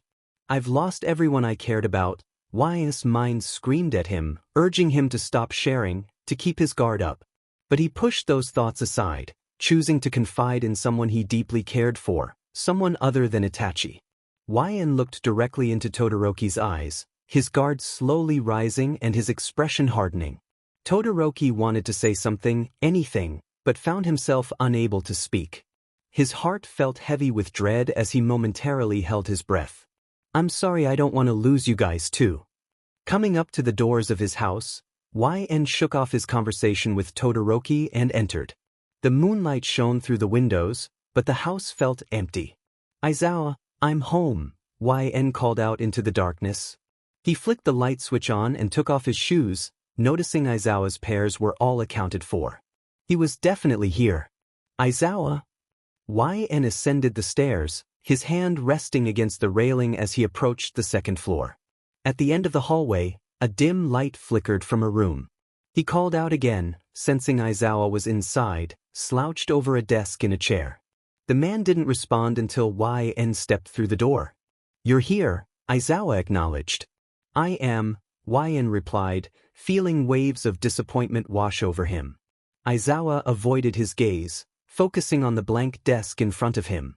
The silence prompted YN to step closer to his guardian. "Aizawa, YN faltered. What could he say? Sorry for disappearing? No, that felt impossible. He reminded himself that he didn't give out apologies. "I will submit a written report on my whereabouts and accept any punishment deemed appropriate for my actions," he stated. Another silence lingered, but this time YN didn't dare to move. He watched as Aizawa's shoulders tensed before his body relaxed again. When Aizawa stood up, YN instinctively stepped back. "Is that all you have to say?" Aizawa asked, his tone sharp. In that moment, YN felt smaller than his guardian. Yet, he kept his lips tight and his pride high. "Yes." When the words left his mouth, Aizawa's cold eyes met his. No emotion was shown, but the dark circles under his eyes were evident. "Then you will do exactly that, including a map of everywhere you were with timestamps, and submit it to the principal for further instruction. This behavior is unacceptable for a UA student." YN closed his eyes and slightly lowered his chin. "Understood. And as your guardian." Aizawa's hand suddenly struck YN's face, leaving a red mark where it made contact. "You are on house cleaning duty for 3 months." Surprised, YN ignored the sting on his cheek and looked at Aizawa. "Cleaning duty?" Aizawa met his gaze directly. "Would you prefer 6 months?" No. I just thought it would be more severe." If it had been back then, YN wouldn't have given such a lenient punishment. "I'm not going to lie and say I don't want to punish you for worrying me and everyone in the class, but I'd rather have you back safe than not at all." "Aizawa?" The underground hero rolled his eyes and moved to pass YN. "I know there are things you can't tell me, but one day I'll find out. For now, I hope you enjoy the extra mess around the house." Hearing Aizawa's soft chuckles followed by a yawn, YN felt a small smile creep onto his face as he followed in his guardian's footsteps, forgetting his resolve to keep distance. "Then I hope you don't mind extra loud vacuuming at night." "Don't you dare, YN." Laughter filled the now lit house, the grouchy hero unknowingly filling a void in YN's heart. When YN returned to school, he realized he had completely forgotten about the final exams. Thankfully, they were split into sections throughout the day. At lunch, after finishing the written exam, YN found himself aimlessly scribbling in his notebook. Tokoyami sat nearby, initiating a one-sided conversation. "What's going on with you and Todoroki?" Tokoyami asked, leaning back in his chair. YN, still writing, glanced up briefly before looking back down. "I'm afraid I don't understand what you're saying, Tokoyami." Rolling his eyes, Tokoyami leaned forward. "Everyone can tell that's not true. So, what happened?" Scribbling more, YN refused to answer.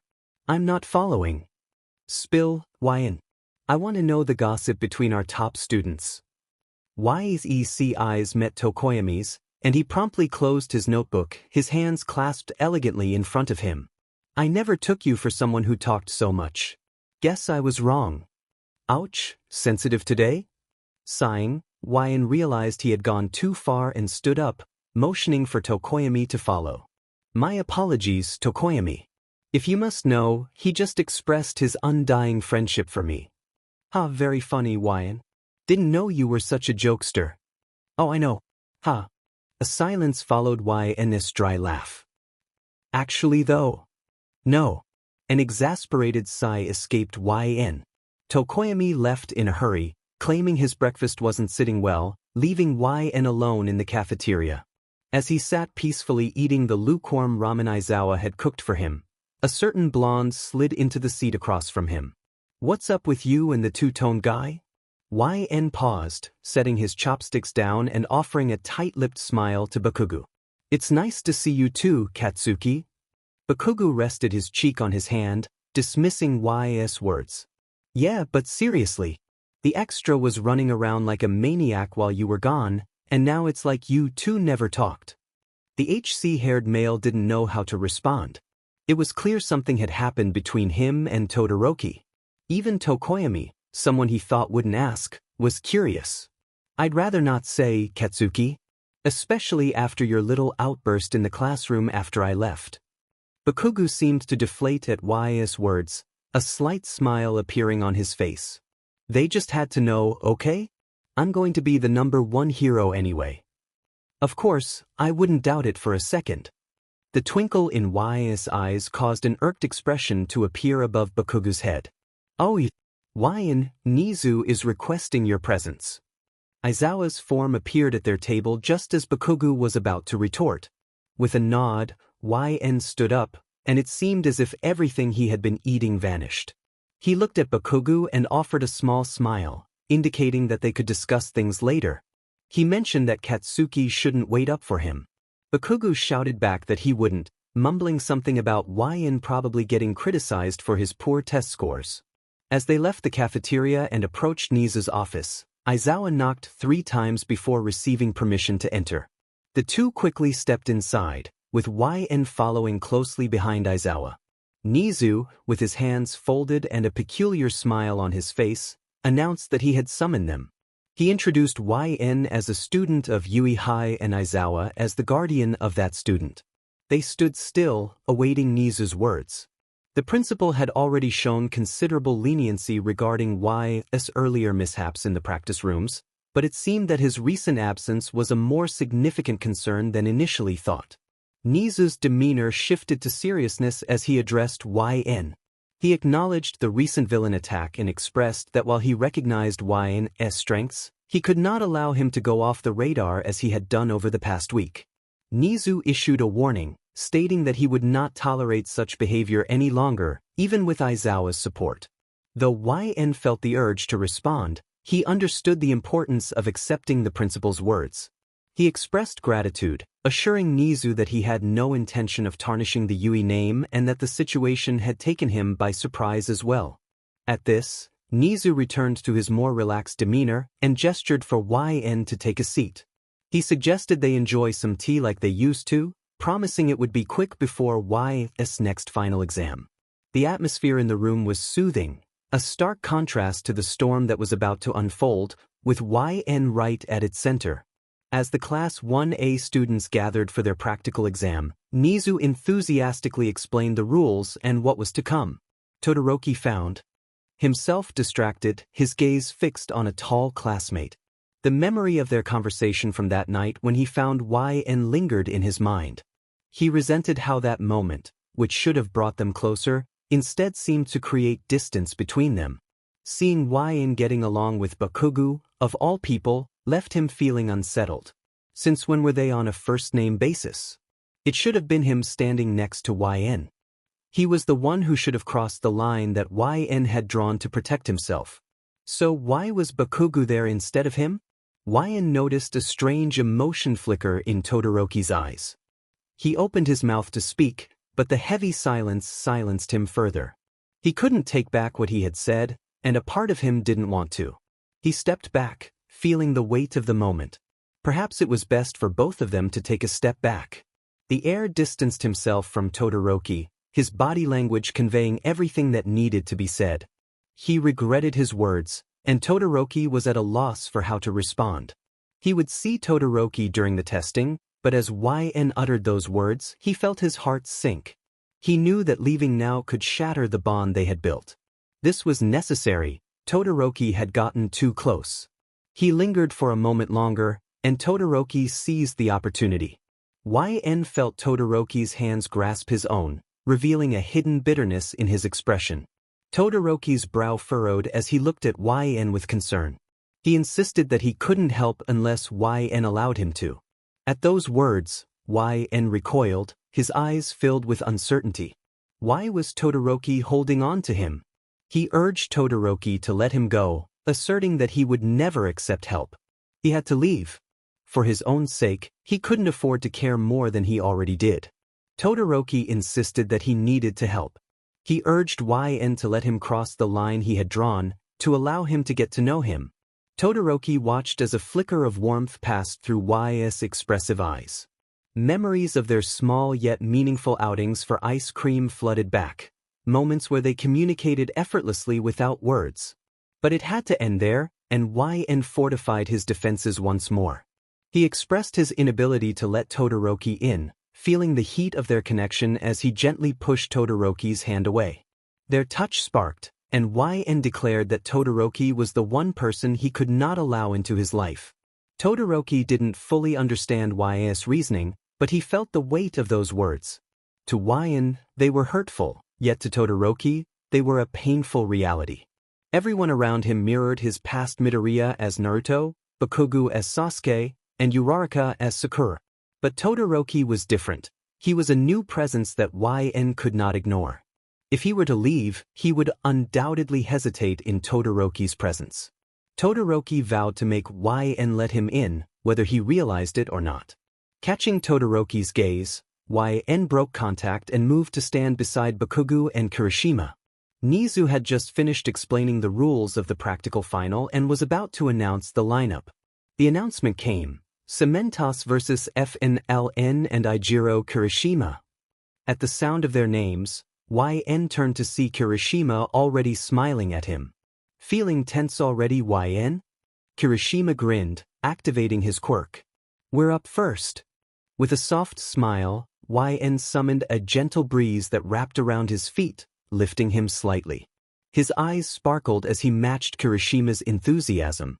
Tense? Now, Kirishima, that's just not me.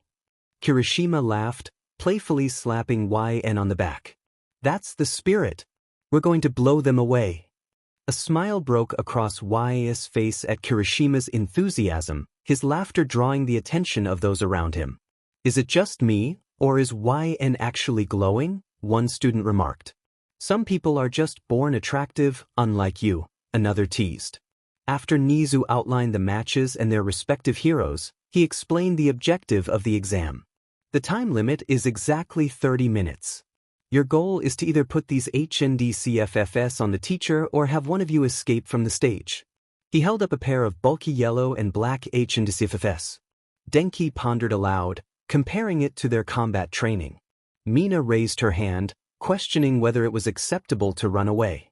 Thus, while it may resemble combat training, you'll be facing opponents who are far more skilled than you. Jiro looked at her opponent, present Mike, with skepticism. Better? I can't imagine that. YN smiled slightly, watching as Yamada reacted to her words. If you think you can win a fight against them, that's fine. However, if there's a significant difference in abilities, it would be wiser to retreat and seek help. Aizawa's gaze swept over Todoroki, Ida, and Midoriya. I'm sure you three understand this well. YN remained silent, knowing that if he hadn't intervened, the outcome could have been dire. He was just relieved that they were all safe. We're also adding weights that exceed half of your body weight. It's an old-fashioned method, but it makes movement difficult and drains your stamina. All Might interjected. Oh, they're heavier than I expected. All right, each team will take the practical exam in order on the prepared stage. YN Kirishima, get ready. Of course. YN glanced at Midoriya and Bakugo, concerned about their upcoming match.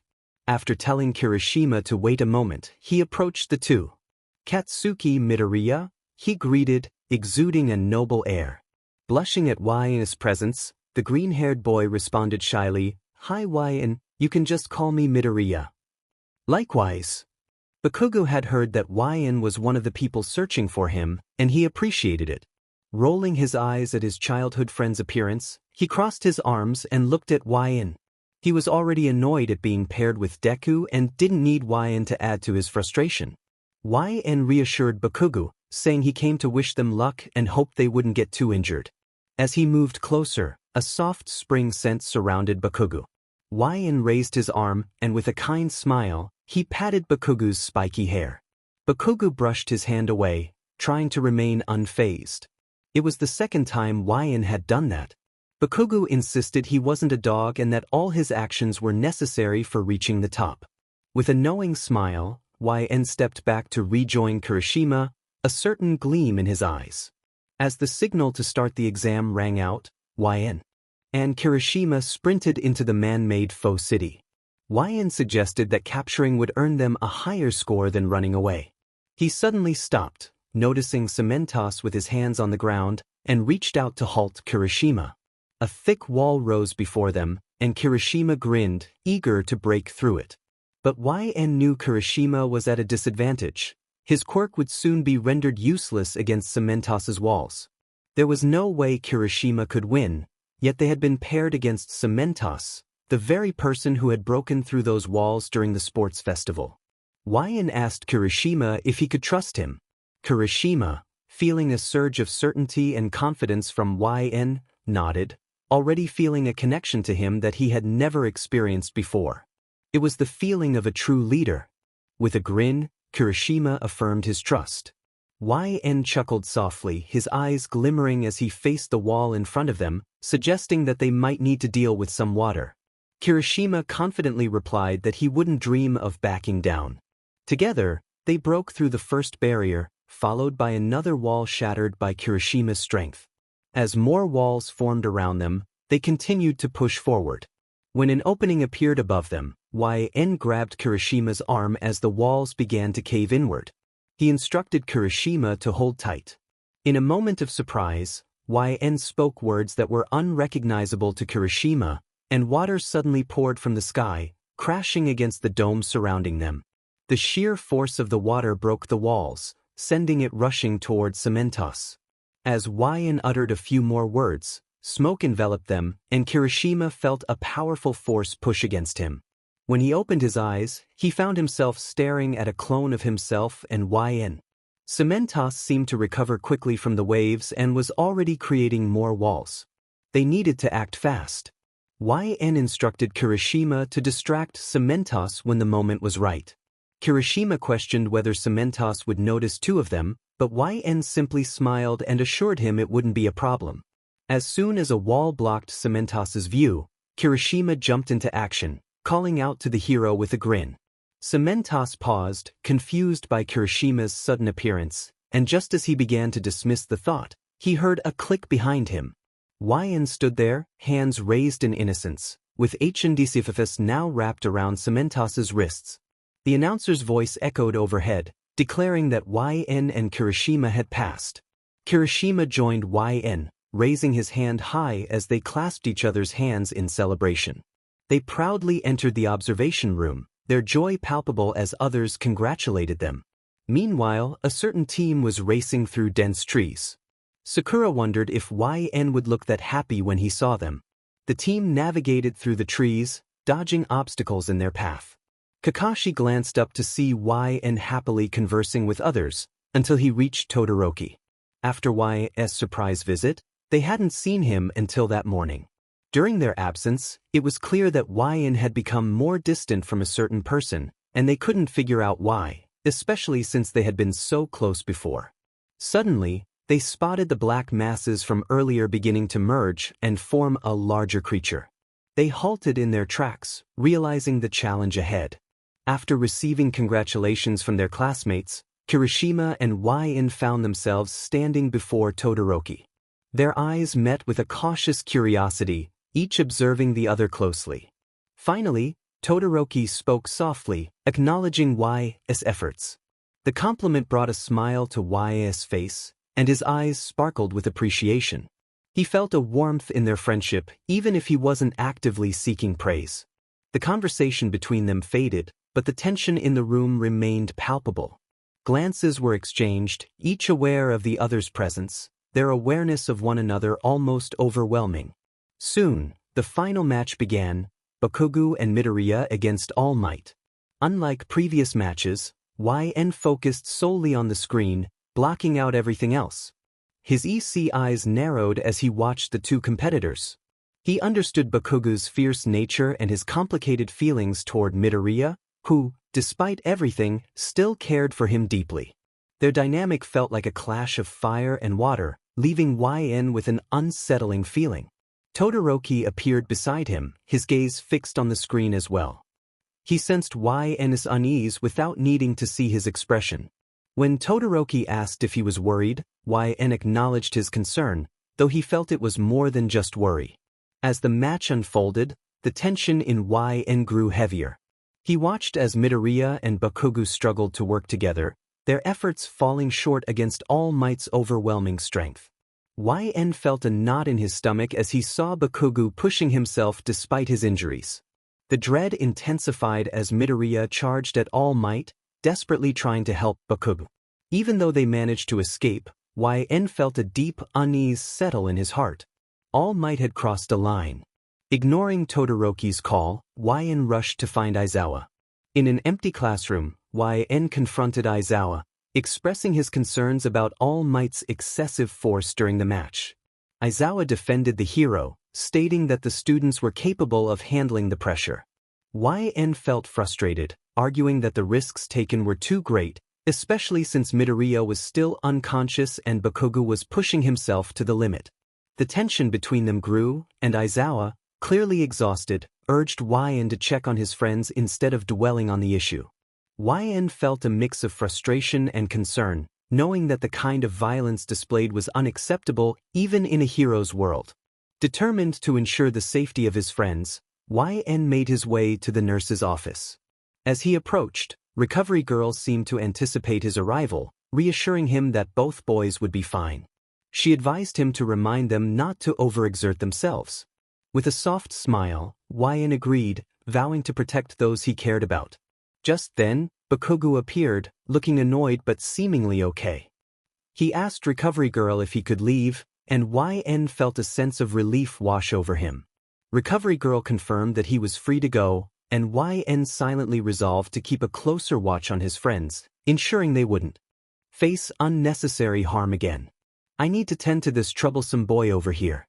Bakugo hopped off the bed, straightening out any wrinkles he may have had. YN moved away from the door as Bakugo approached, concern lacing his indifferent expression.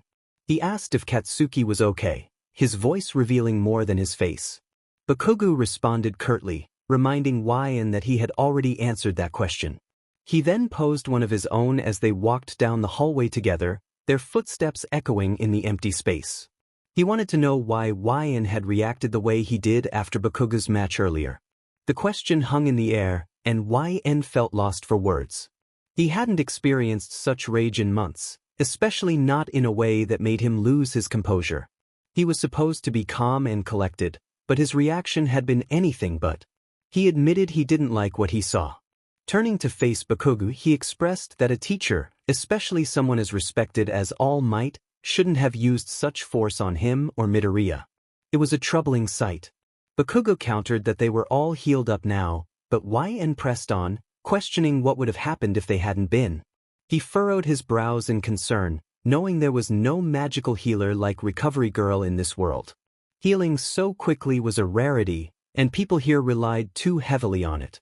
He pointed out that Bakugo had overexerted himself, clenching his arms unconsciously. How could a teacher allow that to happen? Bakugo stopped walking, frustration evident on his face. He insisted he knew exactly what he was doing and that All Might had challenged them to push beyond their limits. But YN couldn't shake the image of Bakugo being sent flying into a building. He questioned Bakugo's acceptance of such treatment, noting that it felt like they were being crushed under the weight of authority. Bakugo snapped back, suggesting that it reflected poorly on them. He sarcastically apologized for not being a prodigy like YN and challenged him to consider why he cared so much.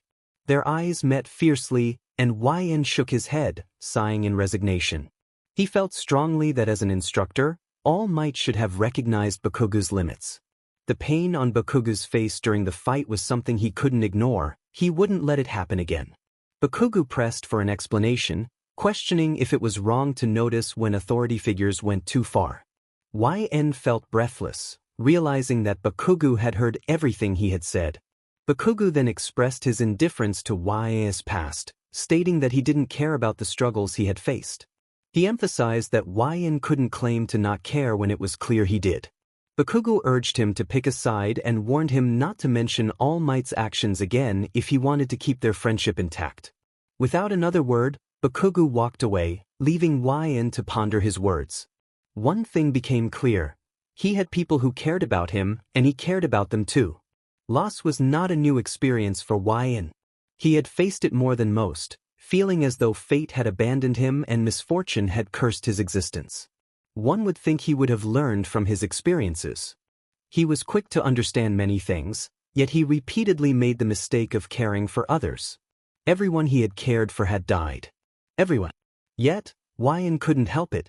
The sorrows he faced pushed him to be better, to act better in situations that demanded it. His cries remained unheard, but his heart was easily swayed by just a few conversations. He longed for love, for the warmth that could be taken from him at any moment. Even when his mind resisted, his heart opened up and grew. He promised himself he wouldn't make the same mistake again. He would not dare to care for another. He willed himself to ignore the complicated emotions within and find a way back home. But YN was not foolish. His heart had found a home in this universe, where quirks existed and death was rare. He couldn't help but care. In this seemingly peaceful world, YN thought that caring wouldn't lead to dire consequences. If he was meant to live here, he could do so. He realized it was irrational to push people away. They hadn't experienced the trauma he had. They were innocent, and he had wrongfully hurt them. To live, YN understood, was possible with them. They would teach him what it meant to lose without remorse, to live without the shadow of death looming over him. The line he had drawn was crossed long before he even realized it. Todoroki didn't need to do anything. YN's mind and heart were already filled with his classmates. They occupied every emotion within him: his concern, laughter, and warmth. It was time to embrace that reality. YN found himself at the mall with his classmates, a suggestion made by 𝐓𝐑𝐀𝐔𝐌𝐀 to celebrate the end of their exams. Since they had the next day off, 𝐓𝐑𝐀𝐔𝐌𝐀 proposed that Class A go shopping together. Her comment caught YN's attention, interrupting his conversation with Kaminari. Kaminari was instantly excited, his eyes lighting up with a grin as he asked if YN would join them. After pretending to think it over, YN smiled softly with his eyes closed and agreed to go, feeling a sense of warmth at the prospect of spending time with his friends. Kirishima's excitement was palpable as he rushed over to YN, throwing an arm around their shoulder and exclaiming how great it was that YN was joining them. Tokoyami, content with the idea, decided to join as well, stating that the more, the merrier. In the end, nearly everyone decided to come along, except for a few who had other plans. As YN glanced at their chat logs with Todoroki, they noticed the messages had been left on read since yesterday, asking if Todoroki would be attending. With a moment of hesitation, YN began typing a response, the words, "I'll be waiting," blinking on the screen. Just as they were about to delete the message, a tap on their shoulder pulled their attention away. Kirishima, with his bright red hair and eyes shining with excitement, urged YN to hurry, mentioning that the swimsuits were on sale and that Mina and Denki were already waiting. Caught off guard, YN found themselves being dragged along, the message to Todoroki forgotten as Kirishima enthusiastically declared that YN needed a swimsuit for their impressive physique. Confused, YN could only respond with a bewildered expression. The trip was an adventure, with YN being pulled from store to store, constantly shown various clothing items. Mina excitedly held up a particularly bold piece, and YN managed a polite smile, questioning if she truly expected them to wear that.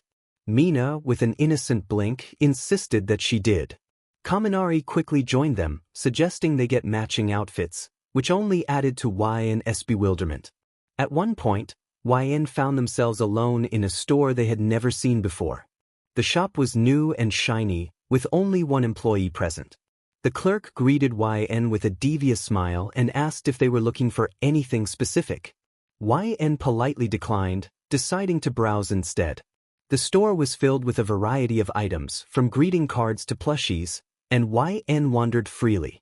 Their attention was drawn to a section of unique jewelry, where one particular pair of earrings caught their eye. The teardrop gem glimmered under the fluorescent lights, and YN felt an inexplicable attraction to it. Curious, they inquired about the earrings, and the shopkeeper spoke enthusiastically about their uniqueness, mentioning that they were crafted by a skilled artisan who was currently unavailable. Despite sensing that the clerk was withholding some information, YN felt compelled to purchase the earrings as a gift for Todoroki, hoping it would strengthen their friendship. When they asked for the price, the clerk smiled and offered the earrings as a gift, sensing YN's longing for connection. As YN left the store, a sense of unease settled in.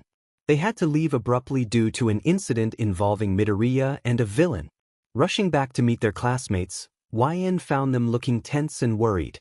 They were relieved to see YN, who apologized for the lack of communication, explaining that they had been in a store called The Nations after getting separated.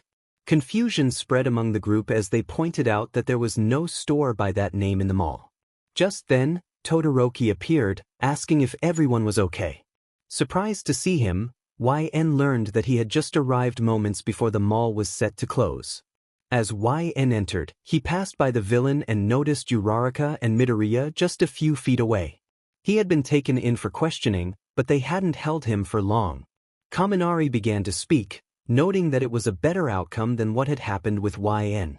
He had disappeared, and none of them could reach him. Apparently, he had gone to a shop called The Nations, but neither Kaminari nor Kirishima knew anything about it. Kirishima nodded in agreement, suggesting they might go to the police about it, provided YN was okay with it. The HC-haired male had no objections, as he had unresolved questions about the shopkeeper there as well. He expressed that he had questions of his own. The four of them didn't notice the confused look on Todoroki's face until he lifted the bag he was holding. "But I went there too," he said, pulling out an item that looked strikingly similar to the one YN had received. He explained that he had been browsing and purchased something for YN, and the shopkeeper had gifted it to him for being the first customer. Curious, YN looked down and reached into his own bag, pulling out an identical item. The only difference was the colors. One was a beautiful dark red, and the other a golden yellow. "I got one too for you," he said. Kaminari looked back and forth between the two, astonished. "That's crazy," he remarked. Mina, speechless, sighed and checked her phone, muttering that she had to leave as her mom was getting impatient. Kaminari also glanced at his phone and tucked it away, stating that at least they were all safe. "Yeah, I have to go too, but let me know if you decide to go to the police about the store. We probably just missed it," YN added. With that, the three of them left, leaving just Todoroki and YN behind. As the sun began to set, YN recognized this as an opportunity he couldn't pass up. He acknowledged Todoroki's presence, reflecting on the earring in his hand, with countless thoughts racing through his mind. "You asked," Todoroki replied simply. Those two words made YN laugh. He kicked softly at the pebbles on the ground, placing his hands in his pockets and smiling at Todoroki, calling him a good friend. Todoroki mirrored the smile, understanding YN's intent behind his words. However, he wasn't going to do all the work for him. YN shook his head softly, his royal aura surrounding him as he suggested they move on. "Let's go, Todoroki. These earrings aren't going to wear themselves." As he started walking, Todoroki followed, first a step behind, then side by side. "I guess that's good enough for now." "You have a lot to make up for," Todoroki remarked. "I know, and I apologize for that," YN replied. Todoroki looked at him playfully, his expression questioning what he needed to apologize for. "For being stubborn," YN clarified, raising an eyebrow. "And I care a lot. About you, about our classmates, about Aizawa." Their eyes met, YSEC gaze locking with Todoroki's blue and gray. The name slipped from his lips before he realized it. Shoto, he said. Yeah. Todoroki responded, visibly pleased that YN had addressed him by his first name. It signified a deeper bond, one that would not be easily broken. In that moment, YN felt liberated. He no longer needed to hide his emotions or lie to himself. What does it mean to live? He asked. Todoroki seemed taken aback by the question but answered without hesitation. Isn't that what we're doing right now, YN? At his words, a bright, warm smile blossomed on YN's face. Every positive emotion he had expressed before paled in comparison to this moment. It was as if Todoroki could finally see him for who he truly was. With his head leaned forward and the biggest grin on his face, YN felt a sense of lightness. Yeah, he said softly, a light chuckle escaping him. I guess so. In that instant, all the stress, scars, memories, and troubles that had haunted YN vanished. He felt unburdened, as if he could stand tall and live. And he did just that. YN began to live, not for the people he had lost or for those he might lose in the future, but for himself. YN lay comfortably in his bedsheets, wearing the red gem earring Todoroki had given him.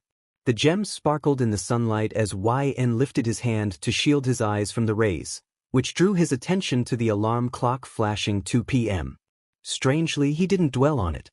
His mind was occupied with a dream that stirred uncomfortable feelings and thoughts that felt out of place. A dream that would remain just that, a dream.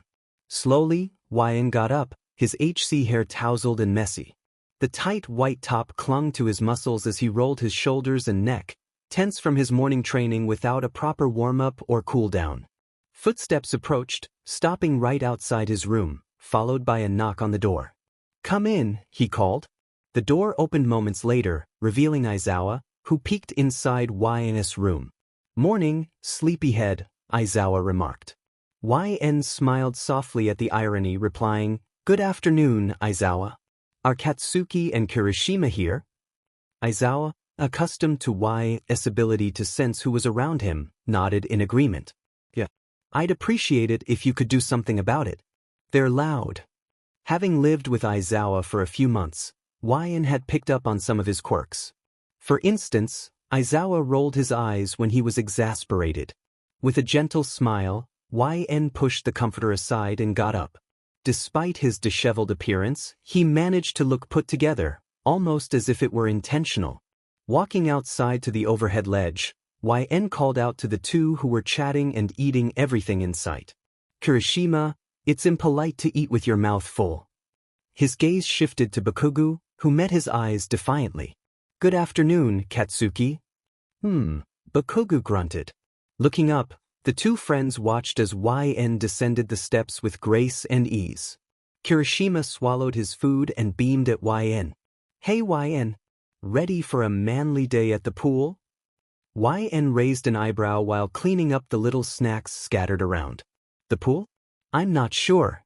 He was aware of the questions that would arise if he went shirtless. The scars on his body would overshadow the summer fun they had planned, leading to an interrogation he couldn't answer. I think I'll just watch from the sidelines. At this, Kirishima began to protest, flexing his muscles dramatically on the kitchen island and trying to persuade YN to join them in the water. Oi, he said he's not comfortable with it, Bakugo interrupted calmly, resting his cheek on his hand, exuding an indifferent aura. Kirishima sheepishly rubbed the back of his head, apologizing to YN for his enthusiasm. YN glanced at Bakugo, feeling confused but not showing it, before assuring Kirishima it was okay. Don't worry about it, Kirishima. You were just excited. Kirishima perked up at this, while Bakugo stood up suddenly, his eyes averted as he spoke coldly. Whatever, are we done here? Let's go already. YN pursed his lips, exchanging uncertain looks with Kirishima. All right, let's go. Lying on one of the tanning chairs by the pool, YN watched through his sunglasses as the girls played with a ball and the boys raced each other. The walk to the school had been quiet, with brief exchanges between Kirishima and YN keeping the atmosphere light. At least he's having fun now. YN gazed fondly at Bakugo as he raced against the others. His loud demeanor was much preferred over the one he displayed at home. The way Bakugo shouted at others, though often insulting, was endearing and made YN smile without realizing it. His hand instinctively reached for the red earring, a small comfort against the unsettling emotions in his stomach. Just touching it made him feel lighter about the unresolved tension between him and Bakugo. "Oh, are they calling for me?" Some classmates waved at him from the side of the pool, and YN could already guess what they wanted. "Please, YN-san?" Kaminari pleaded, hands pressed together, eyes squeezed shut, as Mineta joined him. "The girls said they wouldn't cheer unless you joined," Mineta added, casting a sidelong glance at the girls. YN hesitated, feeling reluctant. He could use a jutsu to cover his scars and avoid unwanted questions, but he meant what he said about not lying to them or himself. "I'm not sure." "Please," the girls gathered, clasping their hands with large, pleading eyes, while even some of the guys joined in. Feeling stressed, YN ran a hand through his hair, searching for an excuse to avoid getting in the water. "I apologize, ladies, but it would be unfair to them given my quirk." The girls sighed in disappointment, nodding sadly as they recalled previous days when YN's quirk had been on display. "YN-san is always so righteous. Unlike a certain someone." When YN returned home that night, Aizawa acknowledged him briefly before resuming his cooking. The savory yet tangy aroma of beef filled the air as Aizawa hummed to himself, soft jazz music playing in the background. Feeling warm inside, YN smiled to himself, realizing that everything had fallen into place. He had a home, a place to return to when the sky turned dark, and friends who stayed. Friends who were patient and understood without needing words. Oh, how happy his team would be for him. "Jazz in the summer? I didn't imagine you as the type, Aizawa." The teacher glanced at him, letting out a breathy scoff. "Is there ever an appropriate time?" Amused, YN smiled a little as he approached his guardian. "I suppose not." He watched as Aizawa skillfully stir-fried the meat alongside bok choy and other colorful vegetables. Realizing the food would be ready soon, YN maneuvered around the kitchen, setting the island for the two of them. They worked together in harmony, as if they had been doing it their whole lives. Wordless exchanges were made, and music filled the air as the food was set. It felt normal, natural even. The meal was about to begin, and YN brought the meat to his mouth, the aroma alone satisfying his hunger. As he took a bite, he savored the complex flavors of what seemed to be a simple dish. Delicious as always, Aizawa acknowledged the compliment with a nod. A simple sentence, yet the praise brought a sense of warmth to YN. This would be their last meal together before the summer training camp, and although Aizawa didn't express it, YN could tell that the hero would miss their daily sit-downs and small talk. In those moments, it was just the two of them. No classmates to interrupt, no thoughts of being a hero. The world seemed to quiet down. Aizawa reassured him that they would have more nights like this. They would return in a week, and as a treat, YN could wield the knife. He had learned to read the stoic pro-hero surprisingly well since their first meeting. Rather than a guardian, Aizawa felt like home. Their dynamic had evolved beyond student-teacher and even beyond kid-guardian. They existed as they were, understanding each other without the need for words. Aizawa glanced at YN briefly before taking another bite, already looking forward to their return. He teased about not burning the house down when YN came back. With small jokes exchanged throughout the night, their hearts felt warm as they headed to sleep. As YN stood by his doorway and waved at Aizawa down the hall, the hero mirrored his slight smile and said goodnight. Shouldn't that be my line? Soft chuckles filled the air as the doors closed gently. YN collapsed into his bed, the moonlight shining down on him. With his arm resting over his head, he sighed into the night sky. The stars twinkled and glimmered as if the gods themselves were watching over him, a notion that made YN smile. If they could see him, how wonderful would that be? He missed them. It was a longing for something so far out of reach. As he watched the stars fall across the sky, his mind and soul felt clear.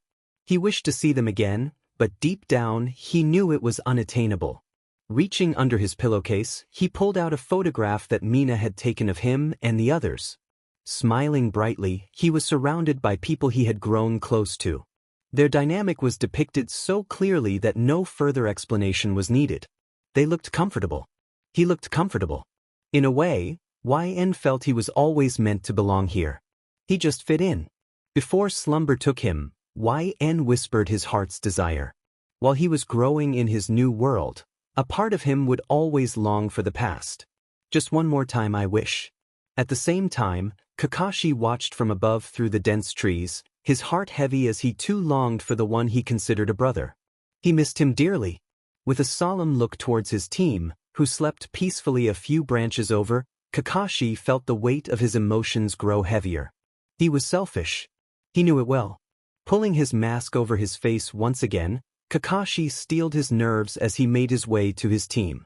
Forgive me, YN, he thought as he stepped onto the branch, gently shaking his team awake. But we miss you too. Ma, did you have a good sleep? The creatures are stirring again. We have to move. Bright blue, green, onyx, and brown eyes slowly opened to look at him. They rubbed their eyes, almost childishly, as they got up without hesitation. Is it time already? Naruto yawned, stretching his limbs, the others following suit. Geez, did they grow in numbers overnight? Sakura stared down at the large black mass below them, her eyes widening at the sheer amount. The more we wait, the more they double, Shikamaru observed as he gathered his items. Sasuke nodded in response, and the guilt Kakashi felt tore at him, seeing how much everyone trusted him and how much they trusted each other. I'm sorry, he thought as he smiled at his team and motioned deeper into the forest. Let's go then. But even you would understand this, right? You know I'd give up the future for just one more second with you. YN watched beside Kirishima as Aizawa began his pre-camp monologue, his words fueling the novice heroes around him. Don't think that these will be months of rest for you heroes in the making. At this camp, we'll push you to go beyond your limits. You're aiming to become plus ultra. Sir. A soft exhale left YN as Kirishima wrapped an arm around his shoulder, albeit with some difficulty due to their height difference. YN, are you not excited? This is our chance to show how manly we are. The antics of the energetic redhead caused a small smile to appear on YN's face, and he returned the gesture, lightly throwing his arm around his fellow classmate. Kirishima, I'm not sure we need more demonstrations, YN joked, his eyes shining with a hint of playfulness. The two chatted for a bit before their attention was diverted by Monoma. Thank you for your hard work. Plus ultra. As laughter filled the stadium, YN observed the joyful faces around him. He understood the truth behind his words, even if All Might or anyone else did not. Those same faces would surely turn to expressions of horror if they ever learned that their number one hero had taken lives with his bare hands. The sounds of trees swaying gently in the wind filled Y's ears, the breeze comforting as it flowed through his hair and clothes. A familiar sense surrounded him, bringing him solace, but the silence was eerie, and the wind felt almost unbearably cold. Suddenly, a frantic female voice called out to him, breaking him from his peaceful state. Opening his eyes slowly, he saw a girl with pink hair rushing towards him, tears streaming down her cheeks. Sakura looked back and forth between the area she had come from and her sensei, her heart racing as she struggled to find her words. Sensei, I don't know, I just saw dash. Concern etched on Y's face as he gently grasped her shoulders, using his sleeve to wipe away some of her tears. Shoo, it's going to be okay, Sakura. Take a deep breath. Come on, breathe with me. He encouraged her, trying to help her calm down. Sakura nodded, but her body shook with every breath, her emotions overwhelming her. She shook her head rapidly, tears spilling again. Sensei, you have to stop him. Stop who, Sakura? He asked, confused. Sakura clutched at his sleeve, shaking her head in distress. Stop Sasuke from leaving the village. What? There are people in Class A taking extra classes? Does that mean some of them failed the finals? One student's taunting fell flat among their classmates, who felt embarrassed by the proclamation. Isn't that strange? They're supposed to be better than Class B, so how can this be? YN ignored the comment, finding the rivalry between some Class B students and Class A unnecessary. Todoroki seemed to share his thoughts, moving closer to him, their matching earrings catching the sunlight. "Hey!" Todoroki tugged on the hem of YN's shirt, pointing towards the bus that had just arrived. "Let's sit together?" Though the two had reconciled, an awkwardness lingered that Todoroki began to dislike. Meanwhile, Bakugo was getting closer to YN than was comfortable. He pulled YN's wrist, bringing them physically closer, scowling at Todoroki as if he had committed a grave offense. "He's sitting with me." Whoa, YN's sitting with me." Kirishima chimed in, appearing from behind YN with his arm draped over his shoulder. "I called dibs already." The conversation drew attention from their classmates, and soon Mina, Midoriya, and even Momo expressed their desire to sit next to the top student. "Wait, everyone," YN gently brushed off those holding on to him, his voice quieting the debate. "It's by seat order." Their faces fell, discouraged by his words as they collectively turned to the bus where Ida was instructing everyone to line up by seat number. "Wow, that's unfortunate. I barely get to talk to YN-kun as it is," Mina exclaimed, walking over to the bus where she joined Toru outside. "Yeah, who decided that anyway?" Tokoyami grumbled as he walked away, muttering about sitting next to a ticking time bomb. YN stifled a small laugh, amusement shining in his eyes as he watched his closest classmates express their frustrations about the seating arrangement. He joined in, assuring them that they would have plenty of chances to bond once they arrived at camp. Just as he was about to board, Aizawa motioned for him to step aside. "Yes, Aizawa?" The pro-hero looked at YN with a sigh, his demeanor resembling that of a troubled father rather than his usual stoic self. He pinched the bridge of his nose before patting YN on the shoulder. "Just struggle a little bit, okay?" "Aizawa? What do you mean?" Confused by the cryptic advice, YN was ushered onto the bus before he could ask further. Standing at the front, surrounded by loud chatter and occasional outbursts of surprise, he couldn't shake the feeling that life here was a bit too exciting for him. In an instant, YN was standing calmly by Midoriya, listening to the Wild Pussycats introduction, when suddenly, he and everyone in Class A were sent tumbling off the cliff. He quickly created a wind barrier around himself, gliding down gently while avoiding the dust and debris. Unfortunately, his classmates were not as fortunate, landing in messy heaps. "Good news. Since this is private land, you can use your quirks as much as you want," Mandalay called from above, excitement gleaming in her eyes. "You've got 3 full hours. You should be able to make it to the facility in that time. That is, if you can get through the beast forest." Her proclamation directed everyone's attention to the looming dark forest ahead of them. Thick with nature, it was difficult to see past a few meters due to the ominous fog. As everyone muttered their complaints, a purple blob sped past YN. Initially, YN paid no mind, as the student had been bouncing in his seat during the bus ride, clearly in need of a bathroom. However, a loud growl reminded him of the dangers lurking ahead. Koji called out to Mineta, using his quirk to stop the insect-like monster, but it was of no use. Midoriya's mumble barely registered as YN raced to Mineta, grabbing him just in time to avoid the monster's lethal swipe. Concerned, YN asked if he was okay, prompting Mineta to start sobbing as Midoriya finished off the mud creature, his pants damp from fear. Mineta expressed his gratitude, vowing that the creatures would pay for their actions. Soon after, everyone launched into a full-scale fight against the creatures, working together to take them down one by one. Denki stood atop one, unleashing a powerful electric attack that incapacitated the monster but left him swaying unsteadily afterward. YN caught him, providing just enough healing for Denki to regain his footing. Encouraged by YN's support, Denki felt empowered, confidently assuring him that he would be fine. However, just 2 minutes later, YN found himself stabilizing a still-fried Denki. As Denki insisted he was ready to keep going, YN shook his head, knowing they needed to keep moving if they wanted to finish before noon. He focused on the vibrations in the ground, mapping out the locations of the remaining creatures and assessing the state of his classmates.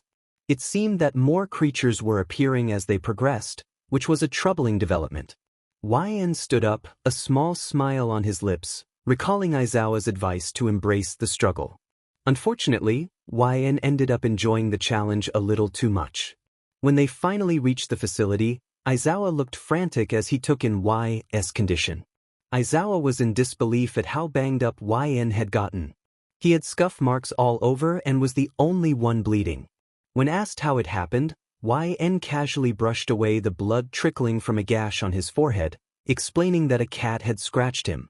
Their moment was interrupted when Pixie Bob began speaking, expressing her surprise at how well they had performed against her dirt monsters. She praised the group, especially the 5 of them. Suddenly, she pushed Aizawa aside to inspect YN, Ida, Todoroki, Bakugo, and Midoriya, her eyes bright with excitement. Midoriya attempted to speak but was quickly silenced by Pixie Bob, who warned him to choose his words carefully. Through his muffled state, Midoriya pointed at a little boy near Aizawa and Mandalay, wondering who he was and why he was there. Mandalay explained that the boy was her cousin's son, now living with them. YN noticed the boy staring at them with an indescribable expression. Was it loathing? Disgust? Both? Despite being encouraged to say hello, the boy remained silent, even when Midoriya approached him. His words, filled with disdain, struck a chord with YN. It was unsettling to see such hatred in someone so young, especially towards heroes.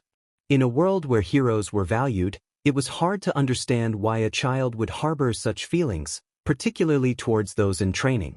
Later that night, YN decided to skip the hot spring outing, still feeling uneasy about the scars that marked his body.